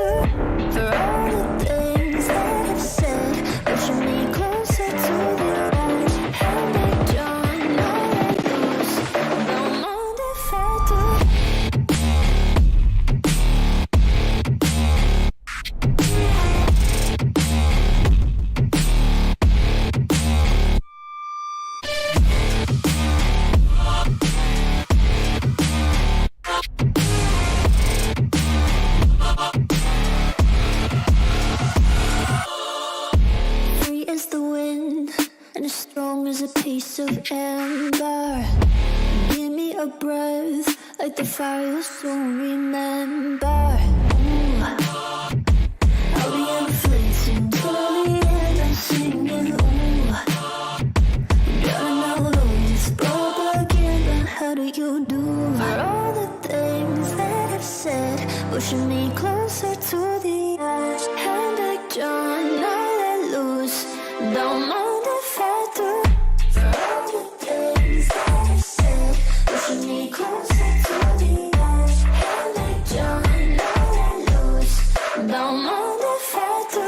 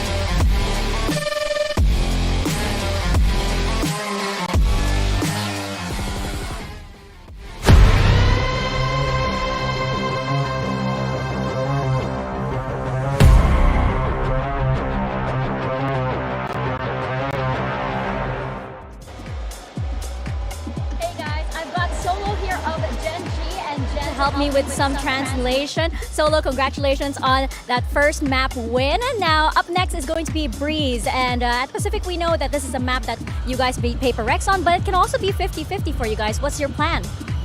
일단 첫 번째 세트 승리 축하드리고요. 이제 다음 세트가 브리즈인데 사실 젠지가 페렉을 상대로 브리즈에서 승리를 거두기도 했지만 어떻게 보면은 반반 갈 수도 있잖아요. 어떤 계획이신가요? 저희가 조금 브리즈가 부족했던 부분이 많아서 저희가 마스터즈 오기 전에 준비를 좀 많이 해가지고 네, 조금 그런 부분에 있어서 저희가 자신이 있어서 픽을 했기 때문에 네, 자신은 있습니다. 네.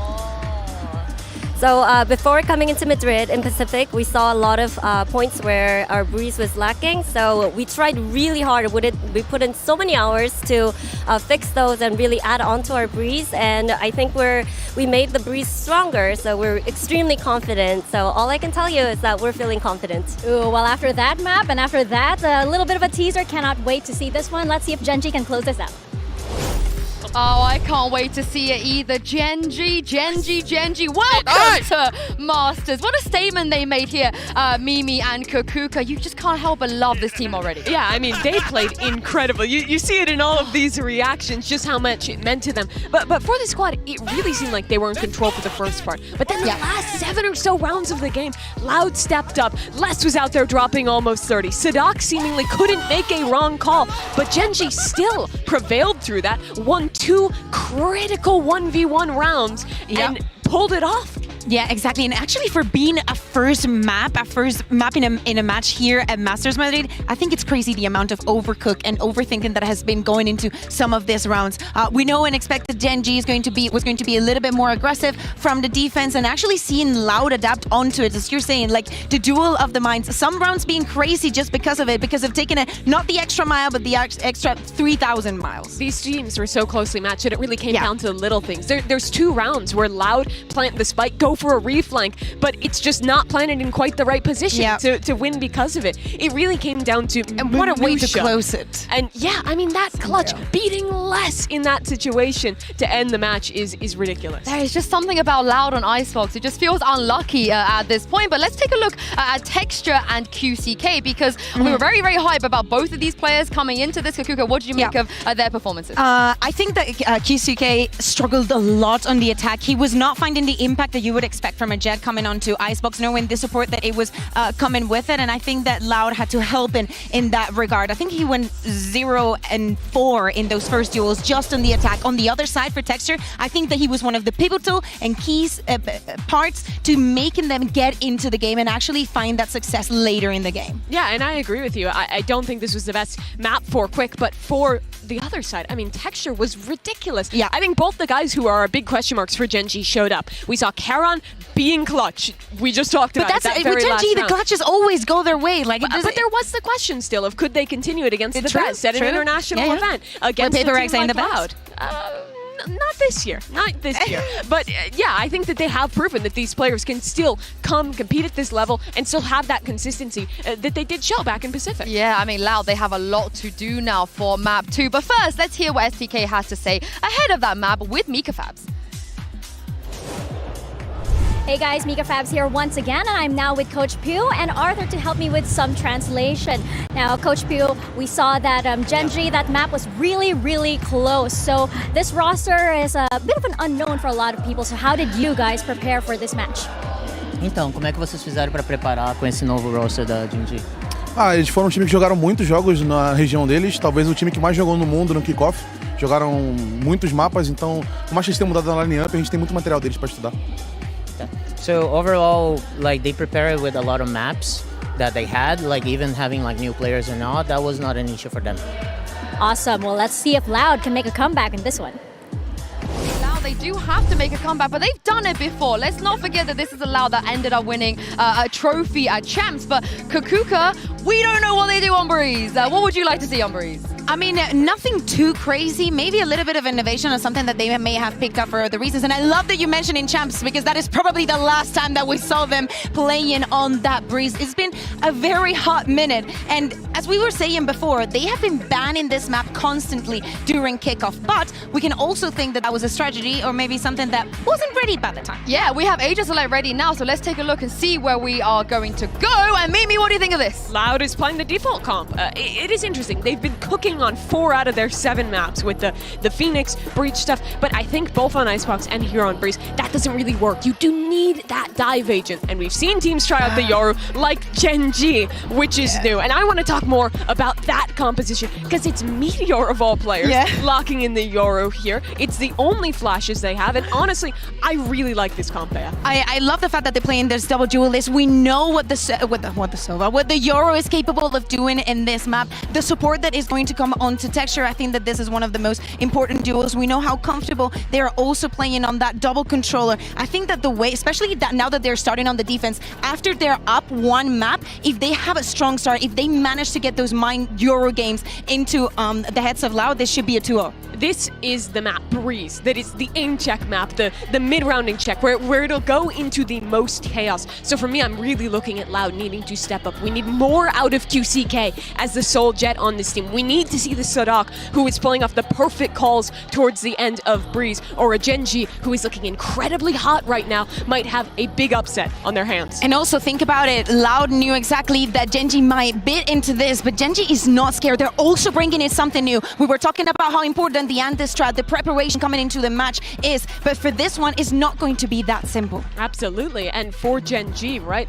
Like, this is a team where I think that element of surprise can help them out a lot. They tend to play a lot of default comps, a lot of normal stuff. Them coming out and having new ideas for Madrid, I think is really good for a squad like this that has shown the fundamentals. I like them taking this extra step by trying to get ahead on the meta and come up with not necessarily an original comp, but something different from what they've shown before. I think it's funny because we say it's not original just based on what we say for a month. You know, it's like, it's been just a month, but I mean, a lot of teams play this Yoru comp. Yeah, but Breeze wasn't even in the map for sure. You know, it doesn't really, but if we go into think about how this first map went and how aggressive they were and the success that they were fighting into bringing back that chaos that we have been mentioning during the day, I think that this is probably what they intend with this composition, is not only being aggressive every round, is planting the doubt in your opponent's mind that that might be happening. Think about the implications for Loud, though. The team that has made 7 international events in a row.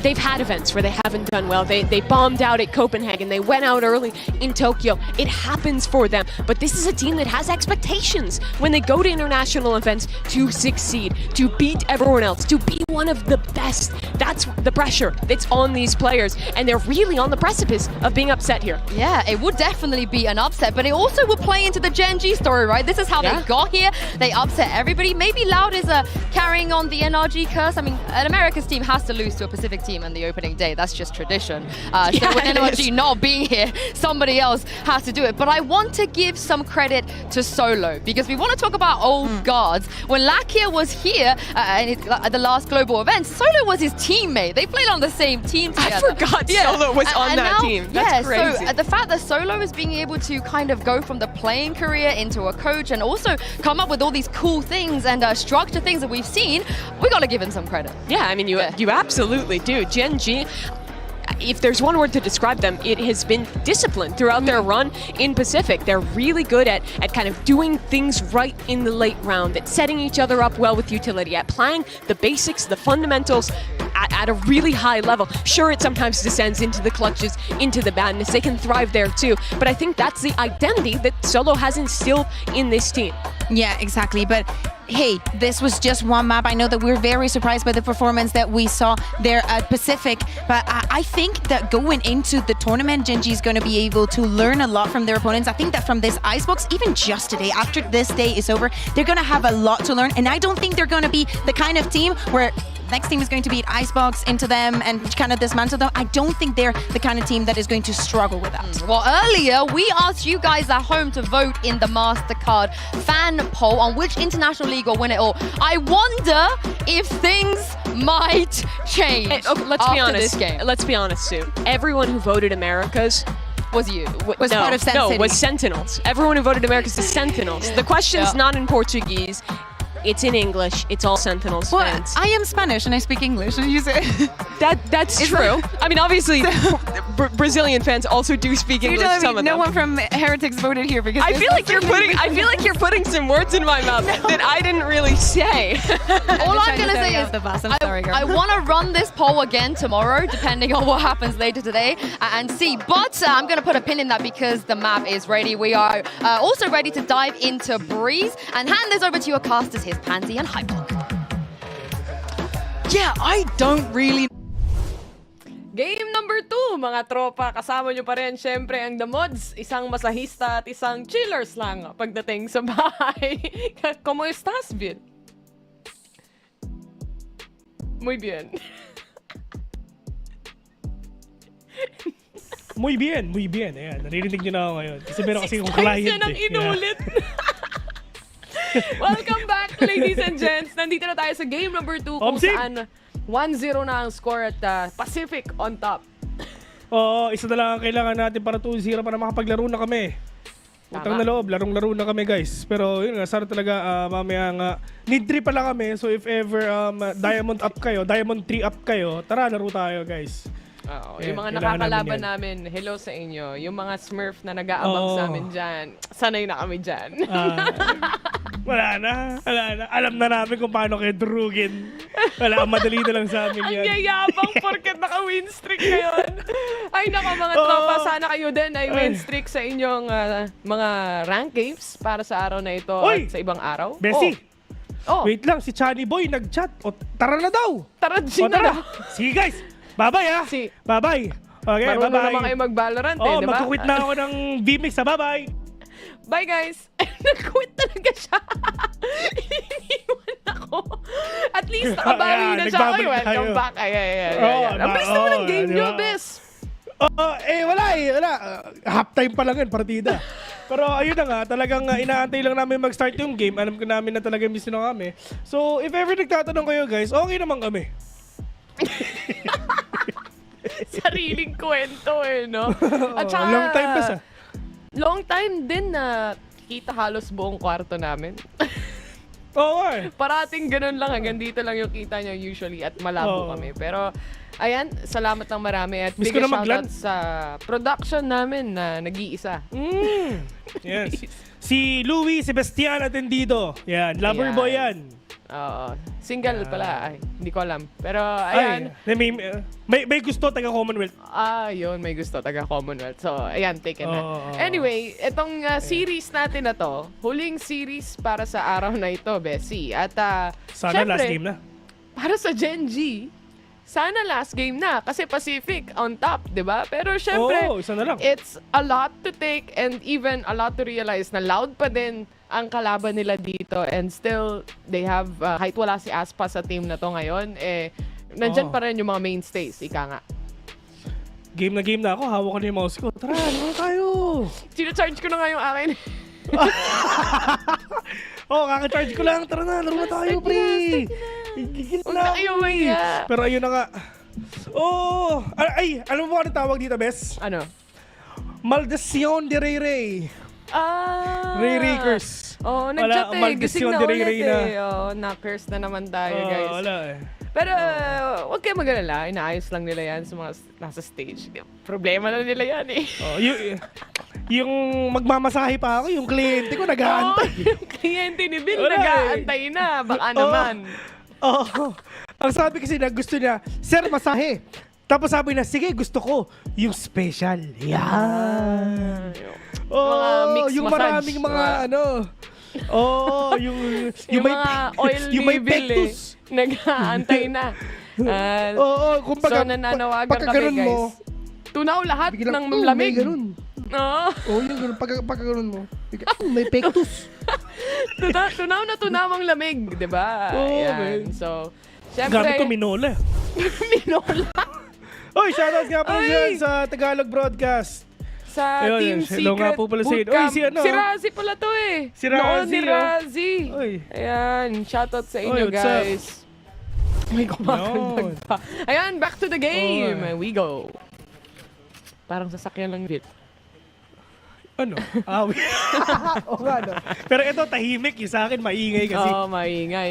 Pero tingnan muna natin as we go into the pistol round. Loud muna ang nasa attacking side dito. At syempre, very slowly. Ano lang to talking stage na naman to mula sa dalawang teams. Kung paano ba yung mga setups na ginagawa nila. And if you think about it, we have an Astra actually in Gen.G's hands. And immediate stun, pati na rin. Smoke towards that B main. Nice. Pero 1-to-1 trade lang. Ito guys syempre tanongin natin, sino ba yung gusto nating manalo dito? Syempre talagang Gen.G para talagang tapos na, para talagang Pacific talaga yung nasa taas. Pero pagdating naman dito sa mga pinapakita na mga tropa, si QCK nagbabatay na rin talaga dito lang sa may broken walls. Pero para bang retake gagawin dito ng Gen.G, to the fact na meron tao din doon lang sa may nest at wala siyang idea doon. At yun na nga, nakuha na nga siya ni Toys. Pero yung Yoro naghahanap at yun na nga. 1-0 already sa side ng Loud. At ito yung maganda, itong composition ng Gen.G, attacking to, babawi sila mamaya. May Yoro sila. Meron silang Astra na kayang mag-pull, for example, pagdating sa mga post-plan scenario dito. But nonetheless, itong pistol round na to, it's all about positioning themselves. For example, having the jet of Loud, kung naalala ko ng tama si Quick or si QCK, ang ganda ng positioning niya, like really playing around the walls of the Viper here to make sure na may angle siya at least kung sino man ang tumawid. And speaking of angle, si Texture ang unang mawawala dito as they try to take a peek on towards halls here. Nagdadalawa rin sila dito pero mas mukhang nagdadalawang isip ang ibang miyembro ng Gen.G. Mid is very much open and si Meteor lang actually nag-aabang dyan. Talagang medyo delikado nga ito if ever na pick up pa sila isa pero Lakia at least sabi niya, nakita ko si Quick andun sa may hall, but at least Les will catch one already, -1 at wala, -1 smoker nga sa singin ng Gen.G. And ito sa totoo lang, ang Gen.G, napaka-utility heavy nila because of that Astra at sa usage nila ng flash na meron nga si Meteor dito, and it's really up to them kung paano nila gagawin to. Pero dito naman sa side nga ng Loud, yes, attacking, and they have enough everything para nga makapasok sila. Pero Karon, delikado ka dito. Diyos ko! Ayun na nga, si Toys pa nakakuha sa kanya at yung mga kalaban nila trying to cut off the rotation nga. Nagpwede gawin dito ni Lakia, but Quick on the trade! Quick on the kill rather. 5 versus 1, it's all up to Meteor. Just trying to stack up all the orbs lang na pwede na makuha sa buong mapa. Quick though, waiting patiently. Ini-swing. Muntik na. Naka-plastic lang to, Bessie. Nakita yung kamay. Bam! Yun na nga. 2-0 already by Loud and oras na para sa Gen.G para bumili. Ito yung mahirap kapag talo ka sa pistol, lalo na sa breeze and lalo na kung nasa defense ka as well. Kung kailangan mo mag-retake ng site, ang layo nung angles masyado and luging-lugi ka pagdating sa marshals or even a bulldog in the hands of Loud here. Mabilis na 2-0 at gaya nga nasabi mo, Bes, buy round na mula sa side ng Gen.G ngayon. Pero yung iba sa kanila, naka-half armor lang para sa round na to. Not much kills, not much defense mula sa kanila as well. So, wala talagang pera para makapag-full buy dito dahil wala rin silang nahahanap na pick-off actually. Medyo delikado. Medyo nakakaba kasi ang Loud ba na kasi dito sa mapa na to. Pero syempre, hindi naman pipiliin to ng Gen.G kung hindi sila sigurado kung saan pa sila nananalo. And itong composition ng Loud, halos hindi nila ito ginagamit eh. So magandang position na nga rin to para sa kanila just to try and find all these skills na pwede nilang gawin. But Meteor, 1-2-1 trade lang ang ginagawa nila. Repossession sa iba, may tao dito lang sa may nest, may tao rin dito lang sa may elbow, pero yung spike malayo pa para sa kanila. Matinding play for picks yung ginagawa nila, men. Pero text yung makakuha muna ng isa. Hindi wala silang ka-idea yung spike wala pa para sa kanila. Matinding barila ng ata gusto nila. Wala nang plant boss. Wala nang ganun. Yun nga iniwan nila completely. Nasa spawn pa rin yung spike with 48 seconds remaining on the clock actually. Kailangan nilang pulutin to. Pero mukhang talagang naghahanap sila ng pick-off ng kills instead. And sa Dak, knows, awares. Pagdating sa positioning dito ng Gen.G, kinda weird. But okay. Man, iniwan nila yung spike. Completely. Yun nga eh. Tapos, entry sila ng A, for what? Tapos yung iba nasa mid, yung isa nasa nest, yung isa nasa elbow. Sobrang labo na inangkit nila yung buong mapa na wala silang kasiguruduhan kung saan pa talaga sila pupunta. Kasi nga yung spike wala sa kanila.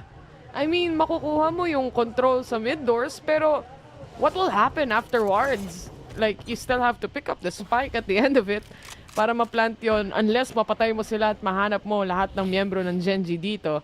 Wala silang idea na ganun yung naging scenario doon. But anyway, moving forward, dito na tayo sa round number 4 kung saan pare-parehas na silang may bae. And si Lakia, siya lang naka-guardian dito actually. Babawi at babawi lang tayo para si Munchkin muna makakapitas na isa and good opening already. At least si Quick wala na. Nilabanan nila yung mid though. Pero wala naman sila dito, nakita dito kahit isa. Kawanzin, natakuha nga siya ng hour drone ngayon. Mag-swing ba yung mga kalaban nila? Nag-swing yung dalawa. Si Mitchell pa nakapitas ng isa. Tatlo na lang natitira. Sa Dak, 2 more orbs. Pero may tao naman sa gilid mo. Texture, buntik na. Pero I really like na ginagawa dito ng Gen.G na they're not getting... sorry. Parang hindi nila kino-commit yung kill na gagawin nila as long as hindi pa sila sigurado na mapapatay nila. More on really playing for the angle and the info mula sa side ng Gen.G. Di naman nila kailangan mag-push. Pero speaking of push, si Toys nakuha niya yung control towards halls. And Les actually secures one more kill. Ang ganda ng mga shots dito ni Toys. 3 na ang napipitas niya and that opens up the site for the time being mula sa side ng Loud. Grabing play for picks yung ginagawa nila buong game eh, no? Yun na ginagawa nila. Play for picks lang. Lituhin lang natin yung Gen.G. Kasi mabilis sila mag-rotate din eh if ever magpupush tayo sa fully sa A kasi may Yoro nga tayo eh.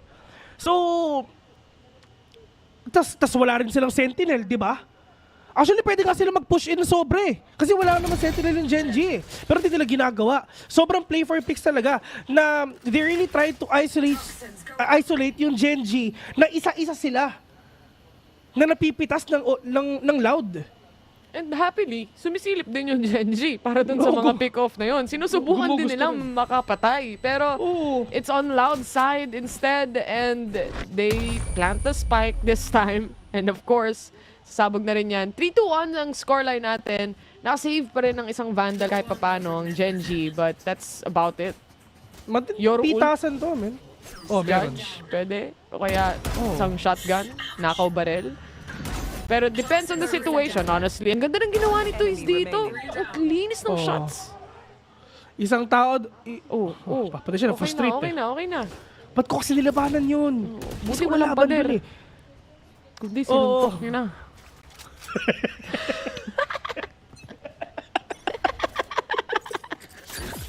Ay, no, naging sad boy bigla. Okay na. Quick! Oh my God, kala mo operator yung hawak. Grabe. One tap lang. Gusto ko maging Pwede ganito. to, ha? Palaruin nyo na kami. Pwede itong sumali sa Radiant 5. Best, ha? Pwede natin siyang i-recruit sa team namin. Oh, Radiant 5, guys. Meron pa kami slot na open sa premier namin, guys. Pwede. Okay yung potential niya as a player. Pwede. Ay. Slow play talaga. Mga players ngayon ng Gen.G. Diba? Omsim.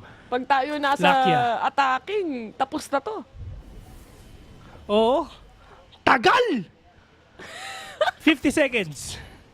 Inuubos nila yung pasensya ng Gen.G kasi alam nila nasisilip lang yung Gen.G kasi nga, ano sila, impatient sila. Tignan mo si Munchkin, umiikot na. Well, baka ma-timingan si Toys. Kung sakali man, 30 seconds remaining. Sakay siya, katingin timing nga. Oh no. Oh my God, sinasabi ko na eh. Di ako narinig Matimingan ni mga Toys. tropa pero may tao dyan. Ay, di siya nakita. Nakakaubusan na. Si Dexter na wala rin talaga. Munchkin natitira. Vandal gamit niya. 1v3. May shock date pa. May flash pa. May updraft pa. Baka nakita siya na owl drone. Nahirap na to. I-save mo na lang yan, tropa. Save na naman Lalaban siya. ako. Lalaban siya. Angle isolate the fight. My God, the shots Uy, connect! muntik na! Muntikan pa! My God! Muntik ka na. Grabe naman tong match na to. Di mo alam kung sino man nanalo sa pick-off. Naka-close nila ng 1v1, yes, pero hindi napapanalo ng Gen.G. Mukhang magi-game 3 ata tayo. Sana wag. Di yan. Ano lang talaga, yung Loud, inuubos nila yung oras dito eh. And once na, syempre, silip ng silip tong Gen.G kasi confident sila sa tutok nila, eh, doon natatapos ang lahat. Doon nagkakaroon ng space yung Loud. Oo. Muntik na. Pero ito alam ng mga players ng Loud na sobrang aggressive nga ng Gen.G. So talagang minamind games ng Gen.G na okay, pre, ano to, impatient tong mga to, sisilip at sisilip to, maasim tong mga to eh. At yun na nga, di ba? Talagang nagkakasilipan na. Tignan mo yung isa. Talagang sumisilip pa sila. Yung spike drop pa at alam to ng mga players ng Loud na medyo mahirap nga to. Pero si Liz, maganda yung position na. Pwede siya makapick off ng isa dito. Hindi alam detection na meron tao sa may kaliwa. Pero si Micho nandiyan na pa para sa kanila. Pero bubuhayin ba? Yun ang tanong para sa kanila. Puti ito, 2v1. Quick na lang ang natitira. At nabuhay na nga yung isa. Naging 2v2 pa. Pero tamang wallbang lang ang pinapakita nila mga tropa. Yung spike drop pa at hawak ni Karon. Yung angulo na yun. Vandal ang kapit niya. Knife settling in. Aware siya. May flash na kasama. Pero hindi rin siya matatamaan. Mukhang atras. May ipit si Karon dito. For the time being, habang nagro-rotate pa lang si Munchkin with that operator. And that kill towards mid-op, by the way, secures probably the round itself. For the meantime, mula sa side ng Loud ngayon, kailangan umentry ni Sadak, kailangan niya makuha yung spike and that's gonna be the wallbang instead. Napagod nang mag-antay ang Gen.G. Ano to yung maganda sa Gen.G? May operator na sila. Omsim. May Blade Storm operator pa. Sila. May Blade Storm pa. Ay, well, kanina pa pala may operator si Texture pero nga napatay siya ni Les, napatay siya ng Cypher. Grabe, ang ganda nung angle ni... Ang layo niya kung tutuusin para sa magiging scenario na maiipit si Karon. Pero nakuha niya yung tamang timing and tamang angle. This round was perfectly timed for Gen.G's side. Oo. Tapos nag-times 2 scope pa si Munchkin so kitang-kita talaga niya yung kalaban niya. Oo. Kita niya yung force ni Viper. Oo, man. Pero nga, Texture, nag-aantay, nagbabantay. Lucky nakapitas ng isa, pero si Dak nagbabantay. Tignan natin kung makakadalawa pa sila. Lucky talaga mo lumalaban pa. Talaga impatient talaga. Press W Esports talaga manila. Pinapakita nila. Pero si Les, one tap muna sa mukha ni Munchkin ngayon. Pero meron pa naman si Karon. At sa nakalagay yung stars niya, isa sa B at yun lang yun. Hindi ko round to para sa Loud pero so far, dahil sa mga shots na nakikita natin ngayon, isa-isang bumabagsak ang Gen.G. The impatience is not paying off for the side of Loud. Kaso nga lang, isa lang makukuha ni Texture dun. Si Karon, mag-isa. Buy round nila Yung to, operator, this. yung operator hawak-hawak ni Sadak. Deadly si Sadak with an operator for sure. But Karon, oh no, nasa harapan na yung kalaban niya! At Toys will get that kill card. Guardian lang yung gamit niya. 2-5 already and Loud. Bagal ng game nila though, pero nakukuha pa rin ng Loud. Ang gulo sa totoo lang. Hindi natin alam kung saan sila pupunta, A ba or B. Sa totoo lang. Ano na, magsasabi na si Coach na pwede bang mag-antay na lang kayo, guys? O kaya kung magpupush kayo, pwede bang meron kayong trade? Oo. Hindi yung parang isa-isa kayong sumisilip. Oo. Yan ang exactly. sasabihin ni coach. Pwede bang kalma, guys? Kalma. Baby, kalma. Defense tayo, guys.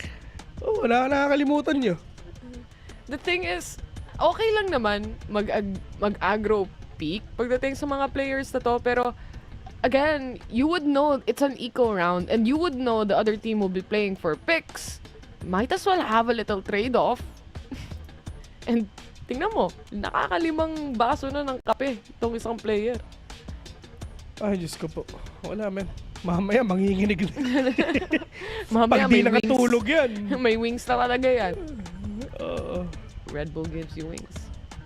Malamig ba dyan? Wait lang. Hindi. Spain yan eh. Madrid, Spain temperature. 14 Celsius. Malamig. Malamig.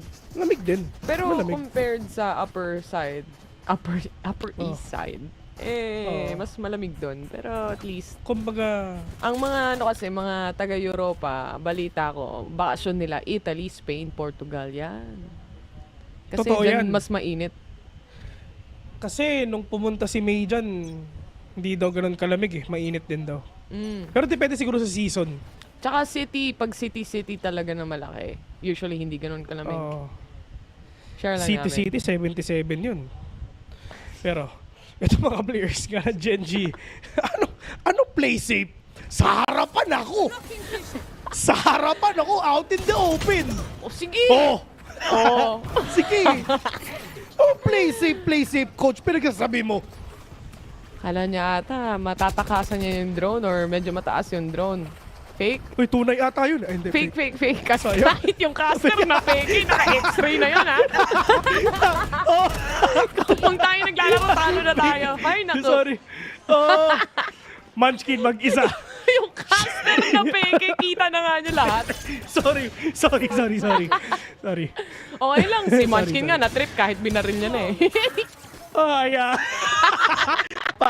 Yun ang pangit ng trip. Trip mo, bes. Walang siraan ng trip. Yun lang yun. Basag trip yun. Man. Basag trip kayo eh. Ay, nako. Peke pala yun. Ang tagal kasi nung game, man. Utang na loob, maglalaro na kami. Ano ba? Akala ba nila joke lang yung maglalaro kami? Totoo Hindi, yun. man. Totoo yun.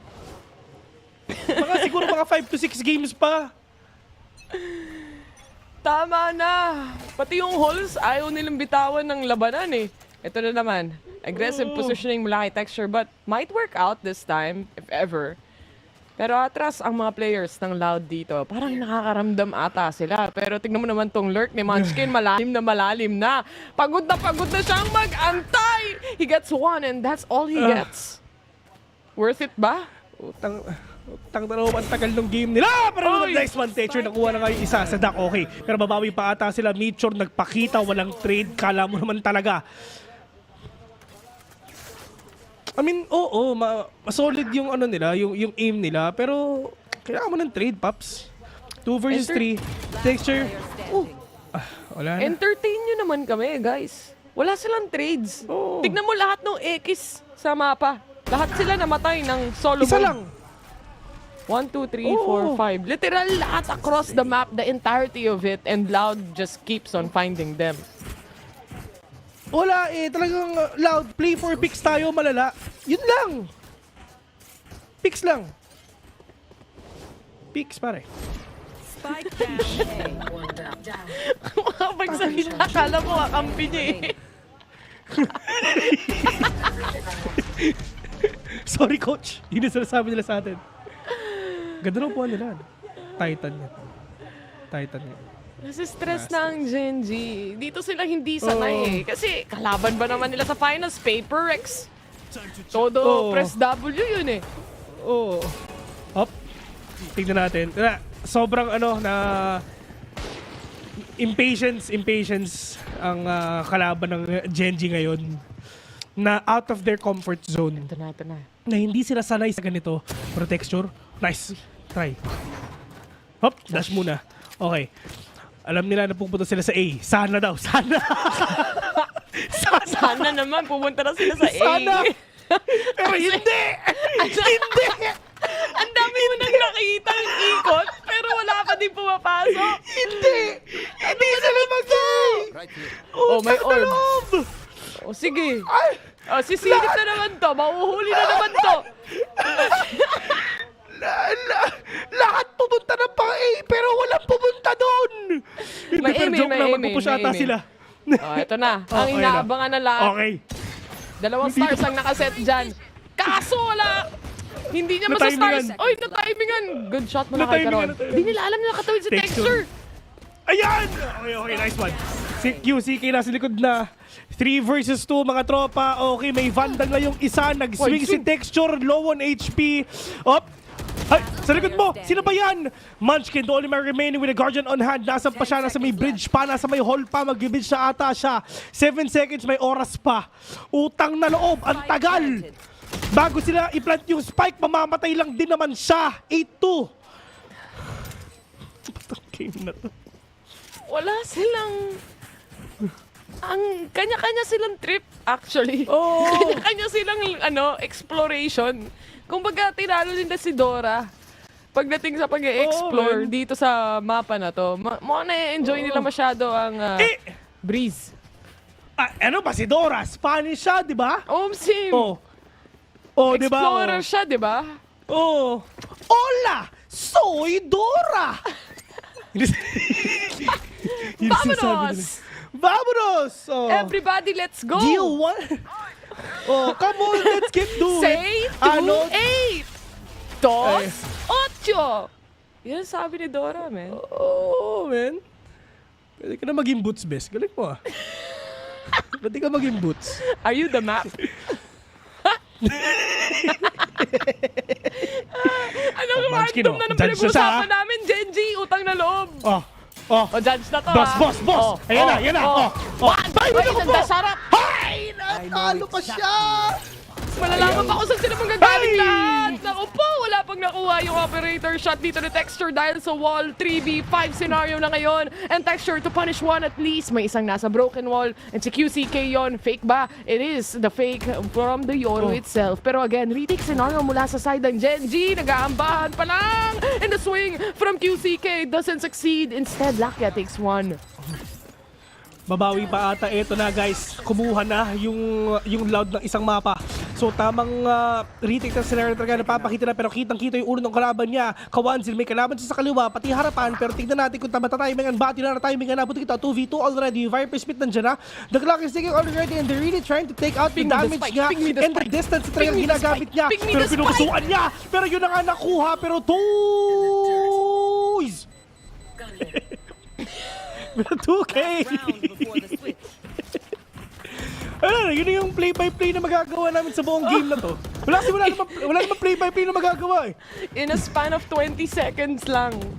Tapos the rest, kwentuhan na lang tayo. Kasi gano'n naman din ang ginagawa nila. Sayang yung judge actually. Feeling ko that ang inuna dito ni Munchkin yung nandun sa natira o yung susunod Pero sino ba naman ako, di ba? Ascendant lang naman ako. Oo. 3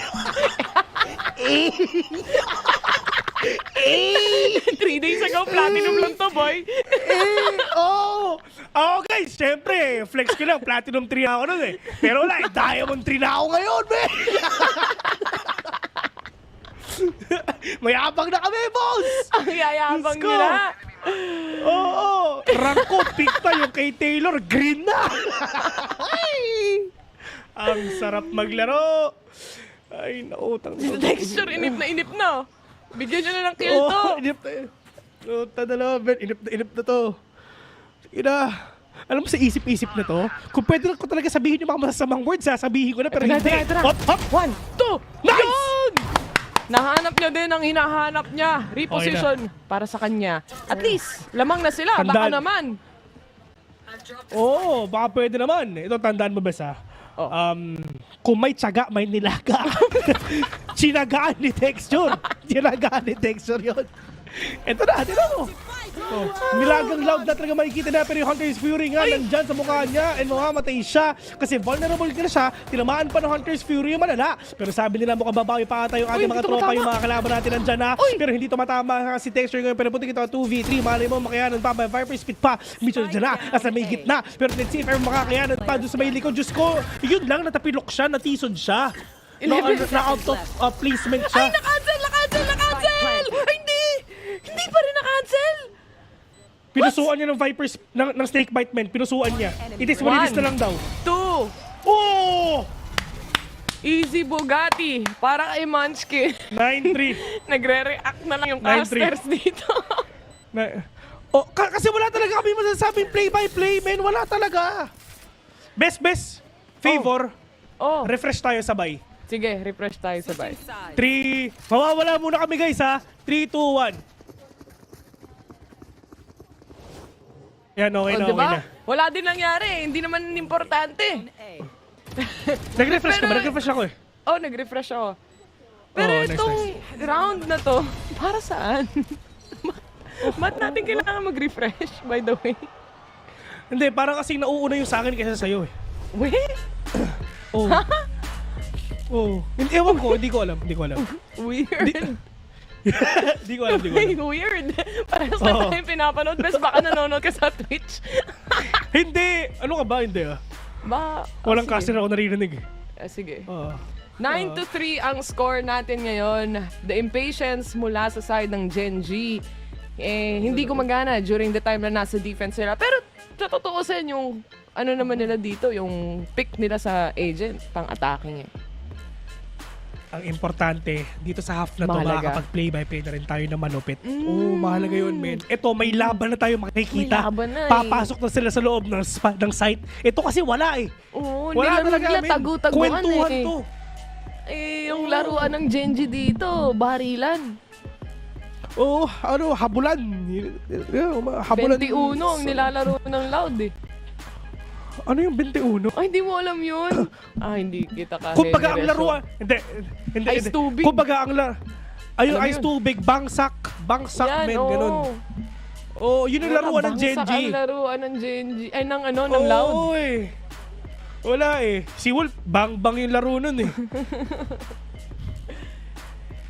Ay, nako. Guys, 9-3. Sa tingin nyo, curse ba to? Ano ba yung Spanish ng curse ulit? Maldición de Rey. Yeah. Rey curse. 21 sa NBA daw yun, sabi ni Otat Suragi. Pustahan ata yung 21 eh. Sino yan? Kapatid ni Sakuragi? Si Otatsuragi. Sheesh. Guys, shoutout nga po pala kay Hibari FPS. Okay pa kayo dyan, guys. Ito na, ang tunay na bakbakan. Nasa attacking na ang Pacific. Eto na. Pwede na silang mag-push. Wala kami natin mga tropa. Mag-push na kayo, press W lang talaga, may Euro kayo, may Jet kayo, baka. Pero tingnan natin mga tropa, makapag-play-by-play na ba tayo o ngayon talagang iikot sila, pero feeling ko hindi na. Yung Snake Pet nandiyan na, yung Asa Smoke as well, yung Aldo nandiyan na, yung isa nag-TP na, pero Toys nagpakita. Oh no, yung isa sobrang low na ng HP, pero meron pa tao sa may taas, pero direct kick na sa mukha niya. Pero punto kita, 3v5 mga tropa, talaga nananapalit ata yung mga players ng Loud. Si Munchkin nilang natitira, 5 pa kalaban niya, kahit kung yung gamit niya, wala na siya magagawa, pero at least sa kapitas pa siya ng isa, pero nasan ba yung iba? 4, dire-diretso siya, pinupuntahan na siya. Ang ganda sana nung TP actually ni Meteor doon sa loob ng site. Unfortunately, di niya agad mahanap yung kill mula sa baba on the back ends. And that means Loud can clear them out quite easily. Hindi nila na-outplay kahit sa dami ng pop smokes. Daming lumilipad, kahit drone, pati yung jet. Pero unless you hit the shots, then it wouldn't die. You know, sarap magsalita. Wala eh. Shinerif lang. Ang bilis ng rotation ng ng Loud eh. Alam kasi nilang magpupush lang talaga. Compared sa kanina na nagro-rotate yung Gen.G, well, yung Loud, todo tiis pa din. Iniwan pa nga yung spike eh. Shoutout nga pala kay Hibari tsaka kay Takaw. Ayan. What's up? Ay, nako. Sarap mag-cast, no? Hindi yung kwentuhan lang, best, no? Ano pala yun, pakiramdam. Pero ito, medyo play for picks muna sila mga tropa, pero sa match game mapapakita ata. Kawansi nagbabantay, pero wala siyang kasama kahit isa. Patience. Ngayon, meron ng Gen.G. Dahil eco round to para sa kanila. Though the other players mula sa Loud, QCK still holding on to the Marshall here. May horse control ba tayong nakikita? And that's towards the DAC as well. And the mid take ang nais dito ng Gen.G. Unless, napakanipis nung kanyang sinisilip. Wouldn't connect actually. Munti ka na. Munti ka na mga tropa, pero ito na, mukhang bihit ata ipapakita nila. Meron tao sa may elbow, meron tao naman sa may beam, pero nakikipag 1v1 muna si Texture dun sa may gilid niya. Pero Kawansin tamang spray and pray lang nasa isip niya, pero yung Recon meron ata nakita dito na isa. Texture will catch one. Buti kita 3 versus 4 already sa Dak, low on HP. Slaki as well. Pero dun sa mga angulo na pinapakita nga nila, sobrang nipis, less, super low on HP. Pero lamang pa rin dito ang Loud kasi nga they have the firepower already. Pero dito naman pagdating nga ginagawa nga ng Gen.G, talagang classic na kailangan nila para mapatay nila yung isa't isa. Pero yung isa dire-diretso pa si Karon. Diyos ko, nakapitas pa na isa. Buti kita 3v2. Lamang na ang Gen.G mga tropa. Kasi kailangan nila makuha to. Eco round to para sa side ng Gen.G. Sobrang low pa ni Les and he goes down as well. With the last remaining player, triangle formation na ang ihahatid ng Gen.G dito. Pati yung recon, di niya rin mabasag. And I think it's finally done with pagdating sa round na to, may gravity well pa na pwede niyang tapahan. So might as well just save this. Save na talaga. 10-4. Bumabawi ng ating mga tropa. Let's go Gen.G para makapaglaro na ang The Mods. Vamos! Eco round yun Eco round nila yun, Bessie. Buy round nila. Anti-eco yun ng ano, bagal boss. nila maglaro, kaya ulit tayo. Buy round yun, let's go. Oo, ano nila yun? Anti-eco nila yun. O, di ba? O, Diyos ko, na-flash pa nga sa mukha mga tropa, may recon pa rin na tumatakbo. Pero ang problema nga niya, Diyos ko, tinamaan siya. Sumabit siya dun sa may wall. Yun ang pinakamalaking problema. Pero 5 versus 3 mga tropa, let's see if ever makakaya pa madala. Isa naka-bulldog, dalawa naka-kaya pa ba? Pero tamang bulldog lang talaga, tamang wall bang lang pinapakita niya. Tinamaan na nga si Kawansi ngayon, medyo delikado pa siya. Pero on to the side naman ngayon ng mga players nga ng Loud. Paano mo gagawin to? Yung dalawa naka-classic, yung isa 5 HP pa? Ha? Abang na lang siya sa base. Wala siya magagawa dito so far. He has a Vandal. Would rather make a save instead of fighting. Para sa round na to, at least di niya kailangan bumili sa susunod or makadrop siya kahit papano. Pero hinahunting siya ni Munchkin. Baka sakaling makita rin ni Munchkin to or else siya yung mawawala. He goes for the swing and twist. Siya pa rin yung nakahanap ng kill, but he goes down as well as Les. Papakamatay na lang siya sa spike, kaso nakita pa rin ni Texture plus 200. Nice. Ace, nice one, Texture. Nice! 5-10 already and now Pacific on top. Fastest round, by the way, sa mapa na to. Nung nagka-buy round yung attacking ng Gen.G. Sayang yun nauntog yung dash ni QCK. Parang everything wrong that could happen actually went wrong. You know. Tumama siya sa wall. Sa may bricks. Sayang though. Lang laban na to. Pero sana 4 o'clock matapos na tapos 2-0, no? Para makakapag 5 games pa tayo.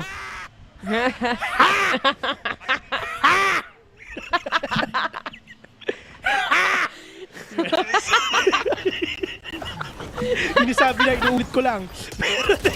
Diretso na! Uy, ako po! Sige, inuubos sila Texture! Ayan! Nice one! Ang tatagal nyo kasi! Sabi nila, ayan, hinahantay natin. 2 versus 5, Texture low on HP. Meron pang Vandal. Pero huntingan na to para sa side ng Gen.G. Yung Yoroclo naglalakad pa. So, akala ni Les, may tao doon, pero wala pala. Save talaga. Wala. Walang tao doon, men. Ay, namatay pa! Yun lang. Wala talaga. Sabay TP pabalik ng site. Les mag-isa 1v5. Pag ito na-clutch niya, mamimigay si Taylor ng battle pass. Sige. 5. Kahit 10 pa. Ayan! Kailangan may... Kailangan may diffuse na kasama. Kita nyo, loud lang talaga nagpapatagal ng larong to. Ayaw i-diffuse. Oo, di ba? Hindi nila kaya yung bilis. Oo, dito na kaya to. Nice one, Gen.G! Bilis! Konti na lang, guys. 4 na puntos Opening lang. Valorant na ako, bes. Opening Valorant na ako, bes. Wala kasi silang nagawa sa push to texture dito. Wala kasi texture, oh. Nice! Yeah. Ganito naman kasi, ba't naman kasi ginagawa mo? Kita mo naman kasi, ayun, nauntog tuloy ako.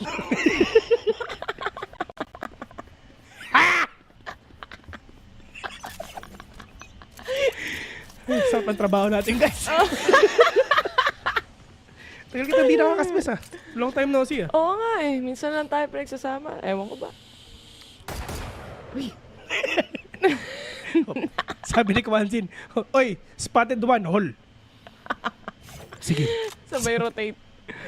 Oh, sabay rotate. Ito may isa ng orb para kay Lakia para sa isang Hunter's Fury. Ngayon, si Meteor, may dimensional drift na. So feeling ko, kunin nyo yung orb, tapos mag-dimensional drift kayo, tapos ituro nyo kung nasan yung kalaban para tamaan ng Hunter's Fury. Okay? Tama. Nice one, coach. Nice one, coach. may party ka ba dito? Eto na! Oh, naghahanap siya na pwede makita mga tropa. Sige, takbo. Asa mo yung mga kalaban ko? Wala ko nakikita.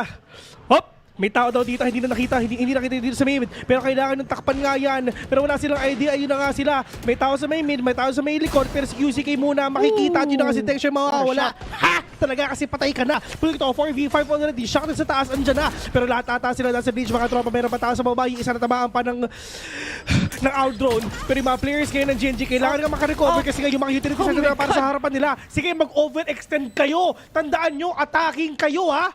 Pero sobrang lalim nyo na. Pero Meteor, dire-diretso nandiyan na. Pero yun nga lang, tamang spin lang ginagawa ng mga kalaban nila. Buti ito, 2v4 lamang pa ang loud. Sayang yun. May ult. May Hunter's Fury. Isa lang yung nasuppress nila dito. Up above, doon manggagaling yung Hunter's Fury na to. Makakancel ba? Hello? Hindi niya na ginamit. Wala na siyang chance para makancel tong diffuse nung spike. 6-11. I wonder what happened there. Mula sa side ng Gen.G, malalim masyado yung take nila and less, or rather, yung loud mismo, ayaw nilang lumabas while the dimensional drift was there. Walang info at all given away. And kahit itong posisyon ni Caron, for example, na-force out siya ng stun, ng pit, ng snake bite, and everything else just connected for loud para sa retake scenario na yun. Nag-full on play for retake sila at inantay nila na matapos kayo lahat ng utilities na binabato nga ng Gen.G bago sila makapasok doon kasi meron din smoke nga doon sa may bridge eh. Dapat so talaga hindi ginawa na lang doon, nila pero yung sinabi ko eh. Wala eh. Hindi nakikinig Hindi ka sa narinig ko, coach so ingay ko kasi. Ingay ko kasi, sorry. God Recon, 3 yung nakita sa Gen.G.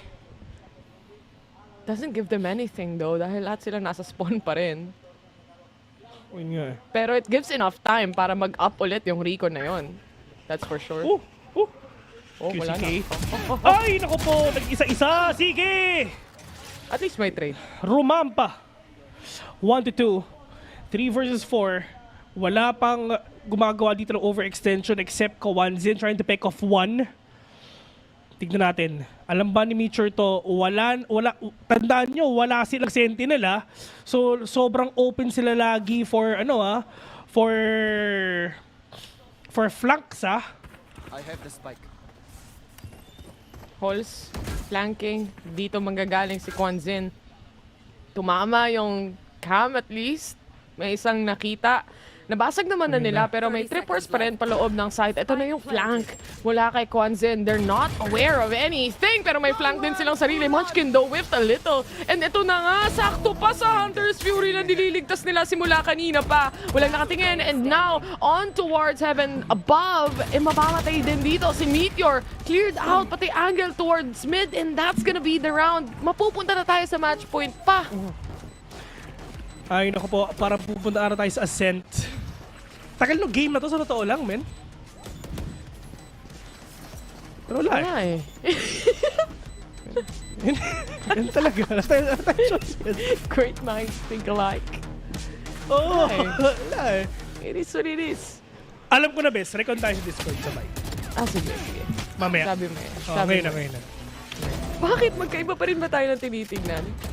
I Hindi, feel hindi. like really they could have utilized this Hunter's Fury way back from the rounds. Yeah. Makikita mo yung frustration mula sa side ng Gen.G na sinusubukan nila mag-take space pero hindi nila ma-recover really yung space na yun dahil loud. Sheesh. Ready silang mag-trade off agad eh. And even with the slight pixel of an angle, nahahanap nila yung kills na hinahanap nila.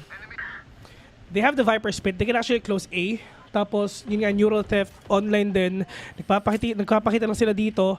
Pero si QCK, si Quick, tignan natin kung makakapitas pa siya ng isa. Pwede sana, if ever, nakita na yung ulo ni Lucky, if ever. But Texture, napakadinding lurk talaga ang ginagawa niya. Trying to catch one though. Trying to destroy itong mga camera nga na pwedeng iba to nga ng loud pero nasa A yung camera ni Les ngayon. Trying to keep up B. Andito yung Cypher. Pwede nilang gamitin to. Lahat ng trip nasa kanan.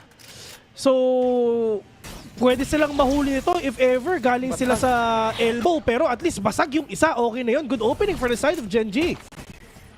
Basag din yung Rico na nilabas dito pero may mga na-detect na players pa rin. Sadak, aware of this. Good flash from him pero good take mula kay Texture. Makakapagbigay pa ng barrel pero hindi na kailangan as Meteor also has one. Nahuli ng Tripwire yung isa.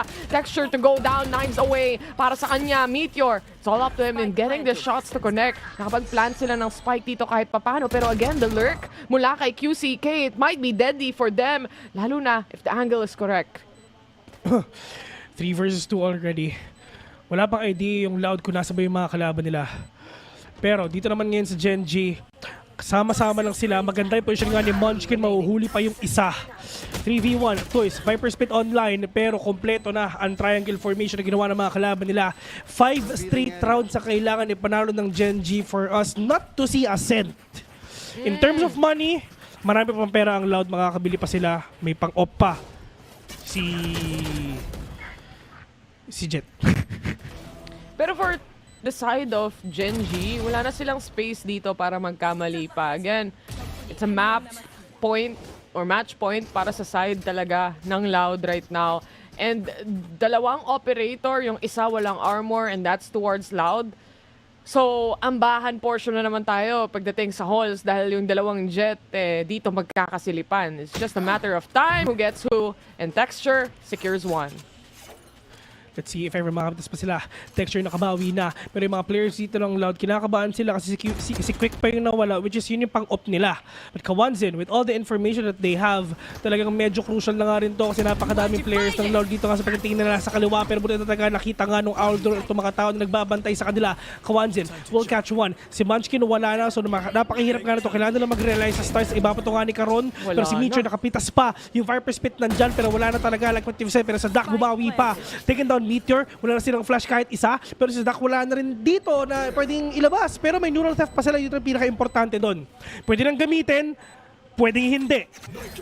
Still with the neural theft, wala silang lurk para ma-punish completely yung nasa A main. It's really a battle of who gets the pick off here. Pero operator makakatapat nila, Texture, 39 HP remaining para sa kanya. May mga lineups ba dito? Yung pull nalabas na rin, na-force na rin. Pero again, they have control towards mid. The lurk is definitely here right now. And nakapatay na rin si Karon. And 2v1 scenario. Time is dwindling away. So that needs to defuse. And that's a round again for Gen.G. 8-12. Buti na lang talaga na pick off nga nila si Quick dito. Putting it onto the side naman ngayon ng Loud. At least, pwede pa naman makabawi dito ang Gen.G kahit papano.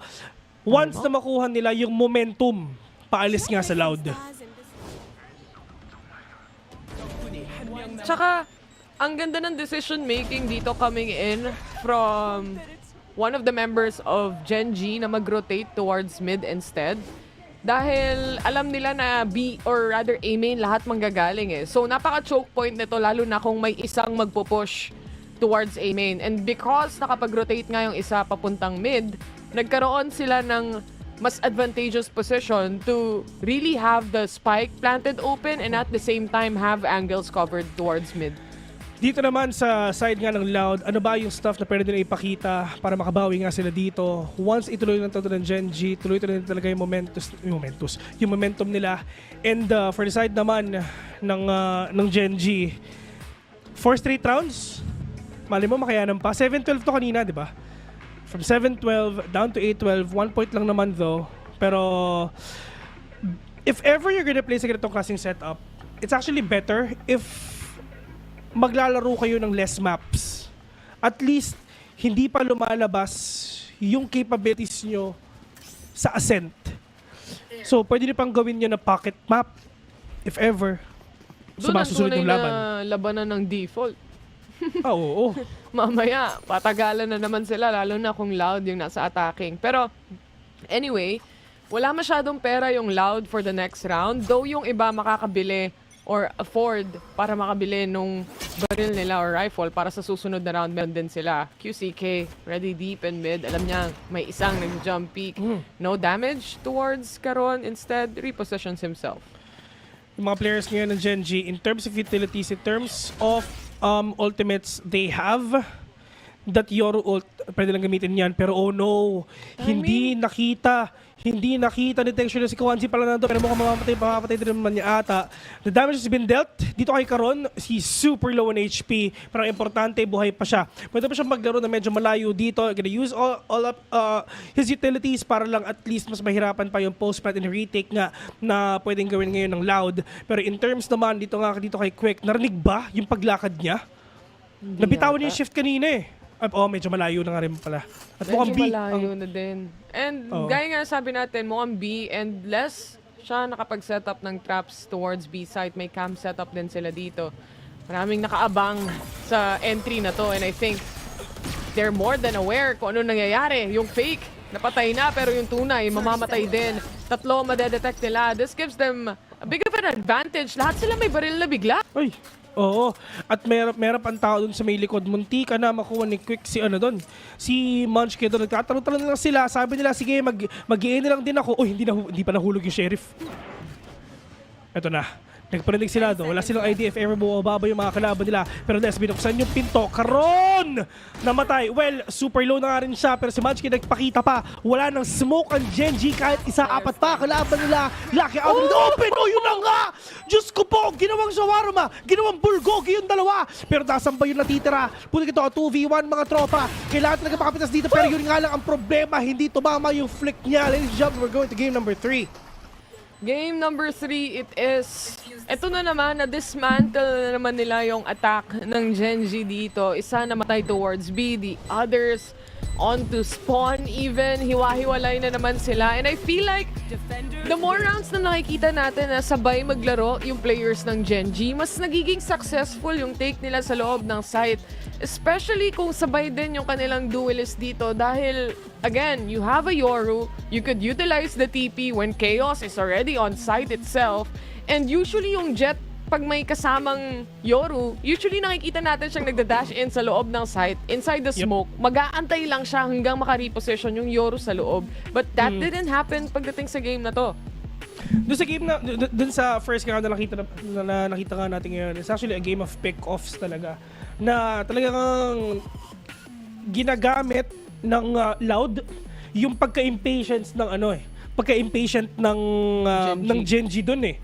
Kasi alam nila na sisilip to. At doon malakas ang Gen.G sa bakbakan na sobra. Sa literal na barilan talaga, hindi antayan. Weakness nila yon sa totoo lang. At yun yung ginawa ng Loud para makabawi sila dito nga sa Gen.G nung dinurog ng Gen.G yung Loud dun sa mapang pinili ng Loud. Yun. I mean, map number 3 is coming in your way. So, syempre, may isa pang chance ang Gen.G dito. Buti na lang nakuha nila yung game number 1. But again, it's last game para sa araw na ito at makakapaglaro na ang Damods. Right now, we're just gonna go in a short break. And pagbalik natin, it's gonna be that last map against Loud versus, of course, Gen.G. So, wag kayong alis. Masters Madrid, we'll be right back.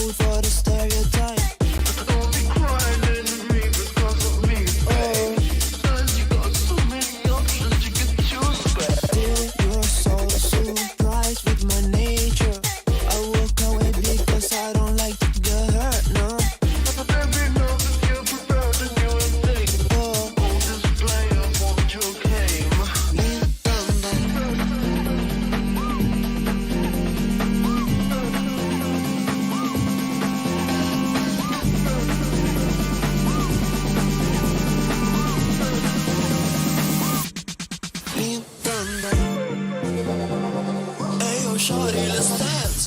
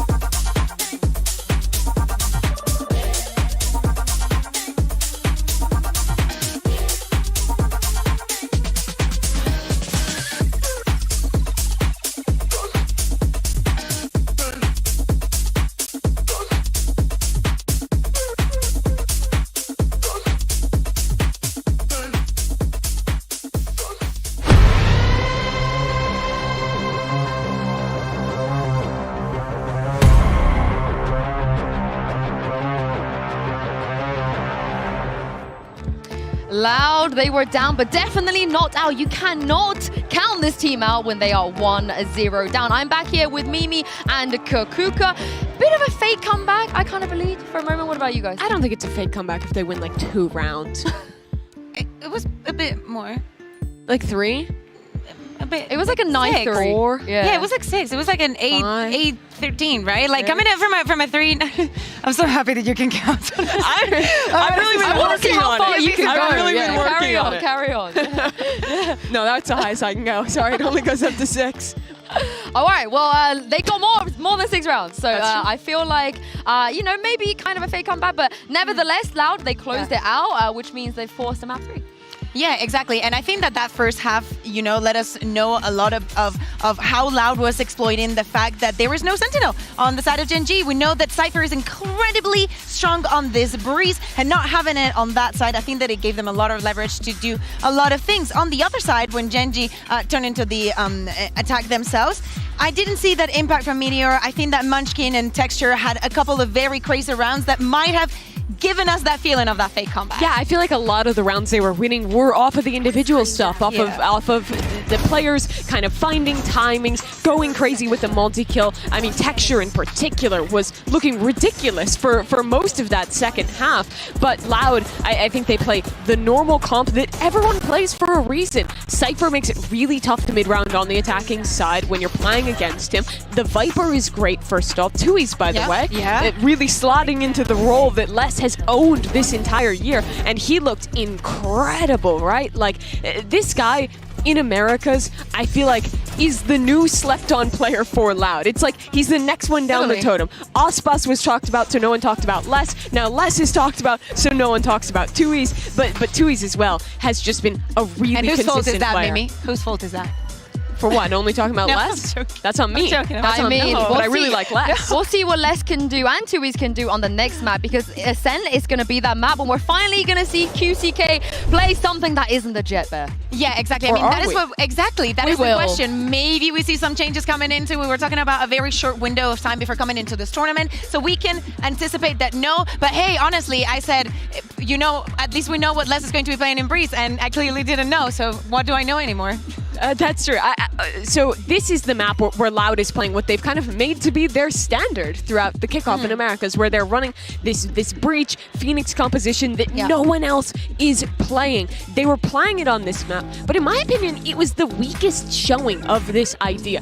Like we mentioned earlier, EG counter strategy. Exactly. The way they did that on their defense, a lot of using 2 Odins, constantly spamming and pressuring mid, and also being very proactive to re-clear that space. This comp relies on getting mid control on your attack side, then splitting into sites. If you try and strong take through main without dive, 9 times out of 10, you're getting destroyed by stall utility and losing the round. So I'm really interested to see if they take the risk in going back to this comp, or if maybe they try something new and like go back to the default comp, because I think that's also an option. Exactly. Stalling utility, it has like double effect on them, because they do not have, they're lacking all of that mobility and all of that explosiveness into sides. 1-3-1, as she's saying, on the attack is going to be the common thing, and at the same same time, they do not have a sentinel of their own to be covering on the defense. So the same thing that Gen.G struggled with on Breeze, they might struggle with when it comes to the defense and that mid part of the map. I think that if Gen.G is able to spot that weaknesses and come back a little bit also mentally for what happened on Breeze, maybe, you know, this could go the way. Yeah, Gen.G's a team who I think definitely will have been watching those VODs and have looked at how EG managed to best this comp, likely expecting to see it in play here. They're a team that has really good fundamentals, is solid on their attack at planning the slow mid-round setup, right? I mean, that's the defense solution. On attack, you just kind of have to feel out where these flashes are, bait out util, and not lose out to these strong retakes. But let's spin that around. Those are some of the downsides to this comp. Well, then why the hell is Loud picking it? Because the amount of flashes you have gives you a ridiculous amount of options for mid-round reclears, taking extremities way easier with this comp, stun combos with a Phoenix Melody, that's really strong. Your retakes are much better than with the default comp, again, because of combining all the different flashes, but you're giving up a Sentinel and you're giving up the dive to do that. What comp do they choose? Oh my god! Wait, well, everything goes out. It's not Jet. It's not Jet, but it's also not the Phoenix. Okay, so they're still playing Breach. They're playing Viper still, but they've locked in the Yoru instead. This actually doesn't change the idea all that much. This is basically the same comp. You still have flashes, they're equivalent of curveball, but now you actually get dive with better flashes. Yeah. You also have a lot of mobility. Maybe they know that we're going to be playing on the Phoenix. They might be playing to cancel those orbs, to maybe, you know, deny that's ults coming online all the time, and maybe to twist some things around because everybody has seen us playing this Phoenix. To me, this fixes the primary issue that this composition has. It adds the dive into the mix. Loud are so good at cooking things up, at having creative comps. I'm so excited to get into this. I can't wait to get into it either. Sadak has been cooking. And on the other side, though, if Gen.G can pull this off, Pansy and Hypok, it will be a tremendous effort and an upset. You're absolutely right, Sue. And I think at this point, no one can then question Gen.G. When you look at Breeze being in the mix, it's a bit weird. And, you know, Kung ako sa inyo, ihanda nyo na yung mga shades nyo dahil napakadaming flash nung isang team, which is Loud. Isipin mo, may Breach na, may Yoru pa. Grabe yun, men. May KO pa.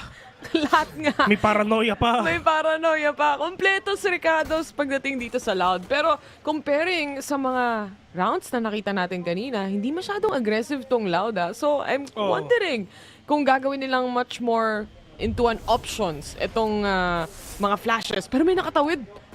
Oh my God, di nila alam nandito si Meteor.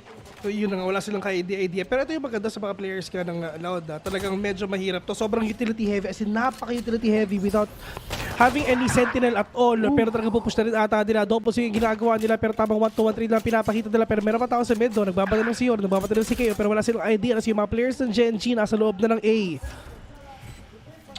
A side it is. Spike planted even. Mula sa side ng Gen.G. Chaos pagdating sa mid. Pero when it comes to A, space was given away. QCK, binabasag lang din yung doors dito kahit papano. And again, positioning-wise, isa ang nakalurk. Lakia is still holding mid here. So malaki ang chance niyang maikutan yung mga nasa trees as well. Once this broken door is open, ito na yung gagawin nila. Entry towards the side, lurk mula sa likod. And again, we're waiting for it. Karon to take one here. Texture naman nilalabanan si QCK, but he falls down. Muntik na nga siya doon. Pero ang problema, si Karon na lang ang mag-isa na 1v1 pa. Pupusuan na 9 bullets sa frenzy. Nakuha pa niya. Kasi Red Bull clutch nga, ginagawa nga ni Karon. Buti na lang din talaga, nakapita siya na doon ng isa, no? At saka sobrang sayang kasi sobrang tagal nga na nila na inantay na sila Lucky, no? Na pagkasila nga nung doors, sumilip si Quick, pagkaswing niya, nabatay na siya ng isa, at yun yung go signal kay Lucky na umikot na. Pero hindi, nakita pa rin siya kasi hindi tumama yung mga shots nga ni Lucky. Pero ang importante, si Karon ang nakakuha na without, but with one mag of frenzy, naubos niya at naklash niya yung round. I wonder kung anong mangyayari kung naubos bala niya and then kailangan or tinuloy yung defuse. Sasaksakin ba niya or sisigawan na lang niya? Sisigawan na lang niya. 1-0, Gen.G, may baril sila this time sa defense at alam na nila drones been set towards A site here. Nakapag-dash in na rin si Texture for now and ito na. Yung entry na ginagawa nila, may isa talagang late lurker na naiiwan and that's the Killjoy for now. Pero tamang paranoia na muna talaga ginagawa nila dito sa may heavens above. But Lessons is just right there, taking down all the kills na kailangan nila. Pero Diyos ko, double swing na naman na ginagawa ka ng Loud. Pero hindi pa talaga napapatay ng Gen.G to. Pero Loud, tatlo na lang sila. Tatlo sila low on HP. Yung isa piso pa at yun na nga. Si Les na lang ang natitira. Naka-sheriff ba siya? Hindi. Classic lang ang gamit niya. At napakahirap nito. Buti na lang talaga may bulldog siyang kasama. First up. May flash pa. May flash pa. May molly lead. pa. Oh my God, hindi niya na alam kung ano titignan niya. Lahat ng posible niyang masasalo niya doon. Double nades ang nakita natin na setup mula sa Gen.G. Kung hindi ako nagkakamali, Gen.G din yung maraming lineup, di ba? Oo. Oo, tama. And with this kind of angle and with this kind of composition, we really expect na magkaroon talaga tayo ng lineup between Munchkin and Meteor and Lakia as well. Daming possibilities actually. Masakit yung comp ng Loud kung sakaling mag-attacking sila dito. And even on a retake scenario, baka magbago ang lahat once na, syempre, magkaroon sila ng baril. And ito na yung round na yon, yung official buy round mula sa side ng Loud. Gen.G yet again trying to climb and crawl through trees. Merong isang nakikipag-trade off. Kanya-kanyang paranoia. Hindi magkoconnect kay Texture. 54 HP remaining. May close and Sadak secures the kill. Instead, walang makasunod dahil sa nade na yan and the flash settling in as well. Sasara lang yung pinto pero masastuck si Sadak. Uy! Super low on HP pero nga meter pa rin talaga nakakuha ng kill na yun. Pero ito yung nagbabantay. Tamang jiggle peek na ang ginawa niya. Nakapatay pa siya ng isa. Pero Kawanzil will get that kill instead. Pwede kita 4v2. Meter ng karoon na lang ang natitira. Siguro pwede mo pumunod dito ng baril pero medyo malayo pa kasi dalawa nagbabantay sa kanya doon lang sa may heaven. Pero tamang isolation lang if ever talaga makakapit siya. Pero mukhang hindi na talaga mangyayari yun. Les will catch one. It's all up to Karon. Medyo malayo pa. Ito best gusto ko na lang talaga sabihin na yung maximum ng flash na nakikita natin usually sa mga teams is more than siguro mga 4 flashes, 4 to 5 flashes per round. Pero ito they have a total of 7 flashes na pwedeng ibato sa isang round. And nakita natin yun sa control pagdating sa doors kanina kung saan nagamit nila multiple times kahit yung mga nades din nila dito para lang maiwasan yung entry na ginagawa ng Gen.G. But sometimes it just matters kung ano nga ba yung shots na magko-connect dito sa dalawang teams na to. Kasi kahit naka-sheriff lang, for example, yung ibang membro dito ng Gen.G, yung mid kapag na-control nila, makokontrol talaga nila. Kaso nga lang, B-main, ang dami. Para-pareha silang na-flash doon. Ito na naman, flash na naman. Diyos ko, hindi sila makaporma mga tropa. Paano pa kaya nag-attacking sa mga kalaban nila? Oh my God, wala silang makita. Men, ang sakit ng ulo nito mamaya, sigurado. Sa low on HP. May flash pa, bes. Meron pa. May isa pa mula kay Kuanzin na pwedeng gamitin. Pero maiiwan yung spike May ult naman dito si Karon, but at the same time, he has to pick a site and may isa pang tao which is si Sadak. Low siya, yes, pero position-wise, hindi pa rin alam yung Karon kung saan nga ba siya titingin. Meron ba siya smoke? Pag inubos niya yung pa. oras dito tapos magtitipi siya sa B, malulugi siya Oo. Tingnan natin. Dapat ma-clear niya muna. Pero if ever mag-iingay siya, imposible yung ma-force out niya yung rotation ng mga tao na to. I mean, either way, if ever na talagang B talaga to, ayun lang ang problema. Mag-iingay siya sa A, tapos silipat siya sa B. I'm not quite Parang sure gagawin ata talaga na yun. About this play right now. 10 seconds remaining. And probably kung mapipitas na yung isa dito, hindi nagpaparamdam. Yun na nga, yung stun. And again, kailangan niyang labanan ng lahat. Oras ang kalaban niya, sarili na lang. Mapaplant pa yung spike. Buhay pa siya. Oh! Oo, buhay pa. Mali siya ng side na pinili.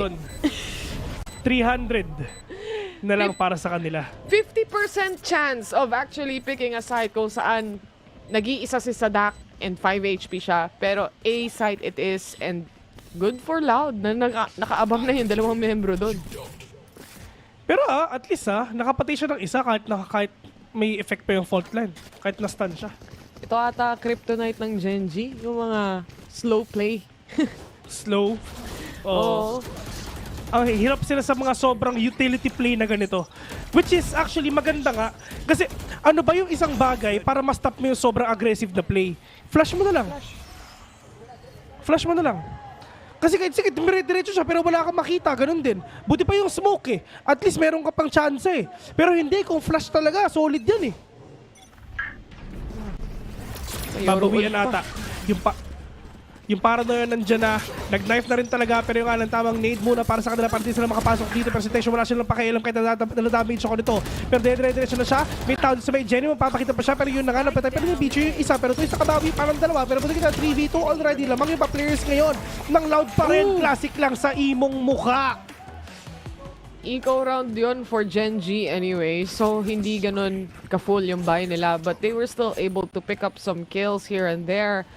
The round still goes to Loud at ganun lang kasimple, ganun kabilis. Especially sa mga ganitong eco rounds, eco scenarios. Kahit nga maglabas ng utility, hindi na nagkaroon ng timing yung Loud eh. Kailangan na lang talaga i-aim duel lahat ng makita nilang players dito.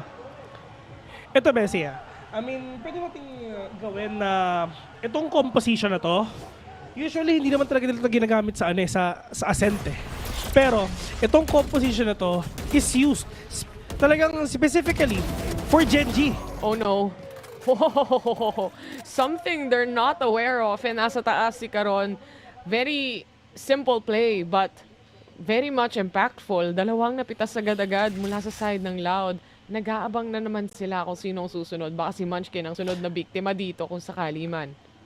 Pero mukhang hindi na ata sila mag-aasim dito. Kumbaga, maganda yung angle na sa duck. Hindi siya nakikita ng mga kalaban niya. Pero kita niya, if ever may dumiretso sa kanya, lamang si Sadak dito.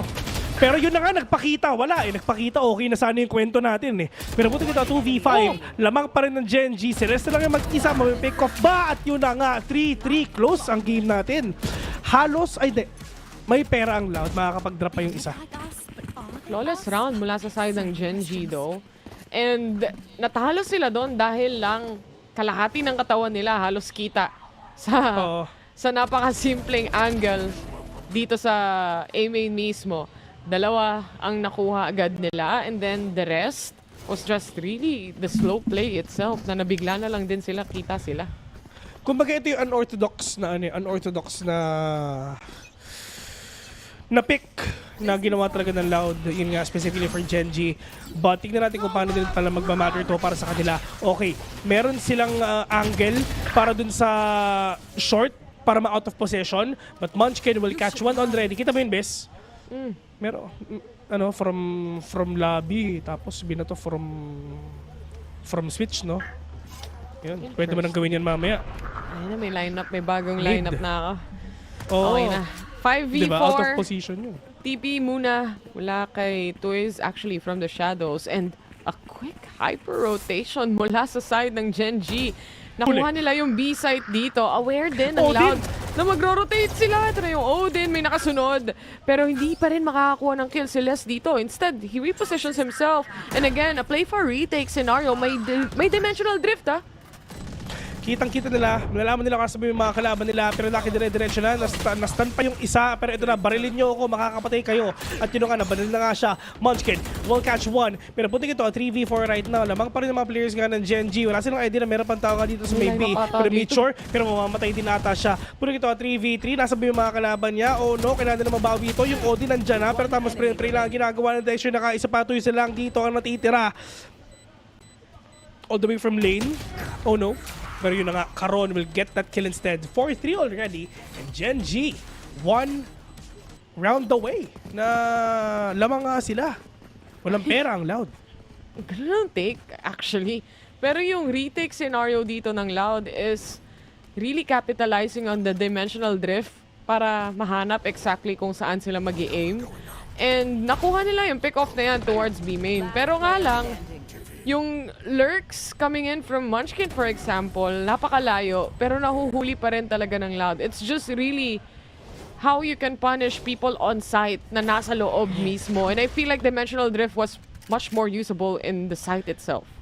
Sa totoo lang Bes talagang dito sa mga last 2 rounds natin, parang hindi na naging problema ng Gen.G yung mga flashes. na meron ng Loud sa totoo lang. Mas naging confident na rin sila. Mas nakita nila kung paano nila i-work around yung place nila laban itong mga flashes na meron dito ang Loud. Sobrang utility heavy sila, yes. Pero mahirap gamitin ang mga utilities mo kung nasa harapan na yung mga kalaban mo. Kung mas mabilis pa rin sila kesa sa mga flashes mo, then it is what it is. Ito yung fault line na inaabangan at dapat makonect mula dito sa B main. Lalo na may dalawa pang nag-aabang or actually 4-5 players mula sa side ng Gen.G all towards B main. Tama lahat yan. Stun lahat. Meron pa ditong KO ultimate right now na binabato nga ni Munchkin. Dire-diretso na lang ata sila at yun na nga. Paano mo magamit yung utility heavy comp mo kung literal na wala ka talaga magamit ng utility kahit isa. At alam ata nila na napakadaming players sa B. Alam nila na meron pang breach dito ngayon na nagbabantay. Pero mukhang City na lang ata pupuntahan nila. Sa nakakapitas pa, may flash pa mga tropa at yun na nga na-punish na nga sila. Ghost lang yung gamit nung isang player nga ng Loud doon lang sa may spawn. Pwede kita sa side ngayon ng Gen.G, 2v3, mag-push sila, will catch 2, and failing to get that ace kay Munchkin. Magkakabaril si QCK dito, though. So, winnable pa rin para sa side, actually, ng Loud. But it's just a matter of how he plays this out. May TP siya all the way to close to A main, actually. Kung sakali man na gusto niyang maikutan, pero that's just a fake TP. Hindi rin ata narinig ni Karon yung fake TP na yon. So, it doesn't really matter. It's more about when does he tap the spike and do I swing? Narinig niya yung drop though. Nasa kanya yung oras. Walang idea si Quick kung nasang ba, kaliwa ba o kanan. First half, okay na half niya. Importante doon. Kailangan na talaga patingin to. Wide swing! Karon will get that kill. 5-3. Wow. Anyone's game at that point, lalo na dun sa wide swing na yon. It's all or nothing, ika nga. Lalo na half pa yung pagde-defuse sa spike. But in the end, it's Gen.G's round to take. Anyway, ang ganda rin ng decision-making nila dito na naramdaman nilang marami masyado sa loob ng B site na nag-aabang. So might as well, let's rotate towards CT and go to A. Pero importante, nasira ng Loud yung economy dito ng Gen.G. Bumoboses siya. Bumoboses siya. Angas eh, no? Kala mo, nag-champion na siya. Pero nung na-KO knife kanina, tanggal angas eh, no? Oo, tanggal angas siya eh. Blade Storm pa siya. Sa icebox yun eh, no? Loud! Kamot muna ito, hindi makate. Isip-isip muna daw. Anong balak natin dito? Anong gagawin natin dito?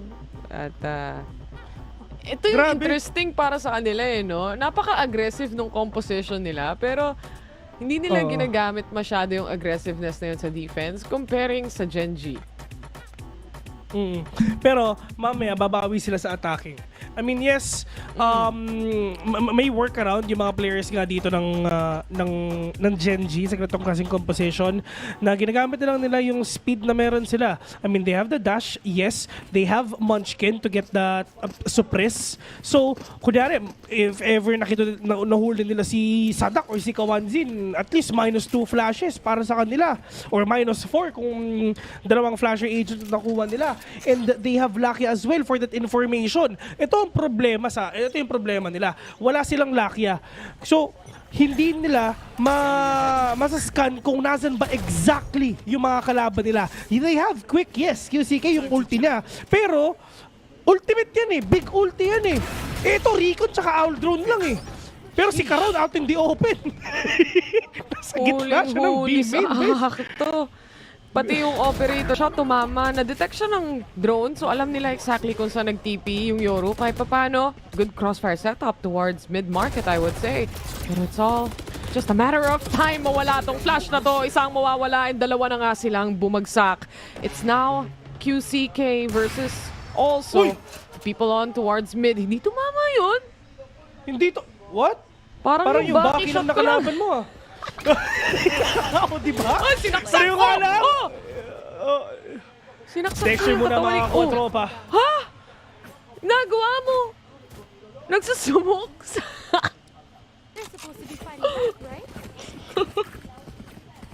Ewan ko pa dito sa mga to. 3-6 already. Now Gen.G. No, bawi na. Sheesh. Para silang may death wish, guys. Ito, kala ko sasaksakin niya yung katawan ni KO, yung pala binebeluhan lang niya. Kita yung info kung saan siya manggagaling. Well played mula kay Texture. Pero, interesting smoker. Interesting omen, walking blindly. Andun nga sa B, sa gitna. Labo nga. Papanggap siyang fake. Man. Pero dito naman sa side ng Loud si Omsim na talagang makakabawi pa sila. Pero dito naman ngayon sa Loud, they have that Rolling Thunder. They have the Viper Spit. Pero broken by sila malala. Din na to. Kanina pa to kay Lakia. And pinapaulalan lang niya yung A-main dito kahit papano. Alam naman natin yung positioning ng Loud usually towards that close of an angle. But less holding mid control. Texture naman unti-unting ginagapang ang A-short kasama si Caron for that support or that paranoia support kung sakali man. 4 na stack A-site.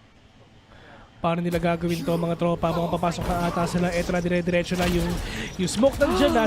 Sadakta sa Gen.G. Wala siya mga gamit dito kahit isa kasi nga suppress na rin talaga sila. At yun na nga sobrang stuck talaga siya dun sa may Gen.G. Si Toys nakabawi pa pero napakadaming tao sa may harapan mo. Kung di na isa, kung di dalawa. Laki nilabas na ang Odin niya. QC kayo lang dito pero naka-stinger lang siya. Mga tropa wala siyang kahit utility kahit isa. Pero ang problema na-scan siya. 4v1 QZK. Odin, Vandal, Phantom ang kalaban mo. Stinger lang gamit mo. Ayan na! Ayan na si Lakia! Pero napatay pa! Diyos ko po! Umahamba na yung Kitang-kita natin Odin yung pagka-slow mo. Nagre-reload pa si Idol Na-ready na Kaso, wala. Pero okay lang yun. Nakuha pa rin naman nila yung round. Tsaka ang ganda ng pagki-clear nila dito sa crease towards A-site. And I feel like it's a big thing na syempre, eco round to for Loud. Kaya wala rin masyadong gunfight or firepower potential na kayang ibigay. Malakas sa pinapakita ng Gen.G ngayon. Sana ganun yung ginawa nyo kanina. Para 2-0 tayo ngayon. Pero may Viper Spit pa. Suppress pa yung mga players nga ng Gen.G.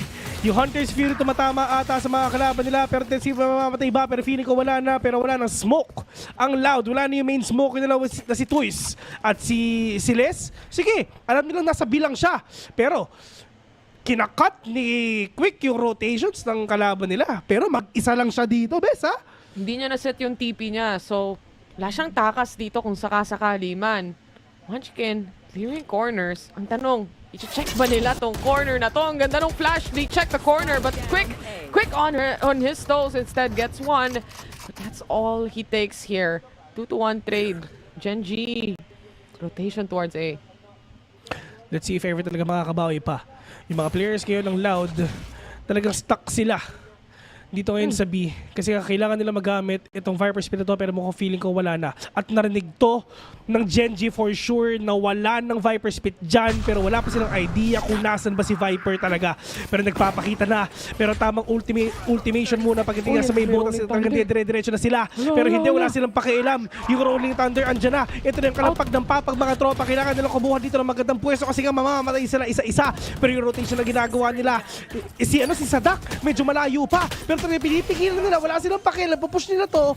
Kasi nga, I mean, 4 naman sila. Pero tawag dito talaga pinapakita nila may shock dart na, may nanoswarm pa sila, tsaka once sila kabawi pa, puto dito 2v2, alright, sa Dak na lang mag-isa, malayo pa siya.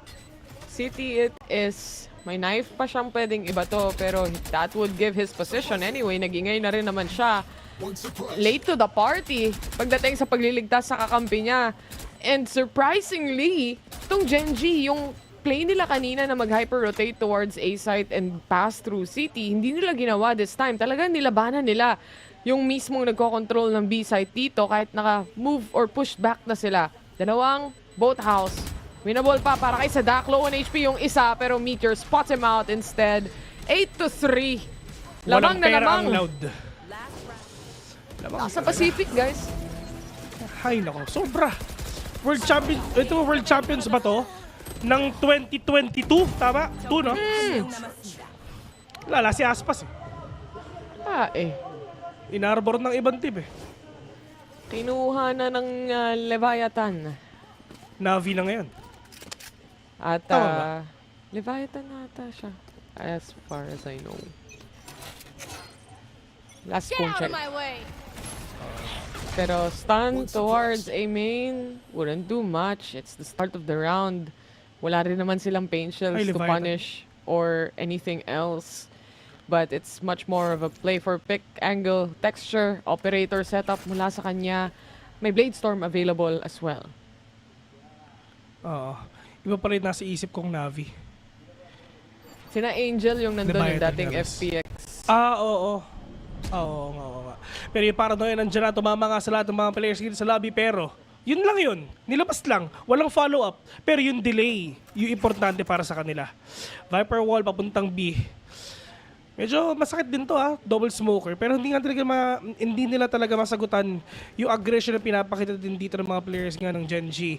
Pero texture dire-diretso, entry siya. Habang operation nga yung gamit niya, pero mamba out na, buti ng talaga nandun si Caron para tignan kung meron ba mag-swing dito sa may short. Toys, bumabawi pa. Hindi siya makagamit ng smoke kasi nga suppressed siya, pero asa ba yung rotation na pwedeng gawin ngayon ng mga players ng Loud kasi yung Gen.G papasok na. Sobrang close na tong angle na to, Toys. Let's say this life for a bit. Yung flash na connect, that's gonna be perfect for the side of Gen.G to take on the side. And B, do they go B? Do they go A? Instead, nagkakasalisihan lang sila through the smoke. Harap-harapan, ako po! Yung knives tumama pa din. Texture successfully gets the kill. And now it's all left to Toys. And he goes down as well. 9-3. 9-3. It's really hard for you to determine kung saan sila papasok dito, no? I mean, really thought it's gonna be B. I mean, yes, napatay na yung dalawa doon. Yung isa sa mid, yung isa doon sa may stairs. Pero, hindi pa rin sila pupunta doon. Talaga mag-A pa rin sila. Just finding the perfect timing, finding the perfect placement nga na pwede nilang pasukan. Actually, pwede na nga sila mag-D sa totoo lang eh. Pero hindi eh. Mind games. Gen.G on top na talaga pagdating sa Pacific ngayon. I mean, you play against Loud. You win against Loud. It's already a statement enough para sa side dito ng Gen.G. At napakalaking gap pagdating sa scoreline actually. I know na medyo attacking yung composition dito ng kabila, ng Loud. Pero kung iisipin mo, dapat napakadaming delays yung pwede nilang ibigay sa utility nila eh. Pero hindi nila nagawa. I mean, kahit once yung again, Rolling they have a total of 7. Tama. Matindi yung area of effect nila na utilities, map control, a total of 7 flashes. Paranoia lang yung na-utilize nila kanina na na-delay nga sila sa A. Kasi nagparanoia si Omen dun sa may lobby. But right now, tingin mo ba makakabawi yung Loud Best? Default lang gagawin ng Gen.G dito, sigurado. Most probably. The only reason siguro na posibleng matalo yung Gen.G is maging impatient na naman sila and tuluyang mag-push. The thing is, kanina kasi, si Texture, nagwi-whiff pa. Alam mo yun? Ngayon kasi sa mga rounds na nakikita natin, sa kanya na naman umiikot ang mundo. Pero ngayon, wala, bumaboses na eh. Maangas na ulit eh. Tumatayo na eh. Tumatayo na eh. Sheesh. Ano ang skincare nila? Ano lang yan? Naka-makeup pa yung mga players. Air diff lang yan, best. Oo, malinis nga pala yung hangin nila. Oo. Pala. Tsaka sa Korea, Naon, syempre, man. skincare doon. Grabehan, di ba? Oo, man. Tsaka malamig doon eh. So, close ang pores talagang malang porcelana. Ano bang mas okay? Open or close yung pores? Close. Legit na tanong to Close. Close? Kasi hindi makakapasok yung dumi. Or hindi ka magkaka-blackheads. Ayos ba yun? Pag mainit na tubig yung pinanligo mo, yung Mag-o-open. pinanghugas mo sa mukha mo, mag-o-open. Close open. Close open. Hindi, legit yung tanong ko Oo nga, legit nga. Legit talaga yun, man. Oo nga. The Sige, more you sige. know. At least may natutunan ka na naman bago. Oo. Kaya nga yung ibang Maliligo tao, ng yung yelo. skincare regimen nila is lagyan ng yelo yung mukha nila bago matulog or pagkagising. Para hindi masyadong maga o kaya close yung pores. O, diba? Niacinamide lang ako everyday. Panis. Yun pa rin. Ka nga meron eh. Pani. Ba't ikaw meron ka rin naman, bumili ka, di ba? B! Start na pala. Start na pala, B. Yan ang sabi ng... Uy, mali! Muntik nang tumama, nagkamali pa. Oh, sabi na akin. Oh, sadak. May tao sa likod niya, magkikita ata sila! Inubos ng Loud! Ay! 1. Flash pa siya yan. Ayun. Yung mid-date na yun. Ano? Nagantayan tayo. Doon lang nakatalo, men. Tsaka yung bes, yung nade din, nagkamali. Delay sana yun eh. Delay sana. Ayun, Tama na yung timing eh. Kaso sila yung nakatalikod kasi sabay-sabay silang tuwalon. Oo. Fist bump po. Nice. Lakas ko Grabe naman to. Bes, grabe naman yung sponsor ng Loud. Sneakers tapos Mentos. Siyempre, meron nga silang menu sa Burger King eh. May burger sila dun. Panis. What a shot. Yes, Alam niya pang may isa pa. Meron pa to. Sige. Snake bite hindi tatama para sa kanila. Si QCK muna nandiyan para sa kanila. Dalawa na agad na nakuha na pero nasa yung mga kalaban nila pero mukhang didiretsa lata. At karoon na lang mag-isa. 1v5 Sheriff gamit niya. One tap to the head. Naririnig siya ni Toys. Hoy! Ayun na nga. Ito naman yung kagandahan kapag syempre may Yoro ka. Kayang mag-lurk around the map, take on quick fights. If na-stuck ka sa posisyon na hindi mo gusto, then you can just hyper-rotate pagdating sa spawn dahil pwede ka naman mag-iwan ng mga traps or ng mga fakes or TPs even. Kahit nga yung TP niya, nafe-fake din eh. So, there's a lot in play para sa Loud and this is still 4 rounds to win back and hindi imposible. Mainit talaga ang pwede nilang ipakita, Bessie. Ano to ang pinakakailangan nga nila. Lalong-lalo na sa Loud na talagang sobrang aggressive talaga nung ganitong klaseng composition na try to make the most of QCK's arsenal na talagang sobrang mobile kumbaga. Pero Meteor nandyan para pigilan yung isa, -1 initiator para sa kanila pero hindi lang isa ng una kundi dalawa na. Pero si Sadak mukhang babawi pa, isa na lang flash na nakuha niya pero wala siyang knife though. And ito yung problema kasi sa side ng Loud din. Talaga hindi din naman determine kung nasin talaga exactly yung mga kalaban niya. Pero si Meteor will catch one. Sadak as well. Less only man remaining pero dalawa ang katapat mo, 5-10. Wow. What a play mula sa side ulit ng Gen.G dito. And again, kapag lamang na lamang ka sa attacking, kaya majority ng mga teams pinipili muna yung attacking because they can actually gauge more. Kung ilan pa yung scores na kailanganin nila, gives them more of a chance to really pin down scores here. And so far, Gen.G has been doing that greatly as well against Loud. And I think hindi to ina-expect at all ng ibang mga nanonood, lalo na sa mga hindi nakapanood sa Pacific kasi you're expecting Loud is the loudest name in the game. Oo. And at least, diba, talaga merong isang team na talagang kayang patahimikin ang Loud at Gen.G muna yun. But for Texture, he's trying to be really aggressive right now. Not gonna catch anyone, pero tamang TP away lang pinapakita niya. Meteor. Ito yung maganda kay Meteor. Talagang sobrang nag-work na rin talaga yung mga stances nga niya. Well, actually, sa totoo lang, last year, hindi naman din talaga ganun kakaganda nga yung rankings ng Gen.G. Pero, babawi sila dito ngayon. After 1 year of preparation, at least, nakakabawi na sila kahit paano. Uy. Tamang wallbang lang mula sa side dito ng Gen.G ngayon. 5v4 scenario pa rin naman. Si QCK lang nawala pagdating sa kanila. They wanna take threes but Munchkin highly aware actually. Unbreakable tong knife na to kung sakali man at nakita na nga niya yung dalawa. Masisira though dahil mas maaga yung peak scenario dito ng Loud pero nakaabang si Texture. One tap to the heads and he gets two. And now in a 5v2 scenario, it's up to Les at Toys. Nakita pa kung nasaan si Toys. Yun na nga! What a shot! One-way smoke! And that's gonna be the 4K. Give me the ace, sabi niya. Inago nung isa yung ace ni Texture doon mga tropa. Ano to yung maganda, di ba? Nakapatay siya ng 3 beses without getting any damage at all with that one way nga na ginawa nga dun sa last kill na kinuha nga niya. Talagang actually last bullet doon bago ng dash. Grabe. Last bullet bago mag-dash. Ito yung mahirap Pwede kapag nag-pop 50-50 off yun si eh. Texture na. Lalo na dito sa mga matches na nakikita natin. Kapag sa kanya umikot ang mundo, nakakatakot para sa side ng Cloud or kahit sinong kalaban nila. I mean, Paper Rex lost to this team. Team Secret lost to this team. And now, they wanna take Cloud again? I mean... Ang maganda dito, sobrang confident niya mag-take ng fights. Which is yun yung Texture na kakilala natin. Kala mo tropa eh. Kala mo tropa. Pero ayun, kala mo close eh. Tinatapos sila ng Texture kasi sa akin mamaya eh. Radiant 5 by the way. Yung kasi yung pangalan ng team namin guys, Radiant 5. Kita kita sa Premier.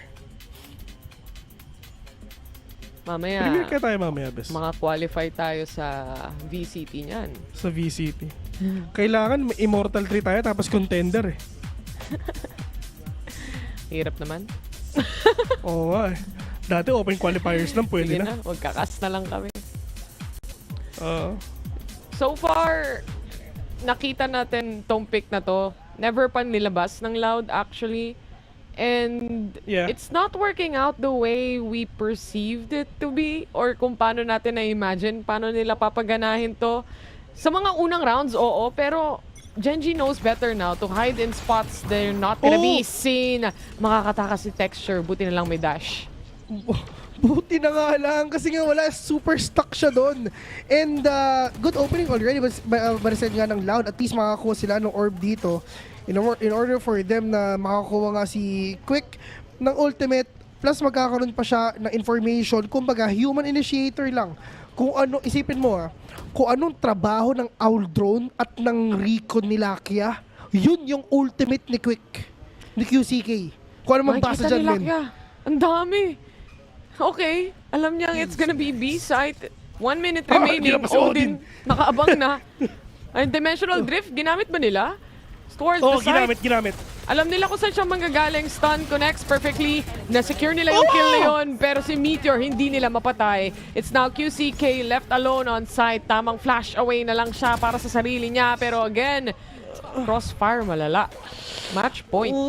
Oh my God, Gen.G. Wow. Lakas ng Gen.G, man. Hindi gumana yung unorthodox picks na ginawa ng Loud, hindi gumana sa Gen.G. Sige, kahit ano piliin nyo. Kami, we're just gonna play kung ano yung usual na laruan namin. Yun lang yun.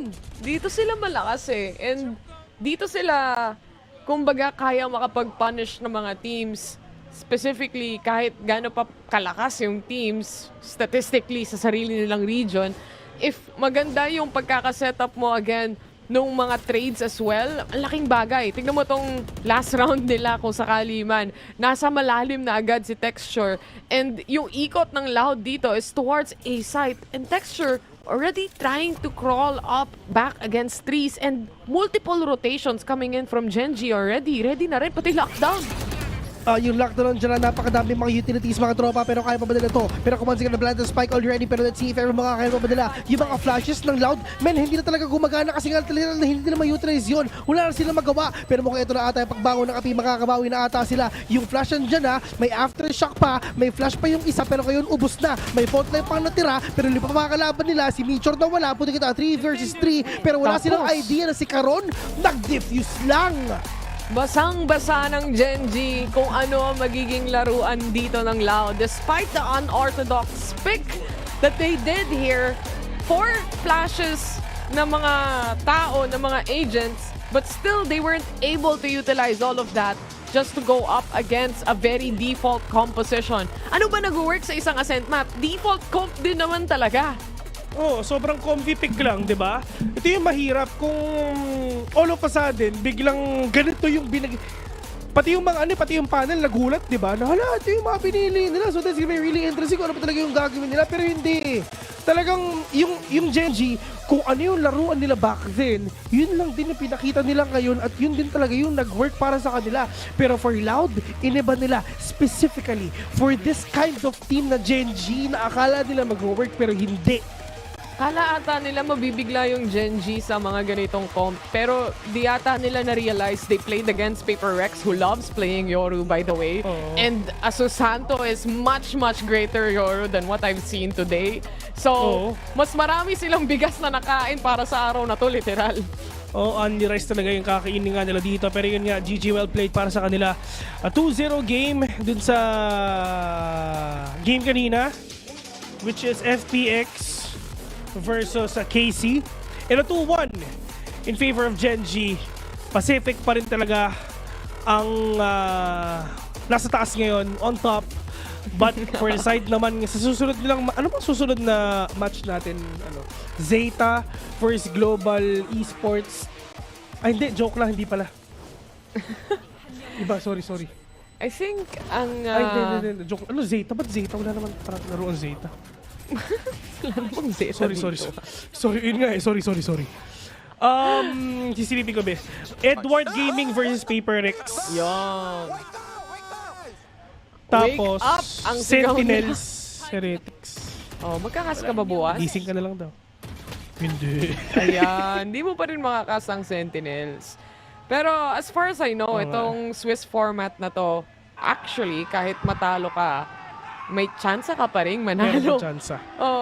Kasi I think it's first to lose 2 games, then dun ka palang matatanggal pagdating sa Swiss stage natin. But again, congratulations muli para sa Pacific dahil sila na naman ang naig para sa araw na to with a nice 2-1 scoreline. Ang ganda ng first game natin. Second game medyo nag-dwindle down, pero third game itself, we got something of a banger.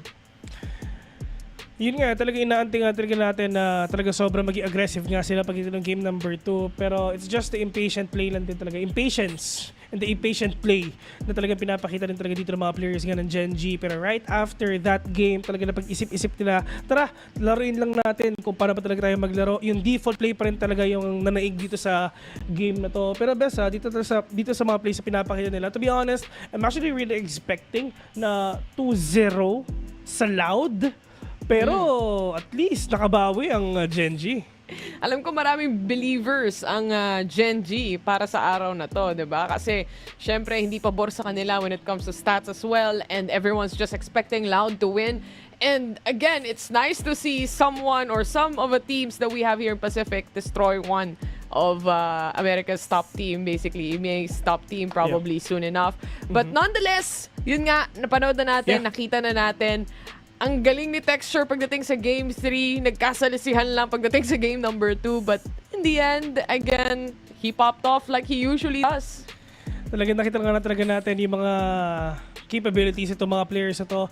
Pero yeah, the mods! Signing out mga tropa. The mods signing out. Bubuksan na namin yung mga PC namin. Bukas yung VALORANT namin kasi magkukuha na kami in just a few minutes. Thank you very much for watching. And this has been your day number 1 of Masters Madrid. Kami nga pala ng The Mods. Mika, kamusta? 들이 우승했을 때는 내가 없어서 걔네가 우승한 거다라는 얘기를 해줬잖아요. 약간 경기하면서도 그런 느낌이었을까요? 당연하죠. 일단 자신감을 가져야 되는 게 최우선이기 때문에 그런 마음으로 임하고 게임했습니다. Important to be confident when you're facing Loud or a team of that caliber. So that was my mindset, just completely 100% confident when I was facing them. Me encanta, le he preguntado porque al principio del día le preguntábamos ¿por qué dices que no le tienen tanta estima a Loud? Porque él decía que él ni siquiera jugaba cuando Loud se hizo campeón del mundo. Dice que incluso estando hoy en el stage, él ha dado el 100%, han estado muy seguros de todo lo que han hecho. Y ahora vamos a preguntar un poco por los mapas. Yo tengo curiosidad por saber cómo aparece ese Breeze que era permaban de Loud. So Loud had been permabanning that Breeze during the entirety of kickoff, but now they leave it open. You decide to dive right into it, but it doesn't go as planned. What is the thought process behind picking that map, and then also what happened on stage? 일단 라우드가 계속해서 킥오프 때는 브리즈를 고정밴으로 가져갔는데 풀어주자마자 젠지가 브리즈를 선택했잖아요. 좀 선택한 이유와 함께 좀 브리즈에서 패배가 있었는데 어떤 피드백이 있었는지 궁금합니다. 일단 저희 하던 대로 못한 것 같아요. 그리고 약간 좀 유리할 때 계속 싸워져가지고 그게 불리한 경우로 가는 경우도 있었고 그런 부분을 이제 줄이면서 이제 게임을 하자 이렇게 피드백이 나왔습니다. 뽑은 이유는 그냥 자신감 있어서요. The reason why we picked Breeze as soon as it was open was because we were super confident in it. And I think what went wrong with Breeze was the fact that, we were taking fights that we didn't really need to. And Breeze just didn't really go the way we planned. And I think it was more on us dropping the ball. Vaya, que parece ser que lo que pasó en Breeze no es culpa de Loud, sino más bien de ellos, que son ellos los que han dejado, se ha dejado ganar por así. Well, thank you very much for the interview. Thank you very much, Jen. We'll see you in a couple of days. El día todavía no ha terminado, así que vamos a hablar un poco más de lo que pasó el día de hoy. Thank you very much for that, Kakuka. Gen.G, they pull off this huge upset. I'm your host, Youngsu, and I'm back here with Mimi and a special guest on the desk. Hi, Pog, welcome. Jumping over to the other side. Couldn't leave you hanging. Yeah. Especially after a series like that honestly, I feel a little bad from the conversations I was having earlier about not buying into Gen.G, but yeah, I'm swayed in one Michael, matchup. they won every scrim. Yeah, I know, won every scrim, right? Yeah, that's never steered a team wrong. Yeah, at an no, international you event just before. believe scrim bucks Yeah, every that's time. it. It's never I'm let all anyone in now. astray. I'm all in. Gen.G going deep. Yeah, I mean, they looked so good throughout this series. That just continuing on everything we saw from them from Pacific, the really strong protocols, really great, just kind of discipline from the squad. And also, I think that what most people were doubting was if these rookies could come to an international event and keep up the pace.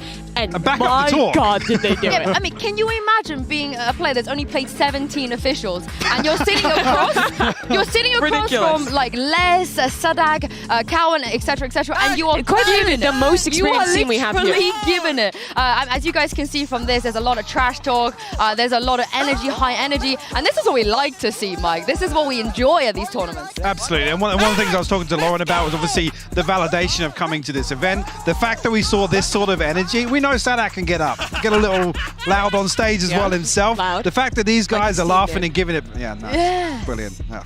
Nailed that one. Anyway, the fact that they're able to give back up and match this energy on stage and have the gameplay to back it up, for me, is a huge testament. Yeah, the guys just look comfortable out there. It is clear that it's not facing them at all, being in this new situation, playing against one of the best. And if anything, that confidence is only going to grow after a win like that. Absolutely. Munchkin was given it. How many times have you seen that guy I give don't it think we've at ever LA? said that before. No. And you know what? He deserves to. I feel like after the performance they had today, they have every right. Dude, and I especially love Munchkin. The fact that we don't get Angel, it just warms my heart that we get Munchkin. It's just him on Breeze running it down B main like 300, man. and then just turns it around and is like dropping bombs on Ascent. He is the duality of man as a man. Speaking of He's our those, Angel of Madrid. Oh, don't do him like that. Wait, that's such a hard nickname. That's an accolade. The Angel That's a of title. Madrid. Yeah. Oh, okay. That goes hard. That kind of angel. Okay, Yes. I get you. But let's take a quick look at some of the multi-kills we saw on Ascent, because you had Texture, Meteor, and Munchkin all drop a 4K, as you do. And it's what they did in Pacific. They do it again here. And I was really concerned about that as well, because Loud's a team that you don't really ever get. They the tend to, like trade. Yeah, trade, or you never really get an opportunity to clutch out rounds versus Loud. It's like they're strength in numbers. They like deathball, and they're happy to throw 3 or 4 bodies onto one person. Yeah, that is lunacy for a rookie player to come out and do that versus any team on an international stage, let alone Loud. Yeah. It's honestly kind of unbelievable what this team has pulled off. Like, I think that people really did have some reason to doubt. I think everything people said about the Pacific field not looking as great, DRX falling off a little bit, PaperX not up to their same standard. Okay, they got an upset. Like, I understand the doubters, but I think this is the match to cast all of that aside immediately in Madrid. It is, and I think as well, coming into this, the questions about Loud and compositions, and do they commit to it? Do they play with it a little bit?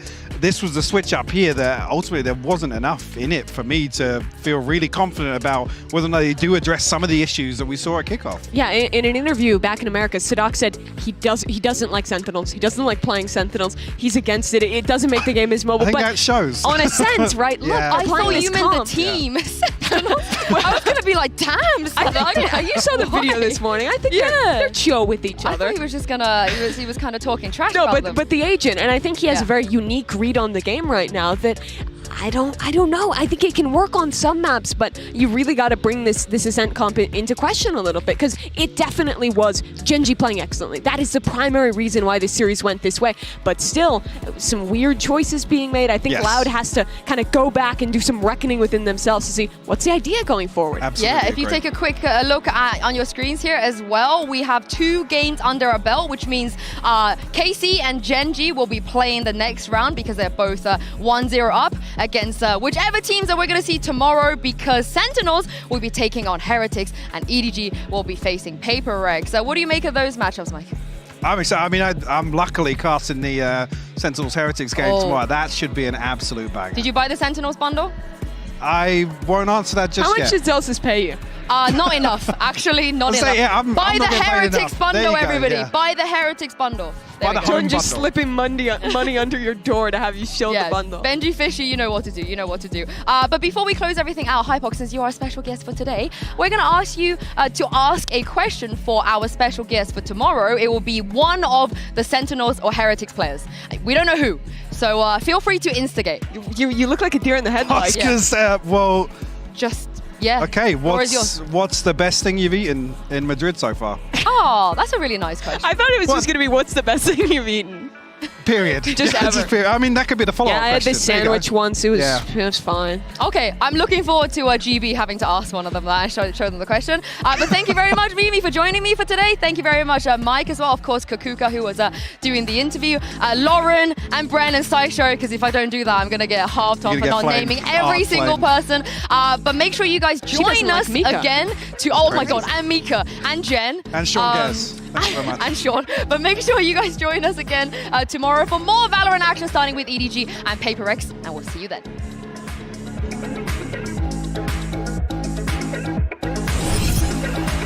Upsets, surprises, we've seen it all on the regional stage, but can these teams continue their dominance when the stage is so much bigger and the stakes are so much higher?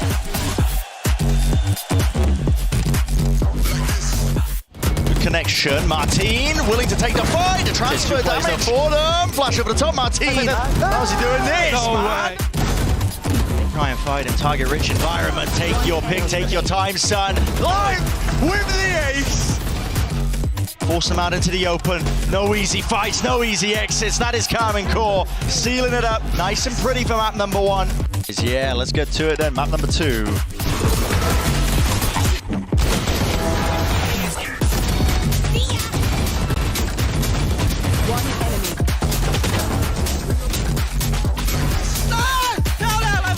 What can he do? Paranoia glides, TP in face! No way! No way! No way! Shin! That's monstrous! And life is nowhere near! Half on it! Live! It's Karmine Corp! It's all down to 1v1. Wraps it around, 20 seconds left, Spike still not retrieved! Thomasy! He finishes the job on their feet before you know it. And it's a 2-0 wrap to the series for Karmine Corp in their opening match of Madrid. This is Gen.G's Masters debut, but they have to take on the former world champions in Loud. We only get one night like this. The pressure on the side was too much before, but it's less now, and his Texture with a world of trouble. Texture, he's on it, tipping the scales now into their hands. Oh my word! Remove that. Meteor will fall here. That's going to get another one. Oh my God! Can he stop this? Because Karen ain't stopping. He's going. No way! And it is Gen.G steal away the 13th round. I've got to have map 2. Let's get out of here. Oh my God!